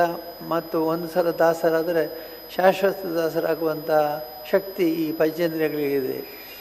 ಅದನ್ನೆಲ್ಲ ದೂರ ಮಾಡಿ ಇವತ್ತು ನಮ್ಮ ಈ ಕೇಂದ್ರದಲ್ಲಿ ವಿವೇಕಪಾಯಸರು ಮತ್ತು ಅವರ ಶಿಷ್ಯರು ಭಾಳ ಚೆನ್ನಾಗಿ ವಿವಿಧ ಕಡೆಗಳಲ್ಲಿ ಕಾರ್ಯಕ್ರಮಗಳನ್ನು ಏರ್ಪಡಿಸಿ ಮದ್ಯವರ್ಜನ ಮಾಡಿಸಿದ ಮೇಲೆ ಮತ್ತೆ ಅವರು ಮದ್ಯಪಾನ ಮಾಡದಂತೆ ನಿರ್ವಹಿಸಲು ಅನೇಕ ತಂತ್ರಗಳನ್ನು ಹೂಡ್ತಾರೆ. ಒಂದು ತಂತ್ರ ಅಂತಂದರೆ ನವಜೀವನ ಸಮಿತಿ. ನಮ್ಮ ಗ್ರಾಮೀಣಾಭಿವೃದ್ಧಿ ಯೋಜನೆಯ ಸದಸ್ಯರು ನವಜೀವನ ಸಮಿತಿ ಸದಸ್ಯರಿಗೆ ಯಾವಾಗಲೂ ಬೆಂಗಾವಲಾಗಿ ನಿಂತು ಮಾರ್ಗದರ್ಶನ ಕೊಡ್ತಾ, ಮಾಡಿಬಿಟ್ರಪ್ಪ, ಮಾಡಬೇಡಿ, ಬಿಟ್ಟು ಮೇಲೆ ಮತ್ತೆ ಮದ್ಯಪಾನ ಮಾಡಬೇಡಿ ಅಂತ ಹೇಳಿದ್ರು. ಆದರೂ ಈಗ ನಮ್ಮ ಪಾಯಸರು ಹೇಳಿದರು 10-12% ಜನ ಮತ್ತೆ ಕುಡಿತಾರೆ ಅಂತ. ಅಂದರೆ ಅವರಿಗೆ ಸಂಯಮ ಸಾಕಾಗೋದಿಲ್ಲ ಅಂತ. ಇವತ್ತು ನಮ್ಮ ಸಂಯಮ ಮಂಡಳಿಯ ಅಧ್ಯಕ್ಷರನ್ನೇ ಶರಣಪ್ಪ ಸಸರಾಪುರ ಅವ್ರನ್ನ ಕರೆದಿದ್ದೇವೆ. ಅವರು ಸಂಯಮ ಮಂಡಳಿಯ ಸಂಯಮ ಮಂಡಳಿಯಿಂದ ಮದ್ಯಪಾನವನ್ನು ಬಿಡುತ್ತೆ ಅಂತ ಸಂಯಮದಿಂದ ನಡ್ಕೊಡ್ತಕ್ಕಂಥ ಅವರಿಗೆ ಸಂಯಮ ಮಂಡಳಿ ಭಾಳ ದೊಡ್ಡ ಕಾರ್ಯವನ್ನು ಮಾಡ್ತಾ ಇದೆ. ಅವರನ್ನು ಕೂಡ ಸಂದರ್ಭದಲ್ಲಿ ಅಭಿನಂದಿಸಿ, ಪೂಜ್ಯ ಶ್ರೀಗಳ ಆಶೀರ್ವಚನದಿಂದ ಇವತ್ತು ನಿಮಗೆಲ್ಲ ಒಳ್ಳೆಯ ಸದೃಢವಾದ ಮನಸ್ಸು ಬರಲಿ, ಸಕ್ರಿಯವಾದ ಮನಸ್ಸು ಬರಲಿ. ಯಾವುದೇ ಕಾರಣಕ್ಕಾಗಿ ಮತ್ತೆ ಆಕರ್ಷಿತರಾಗದಿರಿ. ಈಗ ಹೆಣ್ಮಕ್ಳಲ್ಲಿ ಕೂತಾರೆ ಎಡಭಾಗದಲ್ಲಿ, ನಮ್ಮ ಎಡಭಾಗದಲ್ಲಿ ಬಲಭಾಗದಲ್ಲೆಲ್ಲ ಹೆಣ್ಮಕ್ಳು ಕೂತಾರೆ. ಅವರು ಬಂದದ್ದು ಯಾಕೆಂದರೆ ಸಂತೋಷ ವ್ಯಕ್ತಪಡಿಸಲಿಕ್ಕೆ ಬಂದಿದ್ದಾರೆ ಅಂತ ತೆಗೆದುಕೊಂಡಿದ್ದೇನೆ.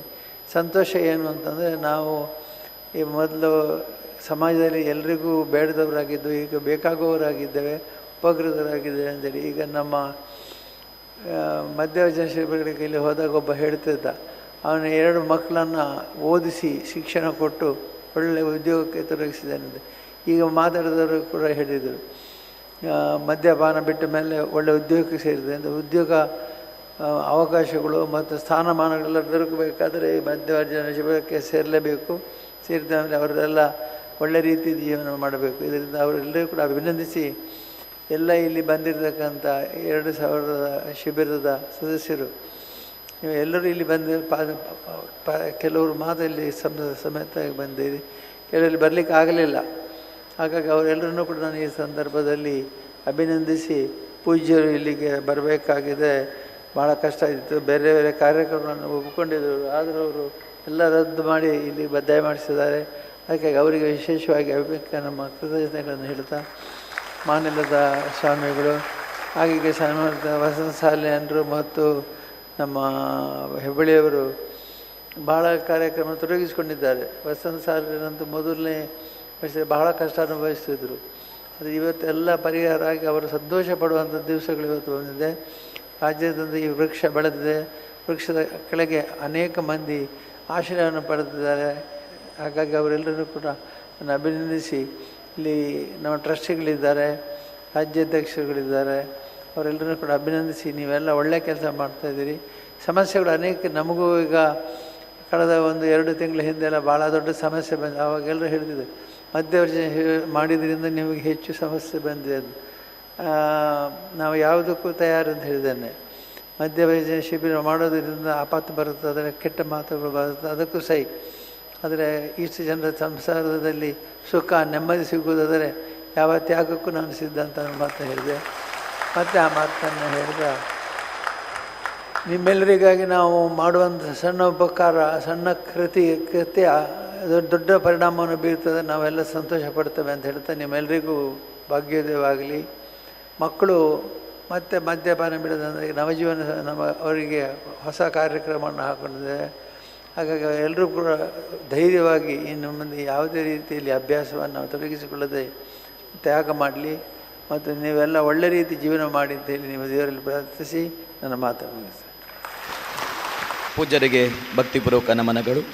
ಇದೀಗ ಸುಳ್ಯ ತಾಲೂಕಿನ ಆತ್ಮೀಯರೇ, ಈ ಸಂದರ್ಭದಲ್ಲಿ ಟ್ರಸ್ಟಿಗಳಾದಂಥ ಕೃಷ್ಣಸ್ವಾಮಿಯವರನ್ನು ಗುರುತಿಸ್ತೇನೆ, ಸಂಪತ್ ಸಾಮ್ರಾಜ್ಯರನ್ನು ಗುರುತಿಸ್ತೇನೆ, ನಮ್ಮ ಜನಾರ್ದನ್ ಎಮ್ ಡಿ ಅವರನ್ನು ಗುರುತಿಸ್ತೇನೆ. ಇವರು ಯೋಜನೆಯ ಟ್ರಸ್ಟಿಗಳಾಗಿದ್ದುಕೊಂಡು ನಮಗೆ ಮಾರ್ಗದರ್ಶನ ನೀಡ್ತಾ ಇದ್ದಾರೆ. ಮುಂದಕ್ಕೆ ಜನಜಾಗೃತಿ ವೇದಿಕೆ ಸುಳ್ಯ ಇವರ ಸ್ಮರಣ ಸಂಚಿಕೆ ನವಜೀವನ ಜನಜಾಗೃತಿ ಎಂಬ ಸ್ಮರಣ ಸಂಚಿಕೆಯನ್ನು ಮಾನ್ಯ ಹರ್ಷಣ್ಣನವರು ಬಿಡುಗಡೆ ಮಾಡಬೇಕು ಅಂತ ವಿನಂತಿಸ್ತೇನೆ. ದಯಮಾಡಿ ವೇದಿಕೆಗೆ ಬರಬೇಕು.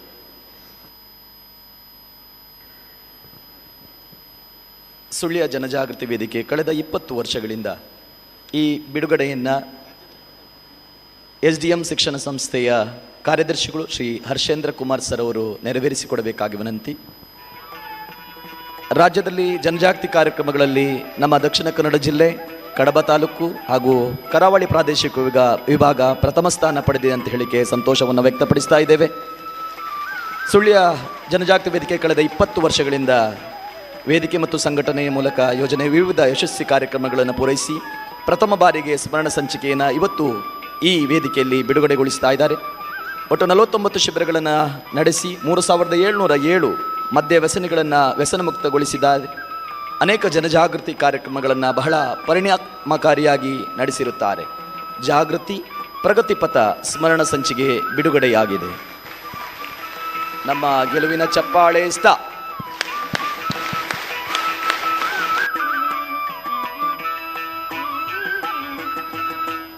ಅಭಿನಂದನೆಗಳು.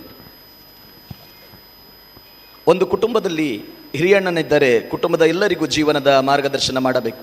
ಹಾಗೆಯೇ ತಾನು ಸನ್ಮಾರ್ಗದಲ್ಲಿ ನಡೆದು ಇನ್ನೊಬ್ಬರನ್ನು ಅದೇ ದಾರಿಯಲ್ಲಿ ನಡೆಸಿಕೊಂಡವನನ್ನು ಅಣ್ಣ ಎಂದು ಕರೆಯುತ್ತಾರೆ. ಪೂಜ್ಯ ಕಾವಂದರ ಆಶಯದಂತೆ 50ಕ್ಕೂ ಅಧಿಕ ಮದ್ಯವ್ಯಸನಗಳನ್ನು ಪರಿವರ್ತನೆಗೊಳಿಸಿದ ನವಜೀವನ ಸಮಿತಿಯ ಸದಸ್ಯರಿಗೆ ಜಾಗೃತಿ ಅಣ್ಣ ಎನ್ನುವ ಗೌರವ ಹಾಗೂ 25ಕ್ಕೂ ಅಧಿಕ ಮದ್ಯವ್ಯಸನಿಗಳನ್ನು ಪರಿವರ್ತನೆಗೊಳಿಸಿದ ನವಜೀವನ ಸದಸ್ಯರಿಗೆ ಜಾಗೃತಿ ಮಿತ್ರ ಪ್ರಶಸ್ತಿ ಪ್ರದಾನ.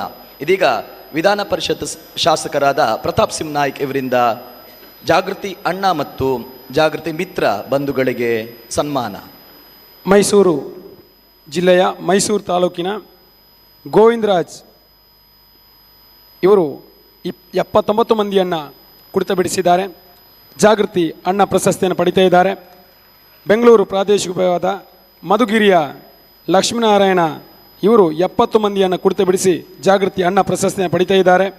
ಅದೇ ರೀತಿ ಉಡುಪಿ ಪ್ರಾದೇಶಿಕ ವಿಭಾಗದ ಉತ್ತರ ಕನ್ನಡ ಜಿಲ್ಲೆಯ ಮಂಜುನಾಥ ಲಕ್ಷ್ಮಣ ಆಚಾರಿ ಇವರು 64 ಮಂದಿಯನ್ನು ವ್ಯಸನ ಮುಕ್ತರನ್ನಾಗಿಸಿ ಜಾಗೃತಿ ಅಣ್ಣ ಪ್ರಶಸ್ತಿಗೆ ಭಾಜನರಾಗ್ತಾ ಇದ್ದಾರೆ. ಉಡುಪಿ ಪ್ರಾದೇಶಿಕ ವಿಭಾಗದ ಸಿದ್ದಾಪುರದ ವೆಂಕಟೇಶ್ ಗೌಡ ಇವರು 51 ಮಂದಿಯನ್ನು ವ್ಯಸನ ಮುಕ್ತರನ್ನಾಗಿಸಿ ಜಾಗೃತಿ ಅಣ್ಣ ಪ್ರಶಸ್ತಿಗೆ ಭಾಜನರಾಗ್ತಾ ಇದ್ದಾರೆ. ಧಾರವಾಡ ಪ್ರಾದೇಶಿಕ ವಿಭಾಗದ ಹಾವೇರಿ ಜಿಲ್ಲೆಯ ರಾಣೆಬೆನ್ನೂರಿನ ಮಹೇಶ ನಿಂಗಪ್ಪ ಬೆಟ್ಟಾಲ ಇವರು 34 ಮಂದಿಯನ್ನು ವ್ಯಸನ ಮುಕ್ತರನ್ನಾಗಿಸಿ ಜಾಗೃತಿ ಮಿತ್ರ ಪ್ರಶಸ್ತಿಗೆ ಭಾಜನರಾಗ್ತಾ ಇದ್ದಾರೆ.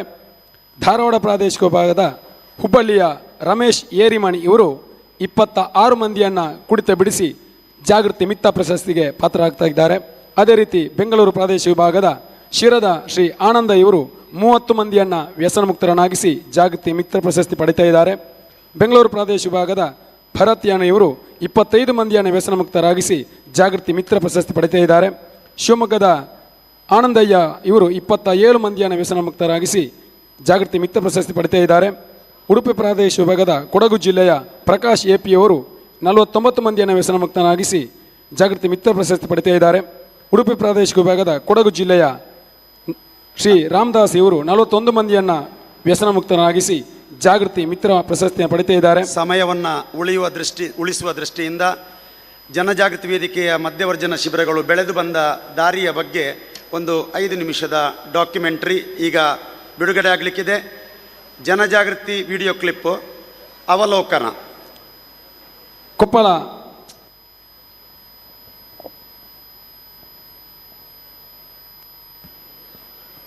ಮಧ್ಯವರ್ಜನ ಶಿಬಿರಗಳ ಸಿಂಹಾವಲೋಕನದ ವಿಡಿಯೋ ಕ್ಲಿಪ್ ಈಗ ನೀವು ವೀಕ್ಷಣೆ ಮಾಡಿ.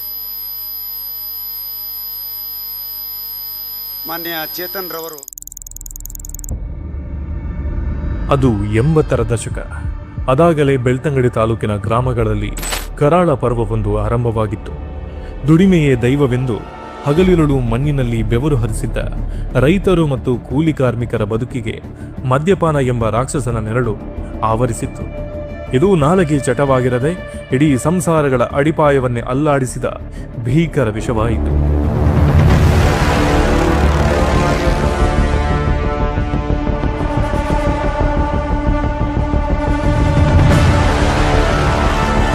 ಅಲ್ಲಲ್ಲಿ ಸಾರಾಯಿ ಅಂಗಡಿಗಳು ತಲೆಗೆತ್ತಿದವು. ಗ್ರಾಮದ ಜನರೆಲ್ಲ ಸಾರಾಯಿ ಅಂಗಡಿಯಲ್ಲೇ ಕಾಲ ಕಳೆದರು. ಕಷ್ಟಪಟ್ಟು ಗಳಿಸಿದ ಪ್ರತಿಯೊಂದು ಪೈಸೆಯೂ ನೇರವಾಗಿ ಸಾರಾಯಿ ಅಂಗಡಿಯ ಗಲ್ಲಪೆಟ್ಟಿಗೆ ಸೇರಿತು. ಆರೋಗ್ಯ ಹದಗೆಟ್ಟಿತು, ಹೊಟ್ಟೆಗೂ ಹಿಟ್ಟಿರಲಿಲ್ಲ. ಸದಾ ಸಣ್ಣ ಪುಟ್ಟ ಅಪರಾಧಗಳು, ಬೀದಿ ಜಗಳಗಳು, ಹಳ್ಳಿಯ ನೆಮ್ಮದಿಯೇ ಹಾಳಾಗಿತ್ತು. ಮನೆಯೊಳಗೆ ಹೆಂಡತಿ ಮಕ್ಕಳ ಪಾಡು ಹೇಳತೀರದು. ಮನೆಯ ಹೆಣ್ಣು ಮಕ್ಕಳು ದಿನಾಲೂ ಕಣ್ಣೀರಿನಿಂದಲೇ ಕೈತೊಳೆಯುತ್ತಿದ್ದರು. ದೈಹಿಕ ಮತ್ತು ಮಾನಸಿಕ ಹಿಂಸೆಗೆ ಒಳಗಾಗಿ ಮನೆಯ ಶಾಂತಿಯೇ ಸಂಪೂರ್ಣವಾಗಿ ಹಾಳಾಗಿ ಎಷ್ಟೋ ಜೀವಗಳು ಆತ್ಮಹತ್ಯೆ ಮಾಡುವ ನಿರ್ಧಾರದ ಅಂಚಿಗೆ ತಲುಪಿದವು. ಇಡೀ ಗ್ರಾಮದ ಉತ್ಪಾದಕತೆಯೇ ಕುಂಠಿತವಾಗಿ ನಿಂತ ನೀರಾಗಿತ್ತು.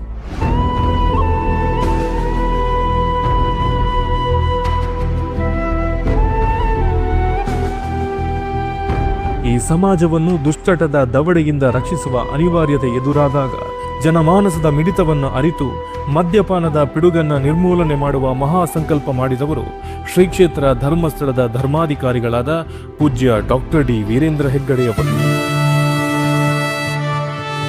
ವ್ಯಸನದ ಕತ್ತಲೆಯಲ್ಲಿ ಕಣ್ಮರೆಯಾಗಿದ್ದ ಬಾಳಲ್ಲಿ ಹೊಸ ಬೆಳಕನ್ನು ತರಲು ಪೂಜ್ಯ ಹೆಗ್ಗಡೆಯವರು 1982ರಲ್ಲಿ ಶ್ರೀ ಕ್ಷೇತ್ರ ಧರ್ಮಸ್ಥಳ ಗ್ರಾಮಾಭಿವೃದ್ಧಿ ಯೋಜನೆಯ ಮೂಲಕ ಹೊಸ ವೇದಿಕೆಯೊಂದನ್ನು ಸ್ಥಾಪಿಸಿದರು. ಅದುವೇ ಜನಜಾಗೃತಿ ವೇದಿಕೆ. ಅಂದು ಜನಜಾಗೃತಿ ವೇದಿಕೆಯು ಮದ್ಯಪಾನದ ವಿರುದ್ಧ ಜನರಲ್ಲಿ ಜಾಗೃತಿ ಮೂಡಿಸಿ ಸಾರಾಯಿ ಅಂಗಡಿಗಳ ವಿರುದ್ಧ ಪ್ರತಿಭಟನೆ ನಡೆಸಿತು.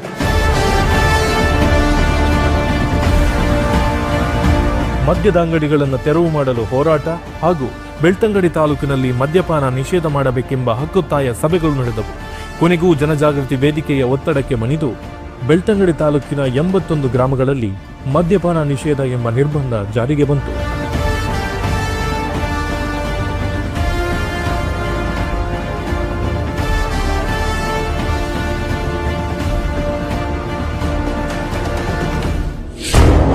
ಆದರೆ ಈ ನಿರ್ಬಂಧ ಜನರಲ್ಲಿ ಯಾವುದೇ ಬದಲಾವಣೆಯಂತಿರಲಿಲ್ಲ. ಆಗ ಅಕ್ರಮವಾಗಿ ಮದ್ಯ ಮಾರಾಟ ನಡೆಯಿತು. ಜನ ಕಳ್ಳಬಟ್ಟಿಯ ಹಿಂದೆ ಹೋದರು. ಎಷ್ಟೋ ಜನ ಅನಾರೋಗ್ಯಕ್ಕೆ ತುತ್ತಾದರು. ಈ ತುರ್ತು ಪರಿಸ್ಥಿತಿಯಲ್ಲಿ ವ್ಯಸನಿಯ ಮನಪರಿವರ್ತನೆ ಮಾಡದೆ ಮದ್ಯ ನಿಷೇಧ ಮಾಡಿದರೆ ಫಲವಿಲ್ಲ ಎಂದು ಆಲೋಚಿಸಿ ವ್ಯಸನಿಯ ಅಂತರಂಗದಲ್ಲಿ ಬದಲಾವಣೆಯನ್ನು ತರಲು ವಿಶ್ವದಲ್ಲಿಯೇ ಮೊಟ್ಟ ಮೊದಲ ಬಾರಿಗೆ ಸಮುದಾಯ ಆಧಾರಿತ ಮದ್ಯವರ್ಜನ ಶಿಬಿರ ಮಾಡುವ ಆಲೋಚನೆಯನ್ನು ಮಾಡಿದವರು ಪೂಜ್ಯ ಕಾವಂದರು. ನಾವೆಲ್ಲರೂ ಸೇನಾನಿಗಳ ಹಾಗೆ, ನಾವೆಲ್ಲರೂ ದೀಕ್ಷಾಬದ್ಧರಾಗಿ ಈ ಮದ್ಯ ವ್ಯಸನಗಳ ಮುಂದೆ ಇತರ ಎಲ್ಲ ದುಷ್ಟ ಅಭ್ಯಾಸಗಳ ವಿರುದ್ಧ ಹೋರಾಟ ಮಾಡೋಣ. ನಾವು ನೀವು ಜೊತೆಯಾಗಿರೋಣ.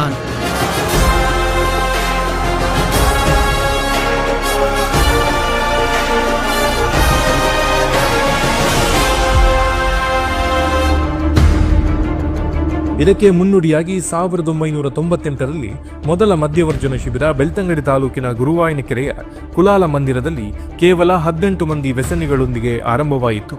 ಅದೇ ಆರಂಭ, ನಂತರದ್ದು ಇತಿಹಾಸ. ಒಂದು ಶಿಬಿರ 50 ಆಯಿತು, 100 ಆಯಿತು, 1000 ಆಯಿತು.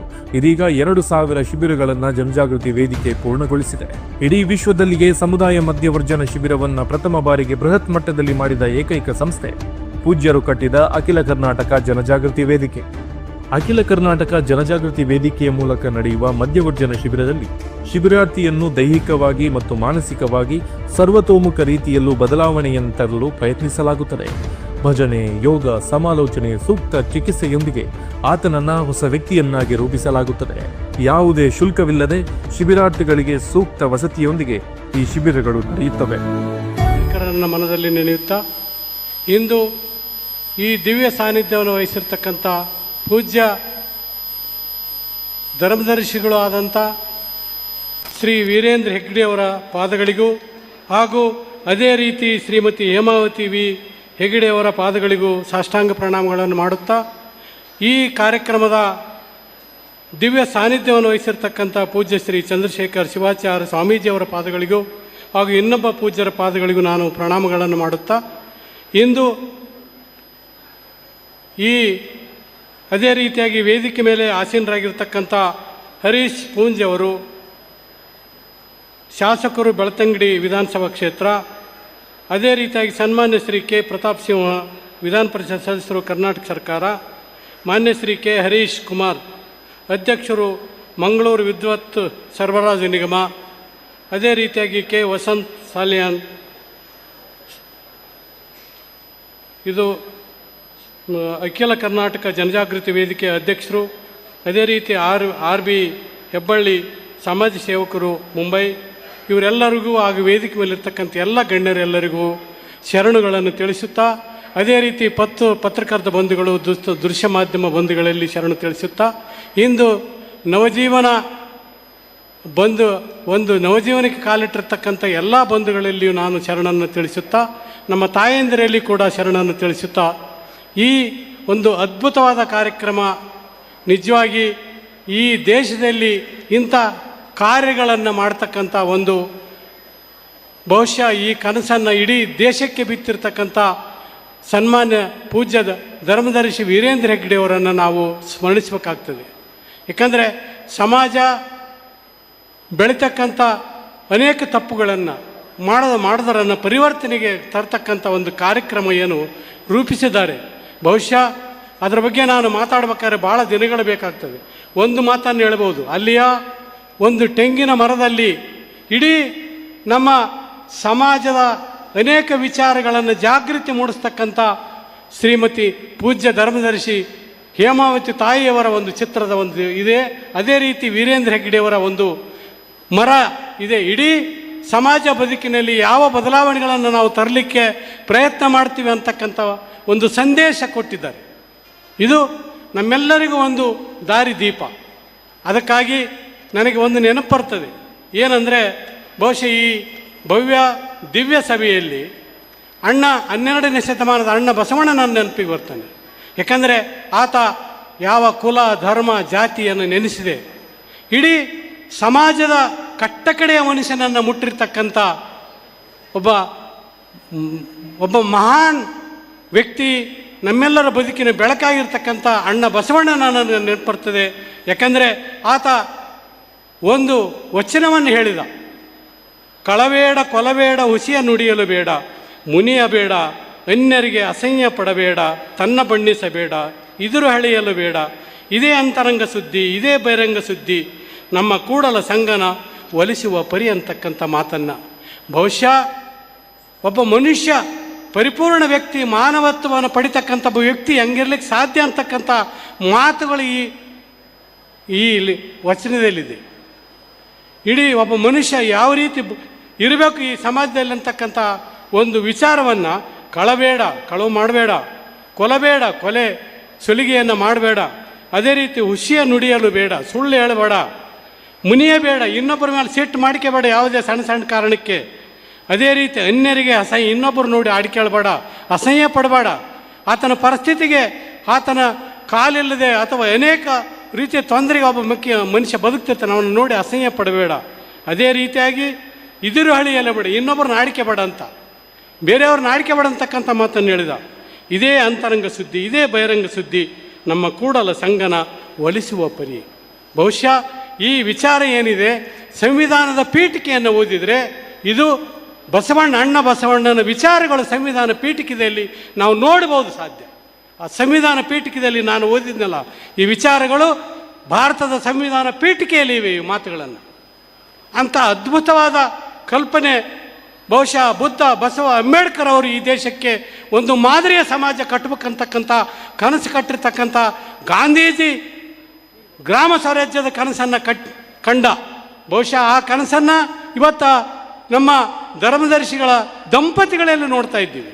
ನಮ್ಮ ಗ್ರಾಮ ಸ್ವರಾಜ್ಯ, ಗ್ರಾಮಗಳು ಯಾವ ರೀತಿ ಬದುಕಬೇಕಂದ್ರೆ ಅವು ಸ್ವಾವಲಂಬಿಯಾಗಿ ಬದುಕಬೇಕು, ಯಾರಿಗೆ ಇನ್ನೊಬ್ಬರಿಗೆ ಕೈ ಚಾಚದೆ ಬದುಕಬೇಕು, ಅವು ಇನ್ನೊಬ್ಬರಿಗೆ ಕೊಡಬೇಕು ಹೊರತಾಗಿ ಬೇಡಬಾರ್ದಂಥ ಕನಸೇನಿತ್ತು ಗಾಂಧೀಜಿಯವ್ರದ್ದು. ಅಂಥ ಕನಸನ್ನು ಇವತ್ತು ಪೂಜ್ಯರ ಕನಸು ಕಾಣ್ತಾ ಇದ್ದಾರೆ. ಅಂಥ ಒಂದು ಸನ್ಮಾರ್ಗವನ್ನು ನಾನು ಇವತ್ತು ನೋಡಿದರೆ ನನಗೊಂದು ವಚನ ನೆನಪು ಬರ್ತದೆ, ಇವನಾರವ ಎಂದೆನಿಸಿದಯ್ಯ, ಇವ ನಮ್ಮವ ನಮ್ಮ ಮನೆಯ ನಿಮ್ಮ ಮನೆಯ ಮಗನೆಂದೆನಿಸಯ್ಯ ಕೂಡಲ ಸಂಗಮ ದೇವ ಅಂತಕ್ಕಂಥ ಅಣ್ಣ ಬಸವಣ್ಣನ ಮಾತನ್ನು ಹೇಳ್ತಾನೆ. ಅದೇ ರೀತಿಯಾಗಿ ಈ ಧರ್ಮದರ್ಶಿಗಳಾದಂಥ ದಂಪತಿಗಳು ನಿಮ್ಮ ಮನೆಯ ಮಕ್ಕಳಾಗಿ ನಿಮ್ಮ ಓರೆಕೋರುಗಳನ್ನು ನಿಮ್ಮ ಬದುಕಿನಲ್ಲಿ ಸಂಕಟಗಳನ್ನು ಕಣ್ಣೋರಿಸ್ತಕ್ಕಂಥ ಒಂದು ಮಹತ್ ಕಾರ್ಯದಲ್ಲಿ ತೊಡಗಿದ್ದಾರೆ. ನಿಮ್ಮೆಲ್ಲರ ಮನೆ ಮಕ್ಕಳಾಗಿ ಇವತ್ತು ಇಡೀ ರಾಜ್ಯದಾದ್ಯಂತ ಇಡೀ ದೇಶದಾದ್ಯಂತ ನಮ್ಮ ಎಲ್ಲರ ಕಣ್ಣೀರು ಒರೆಸ್ತಕ್ಕಂಥ ಮಹಾ ಸತ್ಪುರುಷರಾಗಿದ್ದಾರೆ, ದೇವರಾಗಿದ್ದಾರೆ, ಸಾಕ್ಷಾತ್ ಬದುಕಿದ ದೇವರವರು, ನಡೆದಾಡುವ ದೇವರು. ನಾವು ಕಲ್ಲಿನಲ್ಲಿ ದೇವರು ಹುಡುಕ್ತಾ ಇಲ್ಲ, ಇಲ್ಲಿ ನಮ್ಮ ಸಾಕ್ಷಿ, ನಮ್ಮ ಎದುರು ಸಾಕ್ಷಿಗಿದ್ದಾರೆ ದೇವರಿವರು. ಇಂಥ ದೇವರನ್ನು ನಾವು ಕಾಣ್ತಾ ಇದ್ದೀವಿ. ನಮ್ಮ ಪುಣ್ಯ ಕೂಡ, ಇಲ್ಲಿ ಸೇರಿರ್ತಕ್ಕಂಥವ್ರೆಲ್ಲರ ಪುಣ್ಯ ಕೂಡ, ನಾನು ಒಬ್ಬನ ಪುಣ್ಯ ಅಲ್ಲ ಇದು. ಅದೇ ರೀತಿಯಾಗಿ ಬಸವಣ್ಣನವರು ಇನ್ನೊಂದು ಮಾತನ್ನು ಹೇಳ್ತಾರೆ, ಯಾವುದೇ ಆಚಾರವೇ ಸ್ವರ್ಗ ಅನಾಚಾರವೇ ನರಕ. ಆಚಾರ ಅನ್ನೋದು ಎಷ್ಟು ಮನುಷ್ಯನಿಗೆ ಸ್ವರ್ಗ ನರಕಗಳ ಬಗ್ಗೆ ಎಷ್ಟು ಸರಳ ಮಾತುಗಳನ್ನು ಆಡಿದರು. ನಾವು ಏನೋ ಕಲ್ಪನೆ ಕಟ್ತೀವಿ, ಸ್ವರ್ಗ ಹಿಂಗಿರ್ತದೆ, ಹಿಂಗೆ ಮಾಡಿದರೆ ಸ್ವರ್ಗಕ್ಕೆ ಹೋಗ್ತೀವಿ, ಹಂಗೆ ಮಾಡಿದರೆ ಸ್ವರ್ಗಕ್ಕೆ ಹೋಗ್ತೀವಿ ಅಂತಕ್ಕಂಥ ಅನೇಕ ಗೊಂದಲದಲ್ಲಿರ್ತಕ್ಕಂಥ ಮಾನವನಿಗೆ ಎಷ್ಟು ಸರಳ ಸೂತ್ರವನ್ನು ಹೇಳಿದರು. ಆಚಾರವೇ ಸ್ವರ್ಗ ಅನಾಚಾರವೇ ನರಕ. ನೀನು ಬದುಕ್ತಕ್ಕಂಥ ಆಚಾರದ ಬದುಕಿದ್ರೆ ನೀನು ಸೇದ ಸ್ವರ್ಗಕ್ಕೆ ಹೋಗ್ತಿದ್ದಿ, ಅನಾಚಾರದ ಬದುಕಿದ್ರೆ ನರಕಕ್ಕೆ ಹೋಗ್ತಕ್ಕಂಥ ಮಾತನ್ನು ಎಷ್ಟು ಮನಮುಟ್ಟುವಂತೆ ಮಾತನಾಡಿರ್ತಕ್ಕಂಥ ಅಣ್ಣ ಬಸವಣ್ಣನವರು ನಾವು ನೆನೆಸ್ಬೇಕಾಗ್ತದೆ. ಯಾಕಂದರೆ ಅದೇ ರೀತಿಯಾಗಿ ನಾನು ಒಂದು ಮಾತನ್ನು ನೆನಪು ಬರ್ತದೆ ನನಗೆ ಅಧ್ಯಕ್ಷನಾಗಿ ಅಧಿಕಾರ ಸ್ವೀಕಾರ ಮಾಡಿದಾಗ ಈ ಧರ್ಮದರ್ಶಿಗಳ ಕಾರ್ಯಕ್ರಮ ರಾಯಚೂರಿನಲ್ಲಿತ್ತು. ಆ ಕಾರ್ಯಕ್ರಮದ ಪಾಲ್ಗೊಳ್ಳಲಿಕ್ಕೆ ಹೊಂಟಿದ್ದೆ. ನನ್ನ ಒಬ್ಬ ಹಳೆಯ ಮಿತ್ರ ರೈತ ಸಂಘದ ಹೋರಾಟದಲ್ಲಿ ನಾನು ಜೊತೆಗಾರನಾಗಿರ್ತಕ್ಕಂಥ ಮಿತ್ರ ಆ ಗ್ರಾಮದಲ್ಲಿದ್ದ. ಅದು ರಾಯಚೂರು ಜಿಲ್ಲೆಯ ಗೊಬ್ಬೂರು ಮತ್ತು ಸುಲ್ತಾನ್ಪುರ ಅಂತಕ್ಕಂಥ ಹಳ್ಳಿ. ಆ ಸುಲ್ತಾನ್ಪುರ ಹಳ್ಳಿಯಲ್ಲಿ ಒಬ್ಬ ತಾಯಿ, ಅನಕ್ಷರಸ್ಥ ತಾಯಿ, ಆ ಮನೆಯಲ್ಲಿ ಚಹಾ ಕುಡಿತಾ ಇರುವಾಗ ಆ ಮನುಷ್ಯ ಹೇಳಿದ, ನಮ್ಮೂರಲ್ಲಿ ಒಬ್ಬ ತಾಯಿ ಒಂದು ಅಂಗಡಿ ಇಟ್ಟಿದ್ದಾಳೆ, 15-20 ವರ್ಷ ಆಯಿತು. ಆಕೆ ಆ ಅಂಗಡಿಯಲ್ಲಿ ಬೀಡಿ, ಸಿಗರೇಟು, ಗುಟ್ಕ ಇಂಥವು ಯಾವ ಮಾರೋದಿಲ್ಲ. ಬೇರೆ ಇಂಥ ಶರೀರಕ್ಕೆ ಹಾನಿ ಆಗ್ತಕ್ಕಂಥ, ಮಾನವನಿಗೆ ಹಾನಿ ಮಾಡ್ತಕ್ಕಂಥ ಯಾವ ಪದಾರ್ಥವೂ ಮಾರಾಟ ಮಾಡಂಗಿಲ್ಲ ಅಂತಕ್ಕಂಥದ್ದು ಕೇಳಿದಾಕ್ಷಣೆ ಆ ತಾಯಿಯ ಅಂಗಡಿಗೆ ಹೋಗಿ ಆಕೆಗೆ ಸನ್ಮಾನ ಮಾಡಿ, ಬಹುಶಃ ನಾನು ಆ ತಾಯಿ ಜೊತೆ ಮಾತಾಡಿದೆ.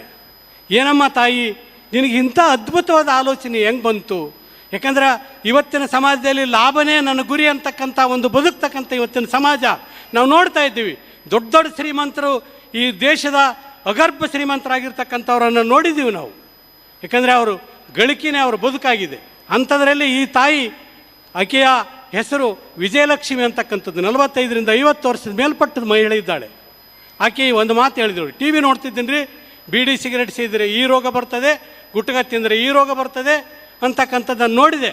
ನನ್ನ ಮಕ್ಕಳು ಇದನ್ನು ತಿನ್ನೋದು ಕಲಿತು ಅಂದ್ರೆ, ಈ ನಮ್ಮ ಊರ ಮಕ್ಕಳು ಕೂಡ ಇದನ್ನು ತಿಂದರೆ ನಾನು ಈ ಮಕ್ಕಳಿಗೆ ಶಾಪ ಆಗ್ತೀನಿ, ದೇವರು ನನಗೆ ಮೆಚ್ಚಂಗಿಲ್ಲ, ಈ ಗಳಿಕೆ ಬೇಡ ಅಂತಕ್ಕಂಥ ಒಂದು ಮನಸ್ಸಿನಿಂದ ಇಂಥ ವ್ಯಾಪಾರ ಮಾಡೋದು ನಿಲ್ಲಿಸಿನಿ ಅಂತಕ್ಕಂಥ ಮಾತನ್ನು ಹೇಳ್ತಾಳೆ.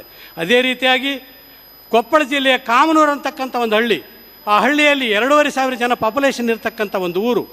ಆ ಊರಲ್ಲಿ 3-4 ದಶಕದಿಂದ ಯಾವ ಮದ್ಯಪಾನ ಇಲ್ಲ, ಯಾವ ಗುಟ್ಕ ಚಟ ಮಾರ್ತಾ ಇಲ್ಲ. ಅಲ್ಲಿ ಆ ಗ್ರಾಮದಲ್ಲಿ ಮರಿಯಮ್ಮ ಅಂತಕ್ಕಂಥ ಒಬ್ಬ ತಾಯಿ ಕೂಡ ಇದೇ ನಾನು ಈಗೇನು ಕಥೆ ಹೇಳಿದೆ ಅದೇ ಕಥೆಯಂತೆ ಬದುಕ್ತಾ ಇದ್ದಾಳೆ. ಇದು ರಾಜ್ಯದ ಮೂಲೆಯಲ್ಲಿ ಎಲ್ಲೋ ನಮಗೆ ಗೊತ್ತಿಲ್ಲದ ಇಂಥ ಒಂದು ಸಮಾಜದ ಪುಣ್ಯ ಕಾರ್ಯಗಳನ್ನು ಮಾಡಿ ತಮ್ಮ ಜೀವನ ಸಾಗಿಸ್ತಕ್ಕಂಥದ್ದನ್ನು ಬಹುಶಃ ನಾವು ನೋಡಬೇಕು. ಅದಕ್ಕೆ ಪೂಜ್ಯರಲ್ಲಿ ಒಂದು ಮನವಿ ಮಾಡ್ತೇನೆ, ಇಡೀ ರಾಜ್ಯದಲ್ಲಿ ಇಂಥ ಕುಟುಂಬಗಳಿದ್ದರೆ, ಇಂಥ ಊರುಗಳಿದ್ದರೆ ಪೂಜ್ಯರು ನಾವು ಸೇರಿ ಆ ಗ್ರಾಮಕ್ಕೆ ಗಾಂಧಿ ಗ್ರಾಮ, ಮದ್ಯವ್ಯಸನ ಗ್ರಾಮ ಅಂತಕ್ಕಂಥ ಬೋರ್ಡನ್ನು ಪೂಜ್ಯರು ನಾವು ಉದ್ಘಾಟನೆ ಮಾಡಿ ಆ ಗ್ರಾಮ ಮಾದರಿಯ, ರಾಜ್ಯದ ಮಾದರಿಯ ಗ್ರಾಮವಾಗಿ ನಾವು ಸಂದೇಶ ಕೊಡಬೇಕಾಗಿದೆ. ಈ ರಾಜ್ಯಕ್ಕೆ ನಾವು ಗುರುತಿಸಬೇಕಾಗಿದೆ. ನಮ್ಮ ಕಣ್ಣಿಗೆ ಕಾಣದಿರೋ ಅನೇಕ ಸತ್ಯಗಳು ನಮ್ಮ ಮಧ್ಯದಲ್ಲಿದ್ದಾವೆ, ನಾವು ನಮ್ಮ ಕಣ್ಣು ತೆರೆದು ನೋಡಬೇಕಾಗಿದೆ. ಅಂಥ ಒಂದು ಮನಸ್ಸು ಪೂಜ್ಯರಿಗೆ, ಶ್ರೀಮತಿಯವರಿಗೆ ಇದೆ ಆ ಮನಸ್ಸನ್ನು. ಅದಕ್ಕಾಗಿ ಅವರಲ್ಲಿ ಕಳಕಳಿ ವಿನಂತಿ ಮಾಡ್ತೀನಿ ನಾನು. ಅದೇ ರೀತಿಯಾಗಿ ಅಣ್ಣ ಬಸವಣ್ಣ ಇನ್ನೊಂದು ಮಾತು ಹೇಳ್ತಾನೆ, ಕಾಯಕವೇ ಕೈಲಾಸ. ಕೈಲಾಸ ಎಲ್ಲಿ ಅದಂದರೆ ನಿನ್ನ ದುಡಿಮೆಗಾದ, ನಿನ್ನ ದುಡಿಮೆ ನಿಯತ್ತಾಗಿ ದುಡಿತಕ್ಕಂಥ ದುಡಿಮೆಯಲ್ಲಿ ನೀನು ಸೀದಾ ಕೈಲಾಸಕ್ಕೆ ಹೋಗ್ತಕ್ಕಂಥ ಮಾತನ್ನು ಬಸವಣ್ಣವ್ರು ಹೇಳ್ತಾರೆ. ಯಾವ ಕಾಯಕ ಜೀವಿ ಇವತ್ತು ನಮ್ಮ ತಾಯಿ ಇವತ್ತು ಗ್ರಾಮಾಭಿವೃದ್ಧಿ ಯೋಜನೆ, ಪೂಜ್ಯರ ಗ್ರಾಮಾಭಿವೃದ್ಧಿ ಯೋಜನೆಯನ್ನು ನೋಡಿದರೆ ಎಲ್ಲರನ್ನ ಕಾಯಕದಲ್ಲಿ ತೊಡಗಿಸ್ತಾ ಇದ್ದಾರೆ. ಒಬ್ಬ ರೈತನನ್ನು ಆ ಕೃಷಿಯಲ್ಲಿ ಸ್ವಾವಲಂಬಿ ಬದುಕಾಗಿ ಮತ್ತು ಇವತ್ತಿನ ಕೃಷಿ ಯಾವ ರೀತಿ ಆಗಿದೆ ಅಂದರೆ ಬಹುಶಃ ನಮ್ಮ ಮುಂದಿನ ಪೀಳಿಗೆ ನಮ್ಮನ್ನು ಯಾರನ್ನೂ ಕ್ಷಮಿಸಂಗಿಲ್ಲ. ಅಂಥ ಸ್ಥಿತಿಯ ದುರ್ನಡತೆ ಇವತ್ತು ದುರ್ವ್ಯವಹಾರ ಕೃಷಿಯಲ್ಲಿ ನಡೀತಾ ಇದೆ.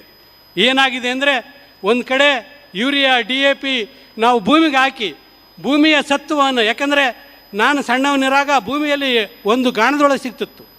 ಆ ಗಾಣದೊಳ ಇವತ್ತು ನಮ್ಮ ಮಕ್ಕಳಿಗೆ ನೋಡ್ಲಿಕ್ಕೆ ಸಿಗೋದಿಲ್ಲ. ಅದು ಆ ಗಾಣದೊಳ ಏನು ಮಾಡ್ತಿತ್ತು, ಆ ಮಣ್ಣು ತಿಂತಿದ್ದಿಲ್ಲ. ಮಣ್ಣಿನಲ್ಲಿ 1.5 ಫೀಟ್ ಮಣ್ಣಿನಲ್ಲಿ ಬ್ಯಾಕ್ಟೀರಿಯಾಗಳಿರ್ತಿದ್ದವು. ಆ ಬ್ಯಾಕ್ಟೀರಿಯಾ ತಿಂತಿತ್ತು. ಮಣ್ಣಿನ ಪೋಷಕಾಂಶನ ವೃದ್ಧಿಗೊಳಿಸ್ತಕ್ಕಂಥ ಆ ಹುಳು ಇವತ್ತು ನಮ್ಮ ಕಣ್ಣಿಗೆ ಇಲ್ಲ. ಇಂಥ ಬರಡು ಭೂಮಿ, ಬಂಜರ ಭೂಮಿ ಆಗ್ತದೆ. ಆ ನೆಲದಾಗ ಏನು ಬೆಳೆದಂಥ ಭೂಮಿ ಆಗ್ತದೆ ಮುಂದಿನ ದಿನಮಾನಗಳಲ್ಲಿ. ಬಹುಶಃ ಇದು ನಾನು ಕಥೆ ಹೇಳ್ತಾ ಇಲ್ಲ, ಇದು ದೃಷ್ಟಾಂತ ಕೂಡ. ಒಂದು ಮಾತು, ನಾನು ರೈತ ಸಂಘದಲ್ಲಿ ರಾಜ್ಯದ ಸುತ್ತಾಡಿದಂಥ ಒಬ್ಬ ವ್ಯಕ್ತಿ, ನಮ್ಮ ನಂಜುಂಡಸ್ವಾಮಿಯವರು ಒಂದು ಮಾತು ಹೇಳ್ತಿದ್ರು. ಏನಂದರೆ ಮುಂದಿನ ದಿನಮಾನಗಳು, ಅವತ್ತಿನ ಸರ್ಕಾರ ಪಾಕೆಟ್ ಬೀಜಗಳು ಬಂದಿದ್ದಿಲ್ಲ, ಕಂಪನಿ ಬೀಜಗಳು ಯಾವ ಇದ್ದಿದ್ದಿಲ್ಲ. ಮುಂದಿನ ಒಂದಿನ ಬೀಜ ಮತ್ತು ಎಣ್ಣೆಯಿಂದ ನಿಮ್ಮ ಮೂಲ ಬೀಜಗಳು ಇರ್ತಕ್ಕಂಥ ತಳಿಗಳು ನಾಶ ಆಗ್ತವೆ. ಇವು ಕಂಪ್ಲೀಟ್ ನಾಶ ಆಗ್ತವೆ. ದುಕಾನಕ್ಕೆ ಬೀಜದ ಪಾಕೆಟ್ ಬಂದಾಗ ನೀನು ಕೂರಿಗೆ ಏರ್ಬೇಕಾಗ್ತಂತಕ್ಕ ಮಾತನ್ನು ನಂಜುಂಡಸ್ವಾಮಿ ಹೇಳ್ತಿದ್ರು. ಅದನ್ನು ನಾನು ಅನೇಕ ಕಾರ್ಯಕ್ರಮದಲ್ಲಿ ಆ ಮಾತನ್ನು ಹೇಳಿದ್ದೀನಿ. ಅದು ಇವತ್ತಾಗಿದೆ, ಸತ್ಯ ನಡೀತಾ ಇದೆ ಇವತ್ತಿನ ದಿನಮಾನಗಳಲ್ಲಿ. ಕಂಪನಿ ಮಾಲಕರು, ವಿದೇಶದ ಕಂಪನಿ ಮಾಲಕರು, BT ಕಂಪನಿ, ಅಮೇರಿಕದಲ್ಲಿ ಬ್ಯಾನ್ ಆಗಿರ್ತಕ್ಕಂಥ BT ಇವತ್ತು ನಮ್ಮ ರಾಜ್ಯದ ತುಂಬ, ದೇಶದ ತುಂಬ ಅದು ಡ್ಯಾನ್ಸ್ ಮಾಡ್ತಾ ಇದೆ, ನಮ್ಮನ್ನೆಲ್ಲರ ಮುಂದೆ ಕುಣಿತಾ ಇದೆ. ಅದು ಅಲ್ಲಿ ಬ್ಯಾನ್ ಆಗಿ ಜೈಲಿಗೆ ಹಾಕ್ತಾರೆ. ಆ ಹತ್ಯೆಯನ್ನು ಬೆಳೆದರೆ ಆ ಹತ್ಯೆ ಅಲ್ಲಿ ಬ್ಯಾನ್ ಆಗಿದ್ದು ಇಲ್ಲಿ ನಮ್ಮ ದೇಶದಲ್ಲಿ ಜಗಜ್ಜಾರಿಯಾಗಿ ಮೆರಿತಾ ಇದೆ. ಇದು ನಮ್ಮ ಮುಂದೆ ನಡೀತಕ್ಕಂಥ ಅವ್ಯವಹಾರಗಳು, ಈ ಪ್ರಪಂಚದಲ್ಲಿ ನಡೀತಕ್ಕಂಥ ಇಂಥ ಅವ್ಯವಹಾರಗಳನ್ನು ನಾವು ತಡಿಬೇಕಾಗಿದೆ. ನಾವು ಜಾಗ್ರದಾಗ ಮಾತ್ರ ತಡಿಲಿಕ್ಕೆ ಸಾಧ್ಯ ಹೊರತಾಗಿ ನಮ್ಮ ಜಾಗೃತಿ ಇಲ್ಲ ಅಂದರೆ ನಾವು ತಡಿಲಿಕ್ಕೆ ಸಾಧ್ಯ ಇಲ್ಲ. ಆ ತಾಯಿ ಮಾತಾಡ್ತಾ ಹೇಳಿದಳು, ಯಾವುದು ಮನುಷ್ಯನಿಗೆ ಅಸಾಧ್ಯ ಇಲ್ಲ, ಮನಸ್ಸು ಮಾಡಿದರೆ, ಮನಸ್ಸು ನೀನು ಕಂಟ್ರೋಲಾಗಿತ್ತಂದರೆ ನೀ ಏನಾದರೂ ಸಾಧಿಸಬಲ್ಲೆ. ಒಬ್ಬ 2 ಕಾಲು ಕತ್ತರಿಸತಕ್ಕಂಥ ಮಹಿಳೆ ಹಿಮಾಲಯ ಪರ್ವತ ಏರ್ತಾಳಂದರೆ ಆಕೆಯ ಸಂಕಲ್ಪದ ನಿರ್ಧಾರ, ನಮ್ಮ ಮನಸ್ಸಿನಲ್ಲಿ ಸಂಕಲ್ಪದ ನಿರ್ಧಾರ ಇದ್ದರೆ ಖಚಿತವಾಗಿ ಮಾಡಲಿಕ್ಕೆ ಸಾಧ್ಯ ಇದೆ. ಅಂಥ ಮಾತ್ಕಾರಿಯನ್ನು ಇಡೀ ರಾಜ್ಯದಾದ್ಯಂತ ನಮ್ಮೆಲ್ಲರಿಗೆ ಕೈಗಳಿಗೆ ಕೆಲಸ, ರೈತರಿಗೆ, ಮಹಿಳೆಯರಿಗೆ ಎಂಥ ಅದ್ಭುತವಾದ ಕಾರ್ಯಕ್ರಮ ರೀ ಇದು. ನಾವು ಹೇಳಲಿಕ್ಕೆ ಎಷ್ಟು ಹೆಮ್ಮೆ ಆಗ್ತದೆ ಅಂದರೆ, ಕರ್ನಾಟಕ ರಾಜ್ಯದ 6.5 ಲಕ್ಷ ಮಹಿಳಾ ಸ್ವಸಹಾಯ ಗುಂಪುಗಳನ್ನು ಕಟ್ಟಿದ್ದಾರೆ. ಅದರಲ್ಲಿ 55 ಲಕ್ಷ ಮಹಿಳೆಯರು ಸದಸ್ಯರಾಗಿದ್ದಾರೆ. ಇದು ಎಂಥ ನಾವು ನಂಬೋದಕ್ಕಾಗದು. ಈ ಭೂಮಿ ಮೇಲೆ ಬಹುಶಃ ಭಾರತ ನೆಲದಲ್ಲಿ ಒಂದು ವಿಚಿತ್ರ ಸಂಸ್ಕೃತಿ ಇದೆ. ಹೆಣ್ಣು ನಮ್ಮ ಗಂಡಿನ ಅಡಿಯಾಳು, ಆ ಗಂಡೇನು ಹೇಳ್ತದೆ ಅದನ್ನು ಕೇಳಬೇಕಷ್ಟೇ, ಆಕೆ ಬುದ್ಧಿ ಮೊಳಕಾಲು ತೆಳಗ ಅಂತಕ್ಕಂಥ ಒಂದು ನಂಬಿಕೆ, ಮೂಢನಂಬಿಕೆಯಲ್ಲಿ ಬದುಕ್ತಕ್ಕಂಥ ಒಂದು ಸಮಾಜವನ್ನು ಇವತ್ತು ನಾವು ನೋಡ್ತೀವಿ. ಅಂಥವ್ರನ್ನ ಪರಿವರ್ತನೆ ಮಾಡಿ ಸ್ವಸಹಾಯ ಗುಂಪುಗಳು ಕಟ್ಟುವುದರ ಮೂಲಕ ಒಂದು ಜಾಗೃತಿಯನ್ನು, ಒಂದು ಅವರ ಶಕ್ತಿಯ ಕೇಂದ್ರವಾಗಿ ಬೆಳೆಸಿದ್ದನ್ನು ನಾವು ಇವತ್ತು ಶ್ಲಾಘಿಸಬೇಕಾಗ್ತದೆ. ಅಂಥ ಬದಲಾವಣೆ ಕಾರ್ಯಗಳು ಇವತ್ತು ಈ ಪೂಜ್ಯರಿಂದ ನಡೀತಾ ಇದ್ದಾವೆ. ನನ್ನ ಮಂಡಳಿಯಿಂದ ಒಂದು ಕೆಲವು ಅನಿಸಿಕೆಗಳು ನನಗಿದೆ, ಪೂಜ್ಯರ ಮುಂದೆ ಇಡಲಿಕ್ಕೆ ಬಯಸ್ತೀನಿ. ಯಾಕಂದರೆ ವೇಳೆ ಸ್ವಲ್ಪ ಒಂದು 5 ನಿಮಿಷ ಹೆಚ್ಚಾದರೂ 5-10 ನಿಮಿಷ ಹೆಚ್ಚಾದರೂ ದಯವಿಟ್ಟು ಅದನ್ನು ಸಹಿಸಬೇಕಂತಕ್ಕಂಥ ಒಂದು ವಿನಂತಿ ಅವರಲ್ಲಿ ಮಾಡಿ. ಯಾಕಂದರೆ ನಾನು ಅಧ್ಯಕ್ಷನಾಗಿ ಅಕ್ಟೋಬರ್ 6ನೇ ತಾರೀಕಿಗೆ ಅಧಿಕಾರ ಸ್ವೀಕಾರ ಮಾಡಿದೆ. ಆದರೆ ನನ್ನ ಪರಿಚಯ ನಿಮ್ಮೆಲ್ಲರಿಗಿಲ್ಲ. ನಾನು ಯಾದಗಿರಿ ಜಿಲ್ಲೆಯ ಶಾಪುರ ತಾಲೂಕಿನ ಸಲಾದ್ಪುರ ಹಳ್ಳಿಯ ಶರಣಪ್ಪ ಸಲಾದ್ಪುರ್, ಮಲ್ಲಪ್ಪ ಮತ್ತು ಚಂದ್ರಮ್ಮ ಅಂತಕ್ಕಂಥ ಒಂದು ತಾಯಿಯ ತಂದೆಯಿಂದ ಹುಟ್ಟಿದಂಥ ಮಗು ನಾನು. ಆದರೆ ನನ್ನ ಬದುಕಿನ ವಿಚಾರ ನಿಮಗೆ ಬಹುಶಃ ಹೇಳಲಿಕ್ಕೆ ನನಗೆ ಒಂದು ಕಡೆ ಹೇಳ್ಬಾರ್ದು ಅನಿಸ್ತದೆ, ಆದರೂ ಹೇಳಲೇಬೇಕು. ಯಾಕಂದರೆ ನನ್ನ ಪರಿಚಯ ನಿಮಗೆ ಆಗ್ಬೇಕಂದ್ರೆ ಹೇಳಲೇಬೇಕು. ಒಂದೇನೆಂದರೆ, ನನ್ನ ಕಾಲೇಜ್ ಜೀವನ ಮುಗಿದಿದೆ. ಆದರೆ ನಾನು 23ನೇ ವಯಸ್ಸಿಗೆ ನಮ್ಮ ತಂದೆಯವರು ನನಗೆ ಲಗ್ನ ಮಾಡಲಿಕ್ಕೆ ನಿರ್ಧರಿಸ್ತಾರೆ. ಆವಾಗ ನಾನು ಇವತ್ತಿಗೆ 45 ವರ್ಷದಿಂದ ನನ್ನ ಏಜ್ 23 ವರ್ಷ ಇತ್ತು. ಆವಾಗ ನಮ್ಮ ತಂದೆಗೆ ಒಂದು ಮಾತು ಹೇಳಿದೆ, ಸಾಮಾಜಿಕ ಪೀಡೆಗಾಗಿರ್ತಕ್ಕಂಥ ವರದಕ್ಷಿಣೆಯನ್ನು ಇಲ್ಲದೆ ನನಗೆ ಮದುವೆ ಮಾಡ್ತೀನಿ ಅಂದ್ರೆ ಮಾತ್ರ ಮದುವೆ ಆಗ್ತೀನಿ, ಇಲ್ಲಾಂದ್ರೆ ಆಗಂಗಿಲ್ಲ ಅಂತಕ್ಕಂಥ ಮಾತನ್ನು ನಮ್ಮ ತಂದೆಗೆ ಹೇಳಿದೆ ನಾನು. ಸಾಮಾಜಿಕ ಪಿಡುಗು ಇದು ಯಾರಿಗಾಗಿದೆ ಅಂದರೆ, ಶ್ರೀಮಂತರಿಗೆ ಹೆಂಗೆ ಕೊಡೋದು ತೊಗೊಳ್ಳೋದು ಅವ್ರಿಗೆ ಖುಷಿ ಇರ್ಬೋದು, ಆದರೆ ಮಧ್ಯಮ ವರ್ಗ ಮತ್ತು ಕೆಳವರ್ಗಕ್ಕೆ ಇದು ಶಾಪ ಆಗಿ ಪರಿಣಮಿಸ್ತಾ ಇದೆ. ದುಃಖದಿಂದ ಕುಡಿತಕ್ಕೆ ಒಬ್ಬ ತಂಗಿಯ ಮದುವೆ ಮಾಡಬೇಕು, ನನ್ನ ಅಕ್ಕನ ಮದುವೆ ಮಾಡಬೇಕು, ನನ್ನ ಮನೆಗೆ ಇಂಥ ಕಷ್ಟ ಆದಂತಕ್ಕಂಥ ಕಷ್ಟಕ್ಕೆ ಕುಡಿತಕ್ಕೆ ಹೋಗ್ತಕ್ಕಂಥ ಒಂದು ಕುಟುಂಬಗಳನ್ನು ನಾವು ನೋಡ್ತಾ ಇದ್ದೀವಿ. ಇದನ್ನು ನಾನು ವಿರೋಧಿಸಿದೆ, ಇದನ್ನು ಹೆಮ್ಮೆಯಿಂದ ಹೇಳ್ತೀನಿ. ಯಾಕಂದರೆ ಒಂದು ಕಡೆ ಒಂದು ಕಾಲೇಜಿನಾಗ ಮಾತಾಡ್ತಾ ಒಂದು ಮಾತು ಹೇಳಿದೆ, ಡಿಗ್ರಿ ಭಾಳ ದೊಡ್ಡ ತೊಗೊಂಡು PhD ಅದ, MA ಅದ, ದೊಡ್ಡ ದೊಡ್ಡ ನೌಕರಿಗಿದ್ದೀವಿ, IAS ಆಗಿವಿ, IPS ಆಗಿವಿ. ಆದರೆ ಅವರ ಡಿಗ್ರಿ, ಸಾಮಾಜಿಕ ಡಿಗ್ರಿ 0 ಇದೆ. ಆದರೆ ಧರ್ಮದರ್ಶಿ ವೀರೇಂದ್ರ ಹೆಗ್ಗಡೆಜಿ ಅವರ ಶ್ರೀಮತಿಯವರ ಡಿಗ್ರಿ ಭಾಳ ದೊಡ್ಡ ಎತ್ತರದ ಡಿಗ್ರಿ ಹೇಳಿದ್ದೇವೆ. ಏನಂದರೆ, ನಾನು ಸಾಮಾಜಿಕ ಪಿಡುಗಾಗಿದ್ದ ವರದಕ್ಷಿಣೆ ವಿರೋಧ ಮಾಡಿರೋದ್ರಿಂದ ನನ್ನ ಸಾಮಾಜಿಕ ಡಿಗ್ರಿ ಇದೆ, ನನ್ನ ಸಾಮಾಜಿಕ ಮೌಲ್ಯವನ್ನು ಗಳಿಸಿದ್ದೀನಿ. ಅದೇ ರೀತಿಯಾಗಿ ಹುಟ್ಟಿದಿಂದ ಇವತ್ತಿನವರೆಗೂ ಮದ್ಯಪಾನ ಸೇವನೆ ಮಾಡಿಲ್ಲ, ಇದು ನನ್ನ ಸಾಮಾಜಿಕ ಡಿಗ್ರಿ. ನಾನು ಇಷ್ಟು ದಿನ ರಾಜಕೀಯ ಮಾಡಿ 40-50 ವರ್ಷ ರಾಜಕೀಯ ಮಾಡಿದರೂ ಕೂಡ 10 ಪೈಸೆ ಭ್ರಷ್ಟಾಚಾರ ಮಾಡದೆ ಬದುಕಿದ್ದೀನಿ, ಇದು ನನ್ನ ಸಾಮಾಜಿಕ ಡಿಗ್ರಿ. ಇದು ನನ್ನ ಮೌಲ್ಯ. ನನ್ನ ಸಂಕಟ ಬರೋದು ನನ್ನ ಮೌಲ್ಯ ಹೊರತಾಗಿ ಆ degree IAS, IPS, PhD, doctor ಯಾವುದು ಬರೋದಿಲ್ಲ. ಆದರೆ ನನ್ನ ಸಂಕಟ ಬರೋದು ಬುದ್ಧ, ಬಸವ, ಅಂಬೇಡ್ಕರ್, ಇವತ್ತು ಧರ್ಮದರ್ಶಿಗಳ ಒಂದು ಅವ್ರ ಜೊತೆ ಹೋಗೋದು, ಅವ್ರ ಮೌಲ್ಯಗಳು, ಅವರ ಬದುಕಿನ ಸಿದ್ಧಾಂತಗಳು ಅವ್ರ ಜೊತೆ ಹೋಗ್ತವೆ, ನಮಗೆಲ್ಲ ಮಾದರಿ ಆಗ್ತವೆ. ಅಂಥ ಬದುಕೋದಕ್ಕೆ ನಾವೆಲ್ಲರೂ ಸಿದ್ಧರಾಗಬೇಕು. ಬಹುಶಃ ನಿಮಗೆ ಗುರೂಜಿಯವರು ಗಾಂಧಿ ಟೊಪ್ಪಿಗೆ ಹಾಕಿದ್ದಾರೆ. ಒಬ್ಬ ಸಂತೋಷ ಆಯ್ತು ನನಗೆ, 70 ಮಂದಿಗೆ, 80 ಮಂದಿಗೆ, 100 ಮಂದಿಗೆ ಮದ್ಯಪಾನ ಬಿಡಿಸಿರ್ತಕ್ಕಂಥ ಒಂದು ಚಳವಳಿಯನ್ನು ಮಾಡ್ತಾಯಿದ್ರಿ. ಇದು ನಿಮ್ಮ ಗುರಿ ಇನ್ನೂ ಹೆಚ್ಚು ಆಗ್ತಕ್ಕಂಥದ್ದಕ್ಕೆ. ಯಾಕಂದರೆ ಒಬ್ಬ ನಿಮ್ಮ ಒಳ್ಳೆಯ ಮಿತ್ರ ನಿಮ್ಮ ಶತ್ರು ಆಗಿರ್ತಾನೆ. ಬಹುಶಃ ಕುಡಿತ ಬಿಟ್ಟಂಥ ಬಂಧುಗಳಲ್ಲಿ ಒಂದು ವಿನಂತಿ, ನಿಮ್ಮ ಕುಡಿತ ಬಿಟ್ಟ ಮೇಲೆ ಇನ್ನೊಬ್ಬ ನಿಮ್ಮ ಆತ್ಮೀಯ ಗೆಳೆಯ ಭಾಳ ನಿಮ್ಮ ಶತ್ರು ಆಗ್ತಾನೆ, ನಿಮ್ಮನ್ನು ತಪ್ಪುದಾರಿ ಎಳಿಲಿಕ್ಕೆ ಪುನಃ ಆತ ಶತಪ್ರಯತ್ನ ಮಾಡ್ತಿರ್ತಾನೆ. ಆತನಿಂದ ಬಚಾವಾದರೆ ಮಾತ್ರ ನಿಮ್ಮ ಕುಡಿತದಿಂದ ಮುಕ್ತಿ ಹೊಂದಲಿಕ್ಕೆ ಸಾಧ್ಯ. ಯಾರು ಶತ್ರುಗಳಂದರೆ ಮನೆಯವರಲ್ಲ, ಹೆಂಡತಿ ಅಲ್ಲ, ಮಕ್ಕಳಲ್ಲ, ನಿಮ್ಮ ಆತ್ಮೀಯ ಗೆಳೆಯ, ನಿಮ್ಮ ಇಂಥ ಒಬ್ಬ ಮಿತ್ರನಿಂದ ಬಚಾವಾಗಬೇಕಾದಂಥ ಒಂದು ಅನಿವಾರ್ಯತೆ ನಿಮ್ಮ ಮುಂದಿದೆ. ಅದೇ ರೀತಿಯಾಗಿ ನನ್ನ ಕ್ಷೇತ್ರದಿಂದ ನನ್ನ ಈಗೇನು ಸಂಯಮ ಮಂಡಳಿ ಅಧ್ಯಕ್ಷನಾಗಿದ್ದೀನಿ, ಇದರಿಂದ ನಾನು ಒಂದು ಪೂಜ್ಯರಲ್ಲಿ ಮನವಿ ಮಾಡಿಕೊಳ್ತೀನಿ. ಪ್ರಾಥಮಿಕ ಪ್ರೌಢ ಶಿಕ್ಷಣದಲ್ಲಿ ಪರಿಣಾಮಕಾರಿ ಪಾಠಗಳಿಲ್ಲ. ಬಹುಶಃ ಪೂಜ್ಯರು ಭಾಳ ಗಂಭೀರವಾಗಿ ಒಂದು ಬುದ್ಧಿಜೀವಿಗಳಿಂದ ಒಂದು ಸೆಮಿನಾರ್ ಮಾಡಿ, ಯಾಕಂದರೆ ಮಕ್ಕಳಿಗೆ ಪ್ರಾಥಮಿಕ ಶಾಲೆಯಲ್ಲಿ ತಾಯಿ ಮಗನ ಸಂಭಾಷಣೆ ಪಾಠ ಇರಬೇಕು. ಯಾವ ಮದ್ಯದಿಂದ, ಸಿಗರೇಟದಿಂದ, ಗುಟ್ಕಾದಿಂದ, ಗಾಂಜಾದಿಂದ ಏನೇನು ಹಾನಿ ಆಗ್ತದಂತೆ ಆ ಮಗು ಕೇಳಿದಾಗ ತಾಯಿ ಉತ್ತರ ಕೊಡ್ತಿರ್ತಾಳೆ. ತಾಯಿ ಮಗನ ಸಂಭಾಷಣೆ ಆಗಬೇಕು. ಪ್ರೌಢಶಾಲೆಯಲ್ಲಿ ಪ್ರಬುದ್ಧ ವಯಸ್ಸಿಗೆ ಬಂದಿರ್ತಾನೆ ಮಗ, ತಂದೆ ಮತ್ತು ಮಗನ ಸಂಭಾಷಣೆ ಆಗಬೇಕು.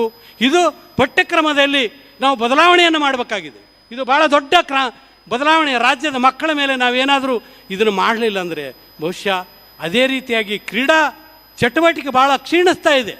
ಎಲ್ಲ ಪ್ರಾಥಮಿಕ ಮತ್ತು ಪ್ರೌಢಶಾಲೆಯಲ್ಲಿ ಸರ್ಕಾರ ಅದಕ್ಕೆ ಒತ್ತು ಕೊಡದಿರೋಂಥ ಸ್ಥಿತಿಯಾಗಿದೆ. ನಮ್ಮ ಮಕ್ಕಳು ವಿದ್ಯಾವಂತ ಈ ಕ್ರೀಡಾ ಚಟುವಟಿಕೆಗಳು ಬಳಸಿದರೆ ಬಹುಶಃ ಅವರು ಕೂಡ ಒಂದು ದುಶ್ಚಟಕ್ಕೆ ಬಲಿಯಾಗಂಗಿಲ್ಲ ಅಂತಕ್ಕಂಥ ಒಂದು ವಿಚಾರ. ಅದೇ ರೀತಿಯಾಗಿ ಹಳ್ಳಿಗಳಲ್ಲಿ ಅನಧಿಕೃತ ಮದ್ಯ ಈಗಾಗಲೇ ರಾಜ್ಯ ತುಂಬ ಮಾರುತ್ತಂತ ನನ್ನ ಕಲ್ಪನೆ. ನಾನು ಈಗಾಗಲೇ 31 ಜಿಲ್ಲೆಗಳ ಒಂದು ಅಧಿಕಾರಿಗಳಿಗೆ, ಜಿಲ್ಲಾಧಿಕಾರಿಗಳಿಗೆ ಪತ್ರ ಬರೆದಿದ್ದೀನಿ. ಏನಂದರೆ, ನಿಮ್ಮ ಜಿಲ್ಲೆಯಲ್ಲಿ ಅನಧಿಕೃತ ಮದ್ಯ ಮಾರಾಟ ಆಗ್ತಾ ಇದೆಯಾ ಅಥವಾ ಇಲ್ಲ? ಅದೇ ರೀತಿಯಾಗಿ ಕಳಪೆ ಈ ನಕಲಿ ಮದ್ಯ ಮಾರಾಟ ಆಗ್ತಿದೆಯಾ ಇಲ್ಲ? ಕೈಬೆಟ್ಟಿ ನಿಮ್ಮ ಜಿಲ್ಲೆಯಲ್ಲಿ ನಡೀತಿದೆ ಇಲ್ಲ? ಇಂಥ ಪ್ರಶ್ನೆಗಳನ್ನು ಹಾಕಿ ಇಡೀ 31 ಜಿಲ್ಲೆಯ DC ಗಳಿಗೆ ಬರೆದಿದ್ದೀನಿ. ಅದನ್ನು ಒಂದು ಪೂಜ್ಯರ ಮನಸ್ಸು ಮಾಡಿದರೆ ಬಹುಶಃ ದೊಡ್ಡ ಕ್ರಾಂತಿಯ ಚಳವಳಿ ಮಾಡ್ಬೋದು. ಈ 65,000 ಮಹಿಳಾ ಸ್ವಸಹಾಯ ಗುಂಪುಗಳು, ಜನಜಾಗೃತಿ ವೇದಿಕೆಗಳು ನಿಜವಾಗಿ ಏನಂತಂದರೆ, ಈ ನನ್ನ ಮಂಡಳಿಗೆ DC ಅವರಿಗೆ ಅಡ್ರೆಸ್ ಮಾಡಿ ನನ್ನ ಮಂಡಳಿಗೆ ಕೂಡ ಒಂದು ಪತ್ರವನ್ನು ಕಳಿಸಿದರೆ ಬಹುಶಃ 65,000 ಈ ಜನಜಾಗೃತಿ ವೇದಿಕೆ ಕೋಟಿ ಪತ್ರಗಳು ಬಹುಶಃ ನಮಗೆ ಬಂದರೆ ಈ ಪೂಜ್ಯರ ನಾವು ಮುಖ್ಯಮಂತ್ರಿಗಳ ಜೊತೆ ಒಂದು ಟೈಮನ್ನು ತೆಗೆದುಕೊಂಡು ಇದರ ಬದಲಾವಣೆಗಾಗಿ, ಯಾಕಂದರೆ ಈ ಒಂದು ಕಡೆ ಅನಧಿಕೃತ ಮದ್ಯ ಮತ್ತು ನಕಲಿ ಮದ್ಯ ಹಾವಳಿ ಭಾಳ ಹೇರಳವಾಗಿದೆ ಈ ರಾಜ್ಯದಲ್ಲಿ. ಅದನ್ನು ತಡಿತಕ್ಕಂಥ ಪ್ರಯತ್ನಕ್ಕೆ ಪೂಜ್ಯವರಿಗೆ ಶಕ್ತಿ ಇದೆ, ಆ ಮನಸ್ಸಿದೆ. ಅದಕ್ಕಾಗಿ ಈ ಒಂದು ಚಳವಳಿಯಲ್ಲಿ ಪೂಜ್ಯರು ಕೂಡ ಪಾಲ್ಗೊಳ್ತಾರಂತಕ್ಕಂಥದ್ದನ್ನು ನಾನು ಬಯಸಿದ್ದೀನಿ. ಯಾಕಂದರೆ ನನ್ನದೊಂದು ಪ್ರಯತ್ನ, ಒಂದು ಕತೆ ಹೇಳ್ತೀನಿ ನಾನು. ಹೆಂಗಾಗಿದೆ ನನ್ನ ಪರಿಸ್ಥಿತಿ ಅಂದರೆ, ಅಧಿಕಾರ ತಗೊಂಡ ಮೇಲೆ ನಾವು ಒಂದು ಕಾಲೇಜಿನಲ್ಲಿ ಒಂದು ಕತೆ ಹೇಳಿದೆ. ಯಾಕಂದರೆ ಬುದ್ಧಿಜೀವಿಗಳ ಮುಂದೆ ಏನಾಗಿದೆ ಅಂದರೆ, ನಾನು ಗುಬ್ಬಿಯಾಗಿ ಒಂದು ಕಾಡಿಗೆ ಬೆಂಕಿ ಎತ್ತಿತ್ತಂತ, ಒಂದು ಗುಬ್ಬಿ ಒಂದು ಚೊಂಚಲಿಂದ ಹನಿ ನೀರು ಹಾಕ್ತಿತ್ತಂತ. ಅವೆಲ್ಲ ಉಳುಕಿದ್ವೆಲ್ಲ ಪ್ರಾಣಿ ನಗ್ತದ್ವು ಅಂತ. ಆದರೆ ಗುಬ್ಬಿ ಹೇಳಿತಂತ, ಆ ಕಾಡು ಆರಿಸುವುದರಲ್ಲಿ ಇತಿಹಾಸ ನಾನು ಆಗ್ತೀನಿ ಅಂತಕ್ಕಂಥ ಮಾತು ಹೇಳ್ತಂತ. ಅದೇ ರೀತಿಯಾಗಿ ಈ ಗುಬ್ಬಿ ಧರ್ಮದರ್ಶಿಯವರ ಜೊತೆಗೆ ಸಣ್ಣ ಗುಬ್ಬಿಯಾಗಿ ಇಂಥ ಒಂದು ಬದಲಾವಣೆ ಕಾರ್ಯದಲ್ಲಿ ಪಾಲ್ಗೊಳ್ತೀನಿ ಅಂತಕ್ಕಂಥ ಹೇಳಲಿಕ್ಕೆ ಹರ್ಷ ಆಗ್ತದೆ ನನಗೆ. ಇಂಥ ಚಳವಳಿಯನ್ನು ನಾವು ಮಾಡಬೇಕಾಗಿದೆ. ಇನ್ನೂ ಅನೇಕ ವಿಚಾರಗಳು ಮಾತಾಡಬೇಕು. ನನಗೆ ಕೊಟ್ಟಿರ್ತಕ್ಕಂಥ ವೇಳೆ ಮುಗಿದಿದೆ. ಇನ್ನೂ ಬೇರೆ ಬೇರೆ ಸಭೆಗಳಲ್ಲಿ ಮಾತಾಡ್ತೀನಿ. ತಮ್ಮ ಎಲ್ಲ ಬಂಧುಗಳಲ್ಲಿ ತಾವು ಗಾಂಧೀಜಿಯ ಪ್ರತಿರೂಪವಾಗಿರ್ತಕ್ಕಂಥ ತಮ್ಮಲ್ಲಿ ಎಲ್ಲರಲ್ಲಿ ವಂದಿಸಿ ನನ್ನ ಮಾತನ್ನು ಮುಗಿಸ್ತೀನಿ. ಜೈ ಭಾರತಾಂಬೆ, ಜೈ ಕನ್ನಡಾಂಬೆ. ಅಭಿನಂದನೆಗಳು. ದೇಶದ ಅತ್ಯುನ್ನತ ಮ್ಯಾನೇಜ್ಮೆಂಟ್ ಶಿಕ್ಷಣ ಸಂಸ್ಥೆಯಾದ Indian school of business ISB ಇದರ ಜೊತೆ ಪೂಜ್ಯ ಕಾವಂದರ ಮಾರ್ಗದರ್ಶನದಲ್ಲಿ ನಡೆಯುತ್ತಿರುವ ಮಧ್ಯವರ್ಜನ ಶಿಬಿರಗಳು ದೇಶದಲ್ಲೇ ಅತ್ಯಂತ ಪರಿಣಾಮಕಾರಿ ಮತ್ತು ಮಾದರಿ ಆಗಿರುವ ಬಗ್ಗೆ ಒಂದು ಆಳವಾದ ಅಧ್ಯಯನ ಮಾಡುವ ಮತ್ತು ಅದರ ವರದಿಯನ್ನು ಸಲ್ಲಿಸುವ ಒಪ್ಪಂದ ಮಾಡಿಕೊಂಡು ಮಾನ್ಯ ಕಾರ್ಯನಿರ್ವಾಹಕ ನಿರ್ದೇಶಕರು ಈ ಬಗ್ಗೆ ಚರ್ಚಿಸಿ ಮಾತನಾಡಿ ಸಭೆ ನಡೆಸಿ 2 ಸಂಸ್ಥೆಗಳು ಒಪ್ಪಿಕೊಂಡಿರುವ ಸುದಿನ ಈ ದಿನ ಪೂಜ್ಯ ಕಾವಂದರ ಸಮ್ಮುಖದಲ್ಲಿ ಒಪ್ಪಂದ ವಿನಿಮಯ ಕಾರ್ಯಕ್ರಮ ಈ ವೇದಿಕೆಯಲ್ಲಿ ನೆರವೇರಲಿಕ್ಕಿದೆ. Ananda Sudhakar, associate professor ISB Hyderabad ಇವರ ಜೊತೆ ವಿಶೇಷವಾಗಿ ಒಪ್ಪಂದ ವಿನಿಮಯ. ಪೂಜ್ಯ ಕಾವಂದರ, ಪೂಜ್ಯ ಯತಿವರಿಯರ ದಿವ್ಯ ಉಪಸ್ಥಿತಿಯಲ್ಲಿ ಒಪ್ಪಂದ ವಿನಿಮಯ.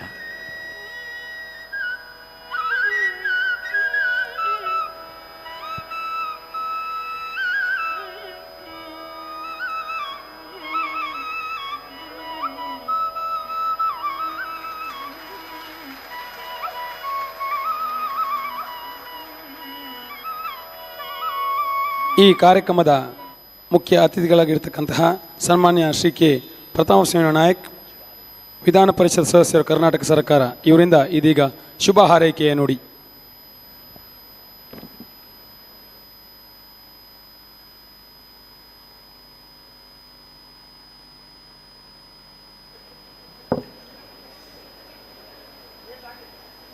ಓಂ ಶ್ರೀ ಮಂಜುನಾಥಾಯ ನಮಃ. ವೇದಿಕೆಯಲ್ಲಿ ವಿರಾಜಮಾನರಾಗಿರುವ ಶ್ರೀ ಕ್ಷೇತ್ರ ಧರ್ಮಸ್ಥಳದ ಧರ್ಮಾಧಿಕಾರಿಗಳಿಗೆ, ಮಾತೃಶ್ರೀಯವರಿಗೆ, ಅದೇ ರೀತಿ ಸ್ವಾಮಿದ್ವಯರಿಯ ಪಾದಗಳಿಗೆ ವಂದನೆಗಳನ್ನು ಸಲ್ಲಿಸ್ತಾ ವೇದಿಕೆಯ ಮೇಲೆ ಉಪಸ್ಥಿತರಿರುವ ಎಲ್ಲ ಪ್ರಮುಖರೇ, ಮಾನ್ಯರೇ, ಗಣ್ಯರೇ, ಇಲ್ಲಿ ನೆರೆದಿರುವ ಆತ್ಮೀಯ ಬಂಧು ಭಗಿನಿಯರೇ, ಪತ್ರಿಕಾ ಮಾಧ್ಯಮದ ಮಿತ್ರರೇ,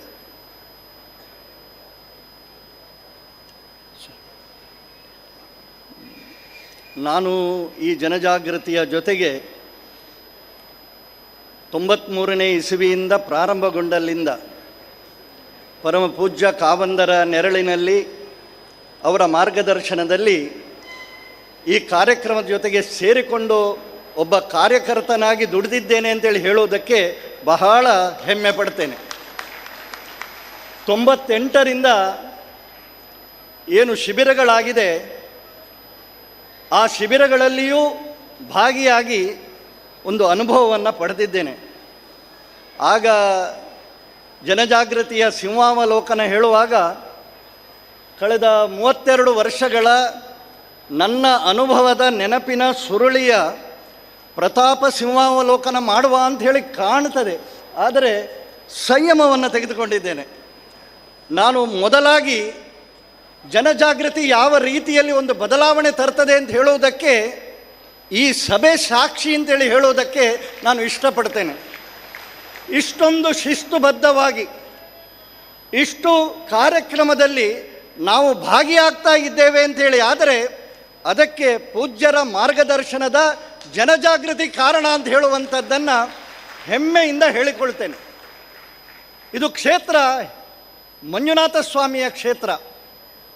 ಜಗತ್ತಿಗೆ ಕಷ್ಟ ಬಂದಂತಹ ಸಂದರ್ಭದಲ್ಲಿ, ವಿಷ ಜಗತ್ತಿನಲ್ಲಿ ತುಂಬಿಕೊಂಡಂತಹ ಸಂದರ್ಭದಲ್ಲಿ ಮಾನವ ಕುಲದ ಉದ್ಧಾರಕ್ಕೋಸ್ಕರ ಆ ವಿಷವನ್ನೇ ಕುಡಿದು ನೀಲಕಂಠನಾಗಿ ನಂತರ ಜಗತ್ತಿನ ಉದ್ಧಾರಕ್ಕೆ ಮಂಜುನಾಥನಾಗಿ ಕೂತಂತಹ ಕ್ಷೇತ್ರ ಇದು. ಆ ದೇವರ ಆ ಮಂಜುನಾಥನ ಆಶಯವನ್ನು, ಅದೇ ತತ್ವವನ್ನು ಅಕ್ಷರಶಃ ಅನುಷ್ಠಾನಕ್ಕೆ ತರ್ತಾ ಪೂಜ್ಯರ ಮಾರ್ಗದರ್ಶನದಲ್ಲಿ ಈ ಜನಜಾಗೃತಿ ನಡೀತಾ ಇದೆ ಅಂತ ಹೇಳುವಂಥದ್ದು ಕೂಡ ಅಷ್ಟೇ ಸತ್ಯ. ಒಂದು ಘಟನೆಯನ್ನು ಹೇಳಿ ನನ್ನ ಮಾತನ್ನು ನಿಲ್ಲಿಸ್ತೇನೆ. 89ರ ಚುನಾವಣೆ, ನಾನು ರಾಜಕೀಯದ ವ್ಯಕ್ತಿ. ನಾನು ಇಲ್ಲೇ ಬೆಳ್ತಂಗಡಿಯ ಸಮೀಪದ ಕೊಯ್ಯೂರಿಗೆ ಮತಯಾಚನೆಗೆ ಚುನಾವಣೆಯ ಸಂದರ್ಭದಲ್ಲಿ ಹೋಗಿದ್ದೆ. ಮುಳಿಯ ಮಾಡು ಅಂತ ಹೇಳಿದರೆ ಹುಲ್ಲಿನ ಮಾಡಿನ ಮನೆ, ಮಣ್ಣಿನ ಗೋಡೆ, ಬಾಗಿಲಿಲ್ಲ. ತಾಯಿ ಹೊರಗೆ ಕೂತು ಬೀಡಿ ಕಟ್ತಾ ಇದ್ದಾಳೆ. ಮಕ್ಕಳು ಶಾಲೆಗೆ ಹೋಗದೆ ಹೊರಗೆ ಆಡ್ತಾ ಇದ್ದಾರೆ. ನಾವು ಮತಯಾಚನೆಗೆ ಅಂತೇಳಿ ಹೋಗಿದ್ದೇವೆ. ಆ ತಾಯಿ ಮುಖ ಎತ್ತಿ ನಮ್ಮನ್ನು ನೋಡಲಿಲ್ಲ. ಮನೆ ಬಾಗಿಲಿಗೆ ಹೋದರು, ಮುಖ ಎತ್ತಿ ನೋಡಲಿಲ್ಲ. ನಾನು ಮತ್ತೆ ನಾವು ನಿಮ್ಮ ಮನೆ ಬಾಗಿಲಿಗೆ ಬಂದಿದ್ದೇವೆ, ನೀವು ನಮ್ಮನ್ನು ಮಾತಾಡಿಸೋದಿಲ್ವ ಅಂತೇಳಿ ಕೇಳಿದಾಗ ನನ್ನ ಪ್ರಾರ್ಥನೆಯನ್ನು, ವಿನಂತಿಯನ್ನು ಗಮನಿಸಿದ ತಾಯಿ ಹೇಳಿದ್ಲು, ನಿಮಗೆ ಅಷ್ಟು ಸಮಾಜ ಸುಧಾರಣೆ, ಯಾರ್ಯಾರಿಗೋಸ್ಕರ ಮತ ಕೇಳಲಿಕ್ಕೆ ಬಂದಿದ್ದೀರಲ್ಲ, ನಿಮಗೆ ಅಷ್ಟು ಸಾಧ್ಯ ಇದ್ದರೆ ನನ್ನ ಗಂಡ ಕುಡಿದು ನಮ್ಮ ಮನೆ ಪರಿಸ್ಥಿತಿ ನೋಡ್ತಾ ಇದ್ದಾರಲ್ಲ, ಅವರಿಂದ ಕುಡಿತವನ್ನು ಬಿಡಿಸಿ ಆವಾಗ ನಾನು ನಿಮಗೆ ಶರಣು ಹೇಳ್ತೇನೆ ಅಂತ ಹೇಳುವ ಮಾತು ಹೇಳಿದರು.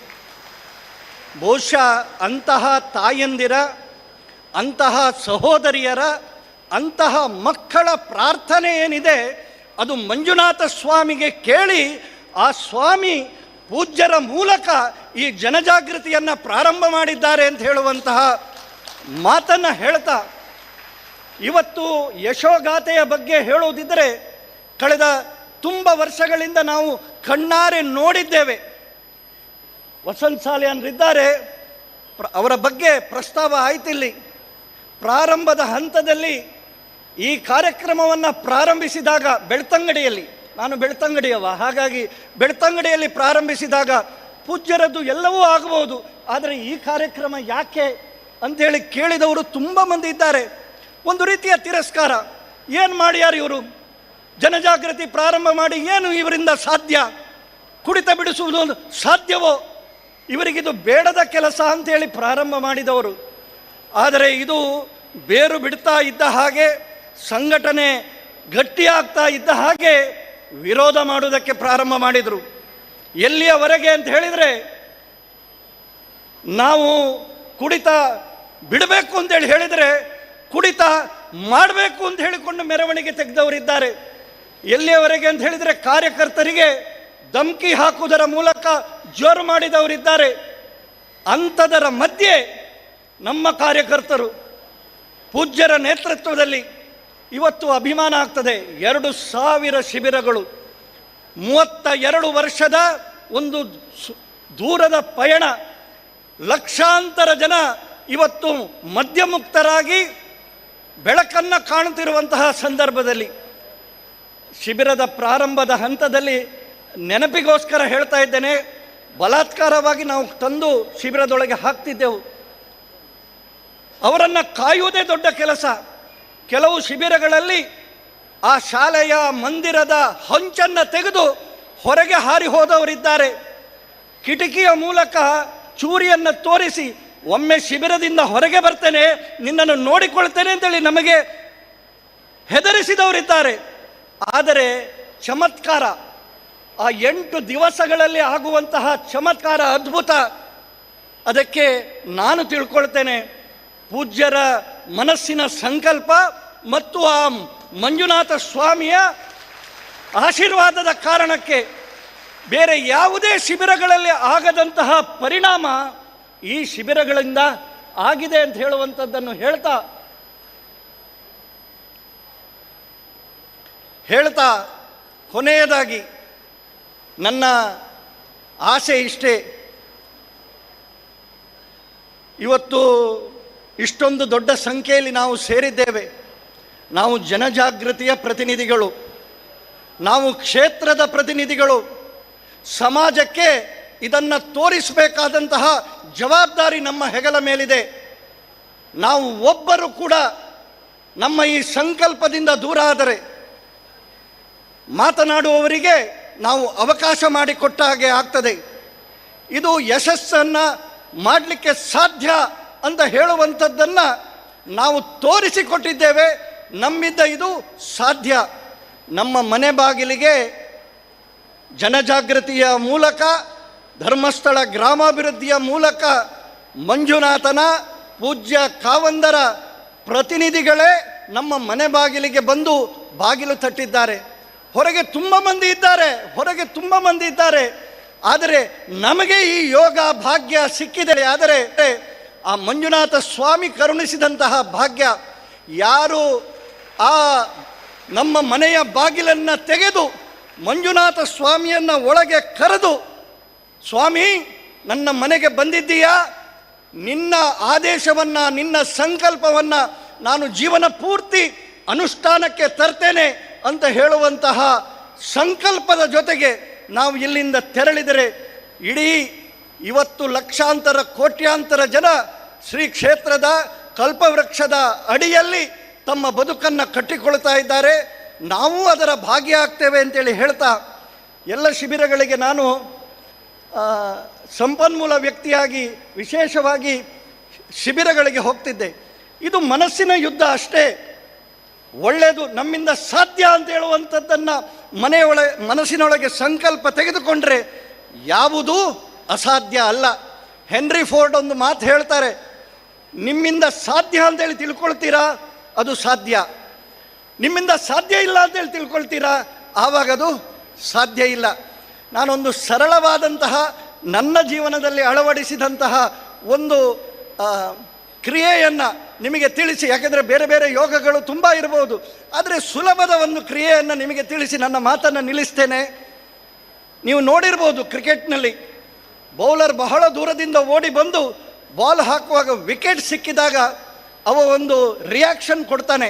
ಯಾವ ರೀತಿಯಲ್ಲಿ ಅಂದರೆ ಮುಷ್ಟಿಯನ್ನು ಹಿಡ್ಕೊಂಡು ಎಸ್ ಅಂತೇಳಿ ಹೇಳ್ತಾನೆ. ನಿಮ್ಮ ಮನಸ್ಸಿನಲ್ಲಿ, ನನ್ನ ಮನಸ್ಸಿನಲ್ಲಿ ಆದಾಗ ನಾನು ಇದನ್ನು ಮಾಡ್ತೇನೆ ಅಂತ ಹೇಳೋದಕ್ಕೋಸ್ಕರ ಹೇಳ್ತೇನೆ. ಮನಸ್ಸಿನಲ್ಲಿ ಮೇಲೆ ಕೆಳಗೆ ಭಾವನೆಗಳು ಆಗ್ತಾ ಇರ್ತದೆ. ಆವಾಗ ನೀವು ಒಮ್ಮೆ ಒಂದು ಬದಿಗೆ ಹೋಗಿ ಎರಡೂ ಮುಷ್ಟಿ ಹಿಡ್ಕೊಂಡು ಇದು ನನ್ನಿಂದ ಸಾಧ್ಯ ಅಂತ ಹೇಳಿ 3 ಸರ್ತಿ ಮಾಡಿ ನಿಮ್ಮೊಳಗಿನ ಆ ಉತ್ಸಾಹ, ಆ ಸ್ಫೂರ್ತಿ ಹೆಚ್ಚುತ್ತದೆ ಅಂತೇಳಿ ಹೇಳ್ತಾ, ಬೇಕಾದರೆ ಒಂದು ಸಣ್ಣ ಪ್ರಯೋಗ, ನಿಮಗೇನಾದರೂ ಈಗ ಆ ಶಕ್ತಿ ಬೇಕು ಅಂತ ಹೇಳಿ ಆದರೆ ಎಲ್ಲರೂ ಒಮ್ಮೆ ಮುಷ್ಟಿಗಟ್ಟಿ ಅದೇ ರೀತಿಯಲ್ಲಿ ಒಮ್ಮೆ ಆ್ಯಕ್ಷನ್ ಕೊಡಿ. ನಾನು ಹೇಳ್ತೇನೆ ಇದು ನನ್ನಿಂದ ಅಂತ ಹೇಳ್ತೇನೆ, ನೀವು ಸಾಧ್ಯ ಹೇಳಿದರೆ ಆಯಿತು. ಒಮ್ಮೆ ಎಲ್ಲರೂ ದಯವಿಟ್ಟು ಇದು ನಮ್ಮಿಂದ, ಸ್ವಲ್ಪ ಗಟ್ಟಿಯಾಗಿ, ಇದು ನಮ್ಮಿಂದ, ಇದು ನಮ್ಮಿಂದ. ಧನ್ಯವಾದ. ಅಭಿನಂದನೆಗಳು ಸರ್. ಇಷ್ಟು ಕಠಿಣ ಜನಜಾಗೃತಿ ಕಾರ್ಯಕ್ರಮವನ್ನು ನಡೆಸಲಿಕ್ಕೆ ಧೈರ್ಯ ತುಂಬಿದವರು SDM ಶಿಕ್ಷಣ ಸಂಸ್ಥೆಯ ಕಾರ್ಯದರ್ಶಿಗಳು ಡಿ ಹರ್ಷೇಂದ್ರ ಕುಮಾರ್ ಸರ್ ಅವರು ಮನದಲ್ಲೇ ಶುಭ ಹಾರೈಕೆ ಮಾಡಿದ್ದಾರೆ.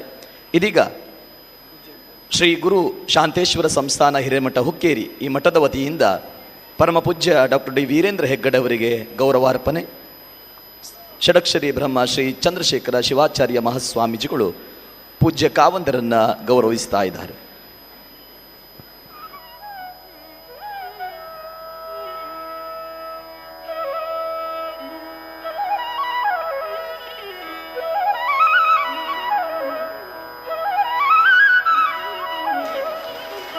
ಎಲ್ಲ ಶಿಬಿರಾರ್ಥಿಗಳು ಎದ್ದು ಹೋಗ್ಲಿಕ್ಕಿಲ್ಲ ಅಲ್ಲಿ. ದಯವಿಟ್ಟು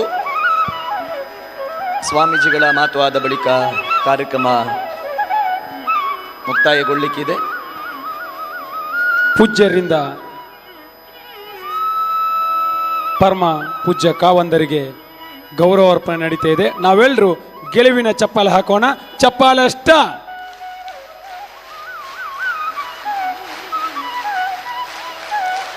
ಇನ್ನೊಮ್ಮೆ ನಾವು ಗೆಲುವಿನ ಚಪ್ಪಾಳೆ ಮುಖಾಂತರ ಪೂಜ್ಯರಿಗೆ ಗೌರವ ಸಲ್ಲಿಸೋಣ. ಚಪ್ಪಾಳೆ ಅಷ್ಟ.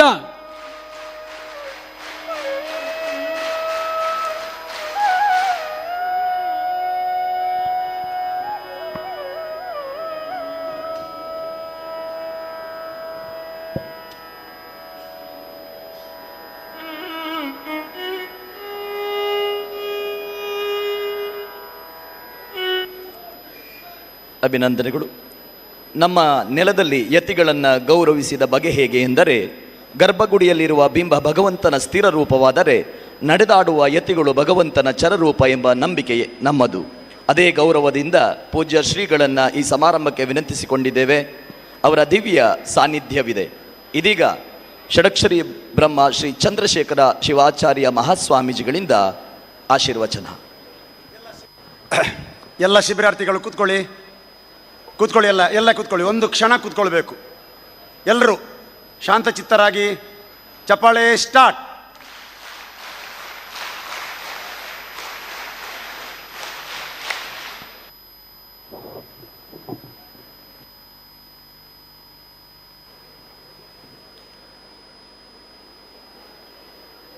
ಪಂಚಾಶ್ಯ ವದನೋದ್ಭೂತಾನ್ ಪಂಚತತ್ವಾದಿನಾಯಕಾನ್ ಪಂಚಬ್ರಹ್ಮ ಮಯಾ ನೌಮಿ ಪಂಚಾಚಾರ್ಯಾನ್ ಜಗದ್ಗುರುನ್.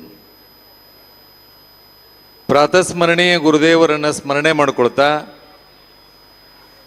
ಈ ಕ್ಷೇತ್ರದ ತೇಜೋಮೂರ್ತಿ ಮಹಾಮಹಿಮ ಮಂಜುನಾಥ ಸ್ವಾಮಿಯಲ್ಲಿ ಭಕ್ತಿಯ ನಮಸ್ಕಾರಗಳನ್ನು ಸಲ್ಲಿಸಿ, ಬಹುಶಃ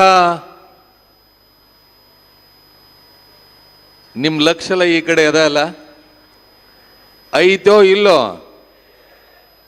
ನಾವೊಂದು ಮಾತು ಹೇಳ್ತೀನಿ, ನೀವು ಮಾತಾಡ್ರಿ ಅಂದ್ರೆ ನಾ ಮಾತಾಡ್ತೀನಿ, ನೀವು ಬ್ಯಾಡ ಅಂದ್ರೆ ಸುಮ್ಮನೆ ಮೈಕ್ ಬಿಡ್ತೀನಿ. ಯಾಕಂತಂದ್ರೆ ಮಾತಿನಿಂದ ಏನು ಬದಲು ಮಾಡ್ತೀವಂತ ಹೇಳಿ ನನಗನಿಸ್ವಲ್ದು. ಮಾತಿನಿಂದ ಬದಲು ಮಾಡ್ತೀವಿ ಅಂತ ಹೇಳಿ ನನಗನಿಸ್ವಲ್ದು. ಅದಕ್ಕೆ ನಾ ಮಾತು ನಿಲ್ಲಿಸ್ಬೇಕನ್ನಾಕತ್ತೀನಿ. ಏನು ಮಾಡಲಿ? ಮಾತಾಡ್ಲೋ ಬ್ಯಾಡೋ? ಮಾತಾಡ್ಲೋ ಬ್ಯಾಡೋ? ಮಾತಾಡ್ಲಾ? ನಾ ಹೇಳ್ದಂಗೆ ಕೇಳ್ತೀರಿ ನೀವು? ಕೇಳ್ತೀರಿ? ಕೇಳ್ತೇವೆ. ಕೇಳ್ತೀನಿ ಅಂದ್ರ ಹೇಳ್ತೀನಿ. ಕೇಳ್ತೀರಿ? ಕೇಳ್ತೇವೆ. ಭಾಳಷ್ಟು ಜನ ಮೈಕ್ನಾಗ ಏನು ಹೇಳ್ಬೇಡ್ರಿ, ಅವ್ರಿಗೆ ಹೇಳಕತ್ತೀನಿ.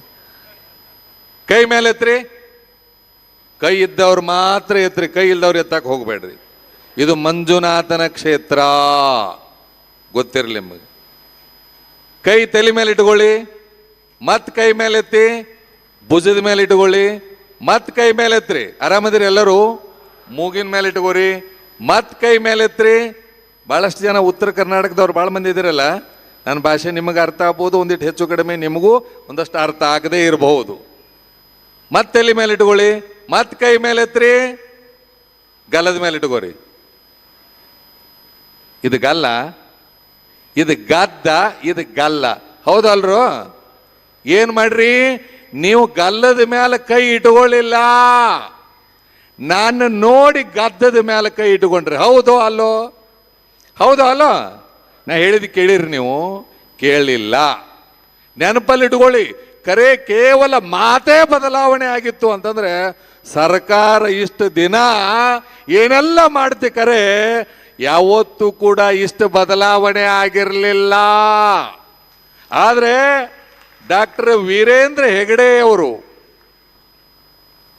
ಧರ್ಮಾಧಿಕಾರಿಗಳು, ರಾಜರ್ಷಿ, ರಾಜ್ಯಸಭಾ ಸದಸ್ಯರು, ಇವರು ಹೇಳಿಲ್ಲ, ಮಾಡಿ ತೋರಿಸಿದ್ರು. ಅದಕ್ಕೆ ಅವ್ರನ್ನ ನೋಡಿ ನೀವು ಕಲಿತ್ರಿ. ಅದಕ್ಕೊಮ್ಮೆ ಮತ್ತೊಮ್ಮೆ ಇಬ್ಬರು ಕೈ ಮೇಲೆ ಮಾಡ್ರಿ, ಎರಡು ಜೋರು ಚಪ್ಪಾಳೆ ತಟ್ರಿ, ಡಾಕ್ಟರ್ ವೀರೇಂದ್ರ ಹೆಗಡೆ ಅವರನ್ನು ಅಭಿನಂದಿಸ್ರಿ. ಹೇಳುವುದ್ರ ಮುಖಾಂತರ ಬದಲಾಗಲ್ಲ.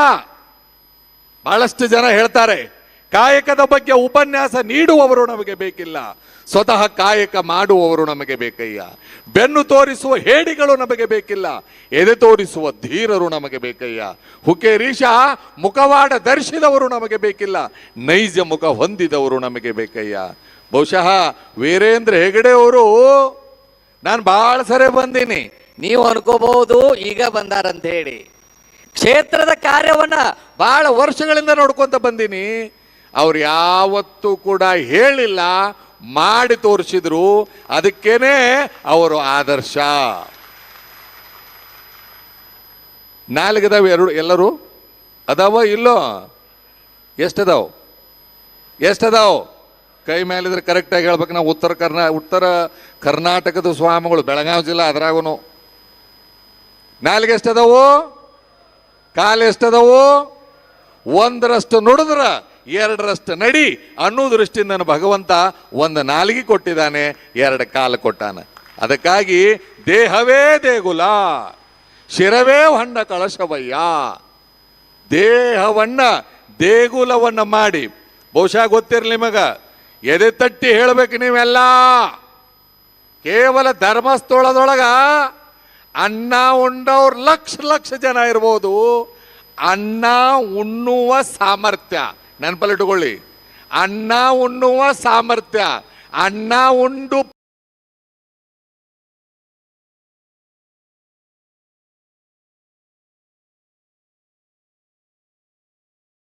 ವಚನ ಮಾಡಿಕೊಳ್ಳುವ ಸಾಮರ್ಥ್ಯ ಕುಡಿತವನ್ನ ಬಿಡಿಸಿ ಲಕ್ಷಾಂತರ ಜನರಿಗೆ ಕೊಟ್ಟಿದಾರಲ್ಲ, ಇವರನ್ರಿ ಅಭಿನಂದಿಸಬೇಕು.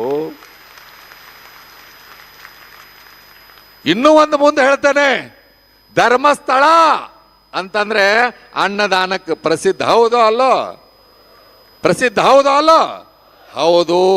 ಹಾಗೆ ಅನ್ನದಾನಕ್ಕೆ ಪ್ರಸಿದ್ಧ. ಸಾಮೂಹಿಕ ವಿವಾಹ ನೆನಪಲ್ಲಿಟ್ಕೊಳ್ಳಿ. ದೇಹಕ್ಕೆ ಮದುವೆ ಮಾಡುವುದು ಅದು ಕಾಮವಯ್ಯ, ಮನಸ್ಸಿಗೆ ಮದುವೆ ಮಾಡುವುದು ಅದು ಪ್ರೇಮವಯ್ಯ. ಏನದು ನೋಡ್ಕೊಂಡು ಕೇವಲ ಅಷ್ಟ ಅಲ್ಲ, ಆದರೆ ಇಲ್ಲಿ ದುಂದು ವೆಚ್ಚ ಆಗಬಾರ್ದು, ಎಲ್ಲರ ಬದುಕು ಬಂಗಾರ ಆಗಲಿ ಅನ್ಕೊಂಡು ಸಾಮೂಹಿಕ ವಿವಾಹವನ್ನ ಆರಂಭಿಸಿರುವ ಕ್ಷೇತ್ರ ಮೊದಲೇದು ಯಾವುದು? ಜೋರಂಗೇಳ್ರಿ, ಯಾವುದು? ಧರ್ಮಸ್ಥಳ. ಇದಕ್ಕೆ ಕೃತಜ್ಞತೆ ಇರಬೇಕು ತಾನೆ? ಇರಬೇಕೋ ಬೇಡವೋ? ಜೊತೆಗೆ ವೀರೇಂದ್ರ ಹೆಗಡೆ ಅವರು ಪ್ರತಿ ಹಂತದೊಳಗೆ ಧರ್ಮಸ್ಥಳದ ಗ್ರಾಮಾಭಿವೃದ್ಧಿ ಯೋಜನೆ, ನಿಮಗಿನ್ನೂ ಗೊತ್ತಿರಲಿ, ಹುಕ್ಕೇರಿಗೆ ಧರ್ಮಸ್ಥಳದ ಗ್ರಾಮಾಭಿವೃದ್ಧಿ ಯೋಜನೆ ಹುಕ್ಕೇರಿಗೆ ಬಂದ ಕೂಡಲೇ ಆಗ ಸುರೇಶ್ ಸಾಲಿಯಾನ್ ಅಂತಿದ್ರು. ಅವ್ರಿಗೆ ಮೊದಲು ಮಣಿ ಹುಡುಕಿ ಶುರು ಮಾಡಿ ಹಿಂಗೆ ಮಾಡಪ್ಪ ಅಂತ ಹೇಳಿರುವ ಮಠ ಹುಕ್ಕೇರಿ ಹಿರೇಮಠ. ನೆನಪಲ್ಲಿಟ್ಟುಕೊಳ್ಳಿ. ಎಲ್ಲ ತರಬೇತಿಯೊಳಗೂ ನಾನು ಇರ್ತೀನಿ. ನಿಮಗೆ ಇನ್ನೂ ಮುಂದುವರೆದು ಹೇಳಬೇಕು ಅಂತಂದ್ರೆ, ಇದು ಧರ್ಮಸ್ಥಳ ಯಾರ್ದು? ವೀರೇಂದ್ರ ಹೆಗಡೆ ಅವ್ರದ್ದು. ಹೌದೋ ಅಲ್ಲೋ? ಹೌದೋ ಅಲ್ಲೋ? ಕೇವಲ ವೀರೇಂದ್ರ ಹೆಗಡೆ ಅವ್ರದ್ದಲ್ಲ, ಅದು ನಂದು ಹೌದು ಅನ್ಕೊಂಡು ಪ್ರತಿ ಕಾರ್ಯಕ್ರಮದೊಳಗೆ ಭಾಗಿಯಾಗ್ತೀವಿ ನಾವು. ಅದು ನಿಜಾನೂ ಕೂಡ. ಎಲ್ಲರಿಗೂ ಬಂದವರಿಗೆ ಅವರನ್ನು ಅನ್ಕೊಳ್ಳಲ್ಲ.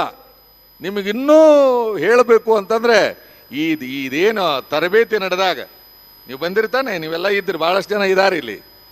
ಪ್ರತಿಯೊಬ್ಬರು ಕುಡಿತವನ್ನು 2, 3, 4ನೇ ದಿವಸಕ್ಕೆ ಹೋಗ್ತೀನಿ ನಾನು. ಸ್ವತಃ ಕೈ ತುತ್ತು ತಿನ್ನಿಸ್ತೀವ್ರಿ ವೀರೇಂದ್ರ ಹೆಗಡೆ ಅವ್ರಿಗೆ. ಕೈ ತುತ್ತು ತಿನ್ನಿಸಿ ಅವ್ರಿಗೆ ಹೇಳ್ತೀವಿ, ಇದು ಮಂಜುನಾಥನ ಪ್ರಸಾದ್ರೋ, ನಮ್ಮ ಬಿಡ್ರೋ ಅಂದಾಗ ಸಾಕಷ್ಟು ಜನ ಬಿಟ್ಟು ಬದುಕನ್ನು ಬದಲಾವಣೆ ಮಾಡಿಕೊಂಡಿದ್ದಾರೆ. ಜೊತೆಗೆ ಇವತ್ತು ನನಗೆ ಭಾಳ ಹೆಮ್ಮೆ ಅನಿಸುತ್ತೆ. ಅವ್ರು ಹೇಳಿದರು ನನಗೆ ಇಲ್ಲಿಯ ಧರ್ಮಾಧಿಕಾರಿಗೆ ಹೇಳಿದ ತಕ್ಷಣ CEO ಅವರು, ಎಲ್ಲ ಸದಸ್ಯರು ಎಲ್ಲರೂ ಕೂಡಿ ನನ್ನ ಒತ್ತಾಯ ಮಾಡಿದಾಗ ನಾ ಬೇರೆ ಕಡೆ ಹೋಗಬೇಕಾಗಿತ್ತು. ಆದರೆ ನನಗನ್ನಿಸ್ತು ಪೌರ್ಣಿಮೆಯ ದಿನ ಮಂಜುನಾಥ ಕರಿತಾ ಇದ್ದಾನೆ ಅಂತಂದ್ರೆ ಬಹುಶಃ ನನ್ನ ಭಾಗ್ಯ ಅನ್ಕೊಂಡು ಎಲ್ಲ ಬಿಟ್ಟು ಬಂದೀನಿ. ಯಾಕಂತಂದ್ರೆ ಅವು ಕರೆದಾನ ಅಂತಂದ್ರೆ ಏನೋ ಒಂದಿರ್ತದೆ, ಮಂಜುನಾಥನ ಕರೆ ಏನೋ ಒಂದಿರ್ತದೆ. ಅದಕ್ಕಾಗಿ ಆ ನಿಟ್ಟಿನೊಳಗೆ ಅವ್ರ ಜೊತೆ ಎಲ್ಲರೂ ಇದ್ದಾರೆ. ಯಾಕಂತಂದ್ರೆ ಅವರು ದೇವರ ಜೊತೆ ಇದ್ದಾರೆ. ಅದಕ್ಕಾಗಿ ನಾವು ಅವರ ಜೊತೆ ಇದ್ದೇವೆ. ಪ್ರತಿ ಹಂತದೊಳಗೂ ಈ ಕ್ಷೇತ್ರದಿಂದ ಸಾಕಷ್ಟು ಕ್ರಾಂತಿಕಾರಿ ಬದಲಾವಣೆಗಳಾಗ್ತಾ ಇದ್ದಾವೆ. ನಮ್ಮ ತಾಯಿ ಮಾತೋಶ್ರೀ ಡಾಕ್ಟರ್ ಹೇಮಾವತಿ ಹೆಗಡೆಯವರು ಬಹಳಷ್ಟು ಸಂತೋಷದಿಂದ ಮಾತಾಡಿದರು. ಬಹುಶಃ ಅವ್ರು ನೋಡಿದ್ರೇ ಖುಷಿ ಆಗ್ತದೆ. ಒಂದು ಕಡೆ ಪಾರ್ವತಿ ಪರಮೇಶ್ವರನ ಒಂದೇ ವೇದಿಕೆಯೊಳಗೆ ನೋಡೋಕ್ಕಾಗಂಗಿಲ್ಲ. ಅದಕ್ಕೆ ನಿಮ್ಮ ನೆನಪಲ್ಲಿಟ್ಕೊಳ್ಳಿ, ಇವತ್ತು ಗಿರಿಜಾ ಕಲ್ಯಾಣ ಆದಂಗೆ ಆಯಿತು. ಅದಕ್ಕಾಗಿ ಇಬ್ಬರು ಹಾಕ್ಸಾಕತ್ತಿದ್ದೀವಿ. ಬಹುಶಃ ಭಾಳಷ್ಟು ಶಾಂತ, ಅವ್ರು ನೋಡಿದರೆ ಆನಂದ ಆಗ್ತದೆ. ಜೊತೆಗೆ ಒಳ್ಳೊಳ್ಳೆ ವಿಚಾರಗಳನ್ನು ಹೇಳಿದ್ದಾರೆ. ಅದಕ್ಕಾಗಿ ಅವರಿಗೆ ನಾವು ಕೃತಜ್ಞತೆಯನ್ನು ಸಲ್ಲಿಸಬೇಕು ಅನ್ನೋ ಮಾತನ್ನು ಹೇಳ್ತಾ, ಜೊತೆಗೆ ಶರಣಪ್ಪ ಸಲದಾಪುರ ಅವರು ಕರ್ನಾಟಕ ರಾಜ್ಯ ಮದ್ಯಪಾನ ಸಂಯಮ ಮಂಡಳಿಯ ಅಧ್ಯಕ್ಷರಾಗಿದ್ದಾರೆ. ಕಳೆದ ಬಾರಿ ನಮ್ಮ ಜಿಲ್ಲೆಯವರಾಗಿದ್ದರು. ಇವಾಗ ಭಾಳ ಚೆನ್ನಾಗಿ ಮಾತಾಡಿದ್ರು ಅವರು. ಇನ್ನೊಂದು ನಿಮ್ಗೆ ಗೊತ್ತಿರಲಿ, ನಮ್ಮ ಕಡೆದು ಏನು ಅಂತಂದ್ರೆ ಶುರು ಮಾಡಿದ್ದೀವಿ ಅಂತಂದ್ರೆ 10 ಗಂಟೆಗೆ ಶುರು ಮಾಡಿದ್ರೆ 3 ಗಂಟೆಗೆ ಮುಗಿದಿರ್ತಾವೆ ಕಾರ್ಯಕ್ರಮ. ಹಂಗೆ ಅನ್ಕೊಂಡು ಅವ್ರು ಮಾತಾಡಿದರು. ಇವ್ರದ್ದು ಹೆಂಗಂದ್ರೆ ಟೈಮ್ ಟು ಟೈಮ್ 10ಕ್ಕೆ 11ಕ್ಕೆ ಶುರು, 1ಕ್ಕೆ ಬಂದು ಈಗ ಹೊತ್ತನ ಜಾಸ್ತಿ ಆಗೈತೇನೋ ಅನ್ಸಕತ್ತದ. ಆದರೆ ಅದ್ಭುತವಾಗಿ ಅವರು ವಿಚಾರಗಳನ್ನು ಹೇಳಿದ್ದಾರೆ. ಅದ್ರ ಜೊತೆಗೆ ಅವ್ರಿಗೆ ಚಿಂತನ ಅದ, ಕಾಳಜಿ ಅದ, ಕಳಕಳಿ ಅದ. ಅದಕ್ಕಾಗಿ ಒಮ್ಮೆ ಜೋರ ಚಪ್ಪಾಳೆ ತಟ್ಟುವುದರ ಮುಖಾಂತರ ಅವರನ್ನು ಅಭಿನಂದಿಸಬೇಕು ಅಂತಕ್ಕಂಥ ಮಾತನ್ನು ಹೇಳ್ತಾ, ವಿಧಾನ ಪರಿಷತ್ ಸದಸ್ಯರಾಗಿರ್ತಕ್ಕಂಥ ಪ್ರತಾಪ್ ಸಿಂಹ ಅವರು ಮಾಧ್ಯಮದವರು ನೆನಪಲ್ಲಿಟ್ಟುಕೊಂಡು ಇದನ್ನು ಕೋಟ್ ಮಾಡ್ರಿ. ಯಾಕಂದ್ರೆ ನಾನೊಂದು ವಚನ ಬರೆದಿದ್ದೇನೆ. ಸರಾಯಿ ಕುಡಿದು ಬಂದರೆ ದುಷ್ಟರು ಎನ್ನುತ್ತಿತ್ತು ಅದು ಆಗಿನ ಕಾಲ, ಸರಾಯಿ ಕುಡಿಯದಿದ್ದರೆ ಇವನಿಗೆ ಬುದ್ಧಿ ಇಲ್ಲ ಎನ್ನುವುದು ಈಗಿನ ಕಾಲ.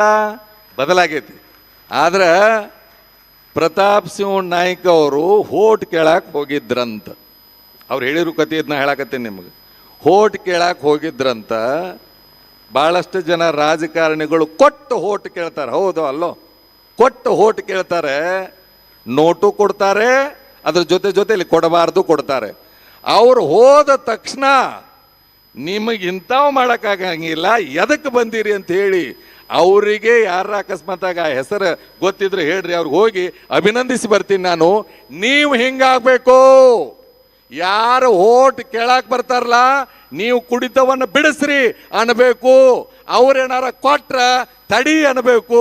ಕೈ ಇದಕ್ಕೆ ಚಪ್ಪಾಳಿ ತಟ್ರು, ಅದಕ್ಕೋ ತಟ್ಟಬೇಡ್ರಿ. ಭಾಳ ಒಳ್ಳೆಯದು. ಬಹುಶಃ ಇದಾಯಿತು ಅಂತಂದರೆ ಗಾಂಧಿ ಕಂಡ ಕನಸು ನೆನಸಾಗ್ತದೆ. ಬರೇ ಹೇಳೋದು ಆಗಂಗಿಲ್ಲ. ಅದಕ್ಕೆ ಪ್ರತಾಪ್ ಸಿಂಹ ನಾಯ್ಕ ಅವರು ಒಳ್ಳೆಯ ವಿಚಾರವನ್ನು ಹೇಳಿದ್ದಾರೆ. ಇದನ್ನು ರಾಜಕಾರಣಿಗಳು ಖಂಡಿತವಾಗಿಯೂ ಅರ್ಥ ಮಾಡಿಕೊಂಡ್ರೆ ನಿಜಕ್ಕೂ ಕೂಡ ನಮ್ಮ ದೇಶ ಬದಲಾವಣೆ ಆಗೋದರಲ್ಲಿ 2 ಮಾತಿಲ್ಲ ಅನ್ನೋದನ್ನು ಹೇಳ್ತಾ, ಜೊತೆಗೆ ನನಗೂ ಭಾಳ ಆಸೆನೆ, ಭಾಳಷ್ಟು ಮಾತಾಡ್ಬೇಕು. ನಾನು CEO ಅವ್ರಿಗೆ ಹೇಳಿದೆ, ನಿಮ್ಮ ಜೊತೆ ಇನ್ನೂ ಮಾತಾಡಬಾದ್ರೆ ಸಮಯದ ಅಭಾವಕ್ಕೆ ನಮ್ಮ ಸ್ವಭಾವ ಸ್ಪಂದಿಸಲಿಲ್ಲ ಅಂದ್ರೆ ಹೇಳೋರ ಪ್ರಭಾವ ಕಡಿಮೆ ಆಗ್ತದೆ. ಅದಕ್ಕೆ ನಾನು ಜಾಸ್ತಿ ಹೊತ್ತು ಮಾತಾಡ್ಲಿಕ್ಕೆ ಹೋಗೋದಿಲ್ಲ. ನಮ್ಮ ಧರ್ಮಸ್ಥಳ ಕ್ಷೇತ್ರದ ಪರಮ ಶಿಷ್ಯರಾಗಿರ್ತಕ್ಕಂಥ ಮಹಾವೀರ್ ಉದ್ಯೋಗ ಸಮೂಹದ ಅಧ್ಯಕ್ಷರಾದ ಮಹಾವೀರ್ ನಿಲಿಜ್ಗೆ ಅವರು ನಾನು ಅಲ್ಲಿ ಬರಲೇಬೇಕು ಅಂದ್ಕೊಂಡು ಮೊನ್ನೆ ವಿದ್ಯುತ್ ಸಹಕಾರಿ ಸಂಘದ ಅಧ್ಯಕ್ಷರಾಗಿಯೂ ಆಯ್ಕೆ ಆದರು ಕ್ಷೇತ್ರಕ್ಕೆ. ಯಾಕಂದರೆ ವೀರೇಂದ್ರ ಹೆಗಡೆ ಅವರು ಅಂದರೆ ಅವ್ರಿಗೆ ಪಂಚಪ್ರಾಣ, ಅವರೆಲ್ಲ ನಮ್ಮನ್ನು ಕರ್ಕೊಂಡು ಬಂದರು. ಎಲ್ಲದೂ ಚೆನ್ನಾಗಾಯಿತು. ಭಗವಂತ ಎಲ್ಲರಿಗೂ ಒಳ್ಳೇದು ಮಾಡಲಿ. ಇಷ್ಟು ದಿವಸ ಏನಾದದ್ದಾಗಲಿ. ಇನ್ನು ಮ್ಯಾಲೆ ನೆನಪಲ್ಲಿಟ್ಕೊಳ್ಳಿ, ಆರಾಮದಾರೇನು ವಾಯುವರೆಲ್ಲ? ನೀವು ಸುಮ್ಮನಿರೋ, ಆರಾಮದಾರು? ನೀವು ಹೇಳಬೇಡ್ರೋ, ಅವ್ರನ್ನ ಕೇಳಾಕತ್ತನ. ಆರಾಮದಾರು ಇದ್ರ ಕೈ ಮೇಲೆ ಹತ್ರ ಆರಾಮದಾರು? ಕುಡಿದು ಬಿಟ್ಟಾರು? ಹಾಂ, ಇವರು ಚಲೋ ಅದಾರಂತ ಹೇಳಿ ನೀವು ಚಲೋ ಇರ್ತಿರೋ? ಅದಕ್ಕಿನ್ನ ಮೇಲೆ ನೀವೆಲ್ಲ ಬಿಟ್ಟಿರಿ, ಹೌದಲ್ಲ? ಬಿಟ್ಟಿರಿ ಅಷ್ಟೇ ಅಲ್ಲ, ಮತ್ತೊಬ್ಬರನ್ನ ಬಿಡಿಸ್ರಿ. ತಪ್ಪುಗಳಾಗಂಗಿಲ್ಲ ಅಂತಲ್ಲ. ಇನ್ನೊಂದು ಗೊತ್ತಿರಲಿ ನಿಮಗೆಲ್ಲ ಪ್ರಶಸ್ತಿ ಕೊಡ್ತಾರೆ. ನಾ ಕಾವಂದ್ರ ನೋಡಾಕತ್ತೀನಿ, ಎಂಥ ಮಗುವಿನ ಮನಸ್ಸು ರೀ ಯಪ್ಪ. ಯಾವ ಮುಹೂರ್ತದಾಗ ತಾಯಿ ಇವ್ರಿಗೆ ಜನ್ಮ ಕೊಟ್ಟಾಳೋ ನನಗಂತೂ ಅನ್ನಿಸ್ತಾ ಇಲ್ಲ. ಪ್ರತಿ ಹಂತದೊಳಗೆ ನೋಡಾಕತ್ತೀನಿ ಅವ್ರ ಗಾಂಭೀರ್ಯ ಇರ್ತಾರೆ. ಯಾವ ಅವ್ರ ವೇದಿಕೆ ಬಹುಶಃ ಗೊತ್ತಿರ್ಬೇಕು ನಿಮಗೆ. ಹುಬ್ಳಿಯೊಳಗೆ ಕೂಡಿ ಭಾಳಷ್ಟು ವೇದಿಕೆ ಒಳಗೆ ನಾವು ಕೂಡ್ತಾ ಇರ್ತೀನಿ. ಅವ್ರು ಕುಂದ್ರೆ ಹಿಂಗೆ ಸುಮ್ಮನೆ ಕುಂದಿರ್ತಾರೆ, ಮಾತಾಡಿ ಹೋಗ್ತಾರೆ. ಅವರೇ ಫೋನ್ ತಗೋತಿದ್ರು, ನೆನ್ಪಿಟ್ಕೊಡ್ರಿ, ನೀವು ಗಮನಿಸಿದ್ರೆ ಇಲ್ಲ? ಅವರೇ ಫೋನ್ ತಗೊಂಡು ಸ್ವಾಮಿಗಳು ನಾನು ಫೋಟೋ ತೆಗಿವಲ್ರ ಅವರು, ಯಾರು ಫೋಟೋ ತೆಗಿಯಾಕತ್ತಾರಂದ್ರೆ ನಿಮ್ಮ ಫೋಟೋ ತೆಗಿಯಾಕತ್ತಾರಂದ್ರೆ ಮಂಜುನಾಥನನ್ನು ನಿಮ್ಮಲ್ಲಿ ಕಾಣಕತ್ತಾರೆ. ಅಂಥ ಧರ್ಮಾಧಿಕಾರಿಗಳು ಡಾಕ್ಟರ್ ವೀರೇಂದ್ರ ಹೆಗಡೆ ಅವರು. ಎಷ್ಟು ಫೋಟೋ ತೆಗೆದಾರ ಗೊತ್ತದ ನಿಮ್ಗೆ? ಹಿಂಗೆ ನೋಡೋದು ಒಂದು ಕೈ ಮ್ಯಾಲೆ ಮಾಡಿದ್ರೆ ಒಂದು ಏನು ಖುಷಿ ಪಡಾಕತ್ತಿದ್ರು ಅಂತಂದರೆ, ಬಹುಶಃ ನನಗನಿಸಿದ ಮಟ್ಟಿಗೆ ಲಕ್ಷ ದೀಪೋತ್ಸವ ಮಾಡುವಾಗ, ದೀಪದ ಉದ್ಘಾಟನೆ ಮಾಡುವಾಗ ಎಷ್ಟು ಖುಷಿ ಇರ್ತಿದ್ರೋ ಅದರ 10 ಪಟ್ಟು ಖುಷಿ ಇವತ್ತು ಪಡ್ತಾ ಇದ್ದಾರೆ ಅಂತಂದ್ರೆ ಇದಕ್ಕಿಂತ ಇನ್ನೇನ್ರೀ ಬೇಕು? ಏನು ಬೇಕು? ಬಹುಶಃ ನನಗನಿಸಿದ ಮಟ್ಟಿಗೆ ದೇಹವೇ ದೇಗುಲ, ಸೆರವೇ ಹೊನ್ನ ಕಳಶವಯ್ಯ ಅಂತ ಹೇಳುವಂಥ ಈ ಸಂದರ್ಭದೊಳಗೆ ನಿಮ್ಮೊಳಗನೆ ಜ್ಞಾನದ ದೀಪವನ್ನು ಹಚ್ಚಿ ನಿಮ್ಮ ಬದುಕನ್ನು ಬಂಗಾರ ಮಾಡಿದಾರಲ್ಲ, ಇದಕ್ಕಿಂತ ಇನ್ನೇನು ಬೇಕು? ಬಹುಶಃ ಇಬ್ಬರು ಪರಿಚಯ ಭಾಷಣ ಮಾಡಿಕೊಂಡ್ರು. ನಿಮ್ಗೆ ಗೊತ್ತಿರಲಿ, ಪರಿಚಯ ಭಾಷಣ ಮಾಡಿದರು. ಒಬ್ಬ ಪರಿಚಯ ಮಾಡ್ಕೊಂಡಕ್ಕೆ ಅವರ ಹೋಮ್ ಮಿನಿಸ್ಟರ್ ಮಾತಾಡಿದರು. ಹೋಮ್ ಮಿನಿಸ್ಟ್ರಿಗೆ ಅಧಿಕಾರ ಕೊಟ್ಟುಬಿಟ್ಟಿದ್ದವು ಪೂಜಾರಿ. ರಾಮದುರ್ಗ ತಾಲೂಕದವ, ನಾವು ನಮ್ಮ ತಾಲೂಕದ ನಾವು ಹುಟ್ಟಿದ್ದು ಚಂದ್ರಗಿ. ಅವ ಹೇಳಿದ ನನ್ನ ಗಂಡ ಪೂಜಾರಿ ಇದ್ದ, ನನಗೆ ಹಿಂಗಿತ್ತು ನೆನಪಲ್ಲಿ ಇಟ್ಕೊಳ್ಳಿ. ಆ ಪೂಜಾರಿ ದೇವ್ರನ್ನ ಪೂಜೆ ಮಾಡು ಪೂಜಾರಿ ಕುಡಿತಿದ್ದ ಬೆಟ್ಟ ಎಂತಾದ್ರಿ. ಇನ್ನೊಬ್ಬಿದ್ದ ಇನ್ನೊಬ್ಬ ಯಾರ ಶಿಕ್ಷಕ ರೀ. ಶಿಕ್ಷಕ ಕುಡಿದ್ರೆ ದೇಶ ಏನಾಗ್ತದೆ? ಅವ ಹೇಳಿದ ಇವತ್ತು ನಾನು ಶಿಕ್ಷಕ ಇದ್ದೆ, ಕುಡಿದು ಬಿಟ್ಟೆ, ಕಾಲೇಜ್ ಮಾಡಿದ್ದೀನಿ ಅನ್ನೋ ಮಾತನ್ನು ಹೇಳಿದ. ಅಂದಮೇಲೆ ಇದಕ್ಕಿಂತ ಇನ್ನೇನ್ರೀ ಬೇಕು? ಭಾಳಷ್ಟು ಕೆಡುವುದನ್ನೇ ಬೇರೆ ಬೇರೆ ಕಡೆಯಿಂದ ಆಗ್ತಾ ಇರುವುದು. ಅದಕ್ಕೆ ನೀವೆಲ್ಲರೂ ಕೂಡ ಬದಲಾಗಿದ್ದೀರಿ. ನನಗಂತೂ ಎಷ್ಟು ಖುಷಿ ಆಗಿದೆ ಅಂತಂದ್ರೆ, ಸ್ವಾಮಿಗಳ ಕೆಲಸ ನೀವು ಅನ್ಕೊಂಡಿದ್ದೀರಿ ಬೆತ್ತ ಹಿಡುವುದು ಸ್ವಾಮಿಗಳ ಕೆಲಸ ಅಲ್ಲ. ಸಮಾಜವನ್ನು ಸ್ವಚ್ಛ ಮಾಡಕ್ಕೆ ಕಸಬರಿಗೆಯನ್ನು ಹಿಡಿಬೇಕು, ಅದು ಸ್ವಾಮಿಗಳ ಕೆಲಸ. ಸ್ವಾಮಿ ಎಂದರೆ ಕಾವಿ ಹಾಕಿದರೆ ಮುಗಿಯಿತೇನಯ್ಯ, ರುದ್ರಾಕ್ಷಿ ಮಾಲೆ ಹಾಕಿದರೆ ಸಾಕೇನಯ್ಯ, 3 ಹೊತ್ತು ಸ್ನಾನ ಮಾಡಿ ಮಡಿಯಿಂದ ಲಿಂಗ ಪೂಜೆ ಮಾಡಿದರೆ ಮುಗಿಯಿತೇನಯ್ಯ. ಸ್ವಾಮಿ ಎಂದರೆ ದೇಶಾಭಿಮಾನ ಬಿತ್ತಬೇಕು, ಭಾಷಾಭಿಮಾನ ಬೆಳೆಸಬೇಕು, ಜನರ ಚಿಂತೆ ಹರಿದು ನಿಶ್ಚಿಂತನಾಗಿರಬೇಕಯ್ಯ ಹುಕ್ಕೇರೀಶ. ಬಹುಶಃ ನಿಮ್ಮನ್ನೆಲ್ಲ ಸ್ವಚ್ಛ ಮಾಡಿ ನಿಮ್ಮನ್ನು ಪರಿಶುದ್ಧರನ್ನಾಗಿ ಕರೆತರುವ ಪ್ರಯತ್ನವನ್ನು ಡಾಕ್ಟರ್ ವೀರೇಂದ್ರ ಹೆಗಡೆಯವರು ಮಾಡಿದಾರಲ್ಲ, ಅವರಿಗೆ ಕೇವಲ ನಾಡಲ್ಲ, ಕೇವಲ ದೇಶ ಅಲ್ಲ, ಇಡೀ ವಿಶ್ವವೇ ಅವರಿಗೆ ಅಭಿನಂದನೆಯನ್ನು ಸಲ್ಲಿಸಬೇಕು. ಅಂಥ ಕಾರ್ಯವನ್ನು ಅವರು ಮಾಡ್ತಾ ಇದ್ದಾರೆ. ಅವರಿಗೆ ಭಗವಂತ ಇನ್ನೂ ಹೆಚ್ಚಿನ ಶಕ್ತಿಯನ್ನು ಕೊಡಬೇಕು. ಯಾಕಂತಂದರೆ ಅವರು ಚೆನ್ನಾಗಿದ್ರು ಅಂದರೆ ದೇಶ ಚೆನ್ನಾಗಿರ್ತದೆ. ದೇಹಾಭಿಮಾನಕ್ಕಿಂತ ದೇಶಾಭಿಮಾನ ದೊಡ್ಡದು ಅಂದ್ಕೊಂಡು ಅವರು ತಮ್ಮ ಕಡೆ ಲಕ್ಷ್ಯ ಕೊಡದೆ ಸಮಾಜವೇ ದೇವರಂತ ನಡೀತಾ ಇದ್ದಾರಲ್ಲ, ಅವರಿಗೆ ಅಭಿನಂದನೆಯನ್ನು ಸಲ್ಲಿಸ್ತಾ, ಪಕ್ಕದಲ್ಲಿ ನಮ್ಮ ಮಹಾಲಕ್ಷ್ಮಿ ಕ್ಷೇತ್ರದ ಗುರುಗಳು ಮೋಹನ್ ದಾಸ್ ಪರಮಹಂಸರು ನೋಡ್ರಿ. ನೀವು ಭಾಳಷ್ಟು ಜನ ಕರೆದ್ರೂ ಬರಂಗಿಲ್ಲ ಈಗ, ಆದರೆ ಅವ್ರು ಬಂದು ಕೂತ್ಕೊಂಡು ಅವ್ರು ಹೇಳಿದರು, ಕ್ಷೇತ್ರದೊಂದಿಗೆ ಯಾವಾಗಲೂ ನಾ ಇರ್ತೀನಿ ಅಂತೇಳಿ ಪರಮ ಪೂಜ್ಯರು ಬಂದು ಕೂತ್ಕೊಂಡಿದ್ದಾರೆ. ಎಲ್ಲರಿಗೂ ಒಳ್ಳೇದಾಗಲಿ. ಸಮಯ ಭಾಳ ಆಗ್ಯದ, ನೆನಪಲ್ಲಿಟ್ಕೊಳ್ಳಿ. ಈಗ ಹೋಗ್ತಿರ್ಲ ನಮ್ಮ ಒಂದು 4 ಮಂತ್ರ ಅದಾವು. ಏನಂದ್ರೆ ಹೊಡೆ ತುಂಬ ಉಣ್ಬೇಕು. ಏನು ಮಾಡ್ಬೇಕು? ಹೊಡೆ ತುಂಬ ಉಣ್ಬೇಕು. ಏನು ಮಾಡ್ಬೇಕ? ಅದನ್ನಂತೂ ನೀವು ಹೇಳಬೇಡ್ರಿ ಸರ್, ಮಾಡೇ ಮಾಡ್ತೀವಿ. ಹೊಡೆ ತುಂಬ ಉಣ್ಬೇಕು, ಕಣ್ ತುಂಬ ನಿದ್ದೆ ಮಾಡ್ಬೇಕು, ಕೈ ತುಂಬ ಕೆಲಸ ಮಾಡ್ಬೇಕು, ಹೃದಯ ತುಂಬ ದೇಶವನ್ನು ಪ್ರೀತಿಸಿದ್ರಿ ಅಂದರೆ ನೀವು ದೇಶಭಕ್ತರಾಗ್ತೀರಿ ಅನ್ನೋ ಮಾತನ್ನು ಹೇಳ್ತಾ ನನ್ನ ಈ ಮಾತುಗಳನ್ನು ಮಂಜುನಾಥನ ಶ್ರೀಪಾದಕ್ಕೆ ಅರ್ಪಿಸಿ ನನ್ನ ಮಾತಿಗೆ ವಿರಾಮ ಕೊಡ್ತಾ ಇದ್ದೇನೆ. ಜಯ ಗುರುಶಾನ್. ಪ್ರಣಾಮಗಳು ಪೂಜ್ಯರೇ. ದ್ವಿಸಹಸ್ರ ಮಧ್ಯವರ್ಜನ ಶಿಬಿರದ ಸಹಸ್ರಾರು ಮಧ್ಯವರ್ಜಿತರ ಸಮಾವೇಶ ಕಾರ್ಯಕ್ರಮದ ಅಂತಿಮ ಹಂತ. ಧನ್ಯವಾದ ಸಮರ್ಪಣೆ ಶ್ರೀ ನಟರಾಜ್ ಬಾದಾಮಿ, ರಾಜ್ಯ ಸಂಘಟನಾ ಅಧ್ಯಕ್ಷರು, ಅಖಿಲ ಕರ್ನಾಟಕ ಜನಜಗತ್ತು ವೇದಿಕೆ ಇವರಿಂದ. ಓಂ ಶ್ರೀ ಮಂಜುನಾಥಾಯ ನಮಃ. ಕ್ಷೇತ್ರದ ಮಂಜುನಾಥ ಸ್ವಾಮಿಯನ್ನು ಮನಸಾರೆ ಸ್ಮರಿಸ್ಕೊಳ್ತಾ, ಎಲ್ಲ ದೈವಾನುದೈವಗಳನ್ನು ಈ ಸಂದರ್ಭದಲ್ಲಿ ಸ್ಮರಿಸ್ಕೊಳ್ತಾ, ಪರಮ ಪೂಜ್ಯ ಮಾತನಾಡುವ ಮಂಜುನಾಥ ಕರ್ನಾಟಕ ರತ್ನ ಪದ್ಮವಿಭೂಷಣ ನಮ್ಮೆಲ್ಲರ ಲಕ್ಷಾಂತರ ಕುಟುಂಬಗಳನ್ನು ಬಾಳನ್ನು ಬೆಳಗಿಸತಕ್ಕಂಥ ಪರಮ ಪೂಜ್ಯ ಡಾಕ್ಟರ್ ಡಿ ವೀರೇಂದ್ರ ಹೆಗಡೆಯವರ ಪಾದಕ ಚರಣಗಳಿಗೆ ನಮಸ್ಕರಿಸುತ್ತಾ, ಮತ್ತು ಶ್ರೀ ಹೇಮಾವತಿ ಅಮ್ಮನವರ ಪಾದ ಚರಣಗಳಿಗೆ ನಮಸ್ಕರಿಸುತ್ತಾ, ಪೂಜ್ಯ ಶ್ರೀಗಳಾದಂಥ ಚಂದ್ರಶೇಖರ್ ಶಿವಾಚಾರ್ಯ ಸ್ವಾಮಿಗಳ ಪಾದಗಳಿಗೆ ನಮಸ್ಕರಿಸುತ್ತಾ, ಈ ಭವ್ಯವಾದ ಐತಿಹಾಸಿಕ 2000ನ ಶಿಬಿರದ ಸಮಾರೋಪ ಸಮಾರಂಭದಲ್ಲಿ ನನಗೆ ಈ ಒಂದು ವಂದನಾರ್ಪಣೆಯನ್ನು ಕೊಟ್ಟಿರ್ತಕ್ಕಂಥದ್ದು ಬಹಳ ಸಂತೋಷವಾದಂಥ ವಿಚಾರ. ತಮಗೆಲ್ಲ ಗೊತ್ತಿದೆ, ಜಗತ್ತಿನ ಶ್ರೇಷ್ಠ ಸಂಪತ್ತು ಮಾನವನ ವ್ಯಕ್ತಿತ್ವದಲ್ಲೇ ಅಡಗಿದೆ ಅಂತ ಹೇಳಿದ್ದಾರೆ. ಆ ಮಾನವನ ವ್ಯಕ್ತಿತ್ವದಲ್ಲಿ ಅಡಗಿರತಕ್ಕಂಥದ್ದ ಒಂದು ವ್ಯಕ್ತಿತ್ವವನ್ನು ನಮ್ಮ ಪರಮ ಪೂಜ್ಯರು ಏನು ಸಾಧಕರು ಬಂದು ಹೇಳಿದ್ರು. ಇವತ್ತು ಅವರು ಸ್ಮಶಾನದಲ್ಲಿ ಮಣ್ಣಲ್ಲಿ ಮಣ್ಣಾಗಿ ಹೋಗ್ತಕ್ಕಂಥವರು ಇವತ್ತು ಸಂಪನ್ಮೂಲ ವ್ಯಕ್ತಿಗಳಾಗಿದ್ದಾರೆ ಅಂದರೆ ಅದು ನಮ್ಮ ಪರಮ ಪೂಜ್ಯರ ಒಂದು ಶಕ್ತಿ ಅಂತ ಹೇಳಲಿಕ್ಕೆ ಬಯಸ್ತೇನೆ. ಈ ಕಾರ್ಯಕ್ರಮದ ದಿವ್ಯ ಸಾನ್ನಿಧ್ಯವನ್ನು ವಹಿಸಿರ್ತಕ್ಕಂಥ ಪರಮ ಪೂಜ್ಯ ಶ್ರೀ ಶ್ರೀ ಚಂದ್ರಶೇಖರ್ ಶಿವಾಚಾರ್ಯ ಮಹಾಸ್ವಾಮಿಗಳು, ಗುರುಶಾಂತ ಸಂಸ್ಥಾನ ಹಿರೇಮಠ ಹುಕ್ಕೇರಿ ಇವರ ಪಾದಚರಣಗಳಿಗೆ ನಮಸ್ಕರಿಸಿ ಅವರಿಗೆ ನಾನು ತುಂಬ ಹೃದಯದ ಧನ್ಯವಾದವನ್ನು ಹೇಳಲಿಕ್ಕೆ ಬಯಸ್ತೇನೆ. ಅದೇ ರೀತಿ ಈ ಕಾರ್ಯಕ್ರಮದಲ್ಲಿ ಭಾಗವಹಿಸಿ ಉದ್ಘಾಟನೆಯನ್ನು ಮಾಡಿರ್ತಕ್ಕಂಥ ಸನ್ಮಾನ್ಯ ಶ್ರೀ ಶರಣಪ್ಪ ಸಾಲದಾಪುರ್ ಅಧ್ಯಕ್ಷರು, ಕರ್ನಾಟಕ ರಾಜ್ಯ ಮದ್ಯಪಾನ ಸಂಯಮ ಮಂಡಳಿ, ಇವರಿಗೂ ಸಹ ಶ್ರೀ ಕ್ಷೇತ್ರದ ಪರವಾಗಿ, ಅಖಿಲ ಕರ್ನಾಟಕ ಜನಜಾಗೃತಿಯ ಪರವಾಗಿ ಮತ್ತು ಗ್ರಾಮೀಣ ಅಭಿವೃದ್ಧಿಯ ಪರವಾಗಿ ಅವರಿಗೆ ಹೃತ್ಪೂರ್ವಕವಾದಂಥ ಧನ್ಯವಾದವನ್ನು ಹೇಳಲಿಕ್ಕೆ ಬಯಸ್ತೇನೆ. ಅದೇ ರೀತಿ ಈ ಕಾರ್ಯಕ್ರಮದಲ್ಲಿ ಭಾಗವಹಿಸಿರ್ತಕ್ಕಂಥ ಕೆ ಪ್ರತಾಪ್ ಸಿಂಹ ನಾಯಕ್ ಅವರು ವಿಧಾನ ಪರಿಷತ್ ಸದಸ್ಯರು, ಇವರಿಗೂ ಕೂಡ ಕ್ಷೇತ್ರದ ಪರವಾಗಿ ಮತ್ತು ಜನಜಾಗೃತಿಯ ಪರವಾಗಿ ಮತ್ತು ಗ್ರಾಮೀಣಾಭಿವೃದ್ಧಿಯ ಪರವಾಗಿ ಹೃತ್ಪೂರ್ವಕವಾದ ಧನ್ಯವಾದಗಳನ್ನ ಹೇಳಲಿಕ್ಕೆ ಬಯಸ್ತೇನೆ. ಅದೇ ರೀತಿ ನಮ್ಮ ಸಣ್ಣ ದನಿಗಳಾದಂಥ ಪೂಜ್ಯ ಡಿ ಹರ್ಷೇಂದ್ರ ಕುಮಾರ್ ಸರ್ ಅವರಿಗೂ ಸಹ ಕ್ಷೇತ್ರದ ಪರವಾಗಿ ಮತ್ತು ಜನಜಾಗೃತಿಯ ಪರವಾಗಿ ಮತ್ತು ಎಲ್ಲರ ಪರವಾಗಿ ಧನ್ಯವಾದವನ್ನು ಅರ್ಪಿಸ್ತೇನೆ.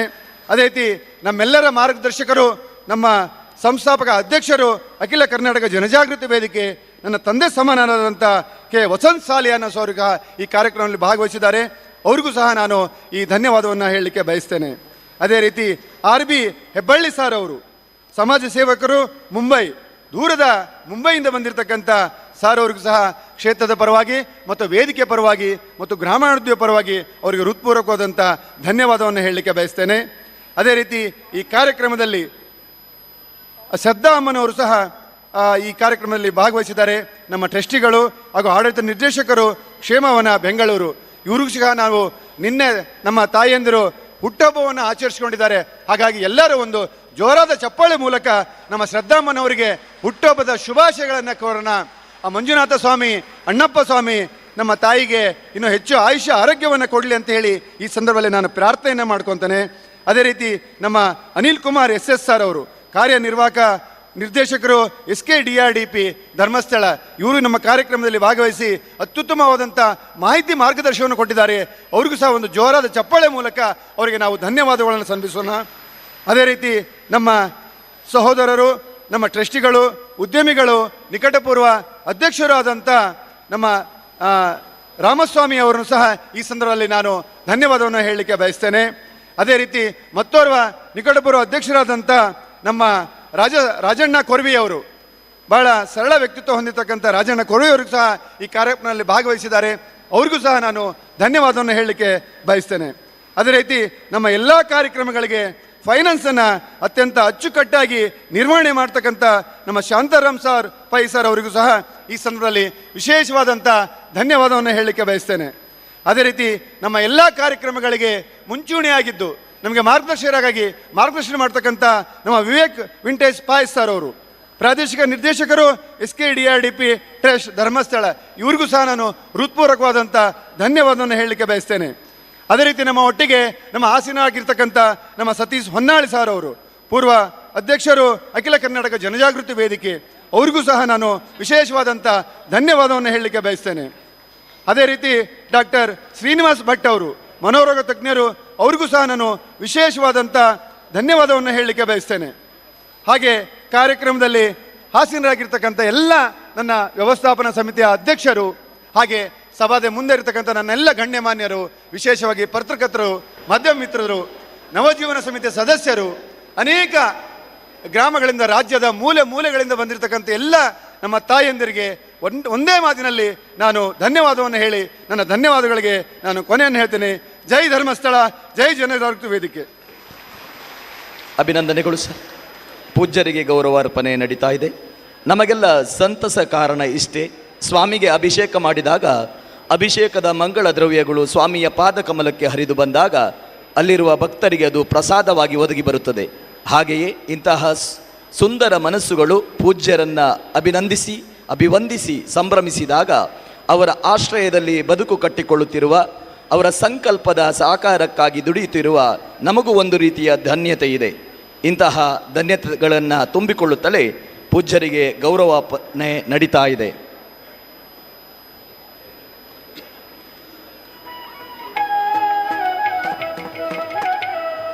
ಈವರೆಗಿನ ಸುಂದರ ಕಾರ್ಯಕ್ರಮವನ್ನು ಶ್ರೀ ಮಂಜುನಾಥ ಸ್ವಾಮಿಯ ಪಾದಕಮಲಕ್ಕೆ ಸಮರ್ಪಿಸುತ್ತಿದ್ದೇವೆ. ದ್ವಿಸಹಸ್ರ ಮಧ್ಯವರ್ಜನ ಶಿಬಿರದ ಸಹಸ್ರಾರು ಮಧ್ಯವರ್ಜಿತರ ಸಮಾವೇಶ. ಊಟಕ್ಕೆ ಎಲ್ಲರೂ ಕೂಡ ಅನ್ನಪೂರ್ಣ ಅನ್ನಛತ್ರಕ್ಕೆ ಹೋಗಬೇಕಾಗಿ ವಿನಂತಿ. ಗಣ್ಯರೆಲ್ಲರಿಗೂ ಮೇಲ್ಗಡೆಯ ಅನ್ನಛತ್ರದಲ್ಲಿ ಅನ್ನಪ್ರಸಾದವನ್ನು ಸ್ವೀಕಾರ ಮಾಡಬೇಕಾಗಿ ವಿನಂತಿಯನ್ನು ಮಾಡ್ತಾ ಇದ್ದೇವೆ.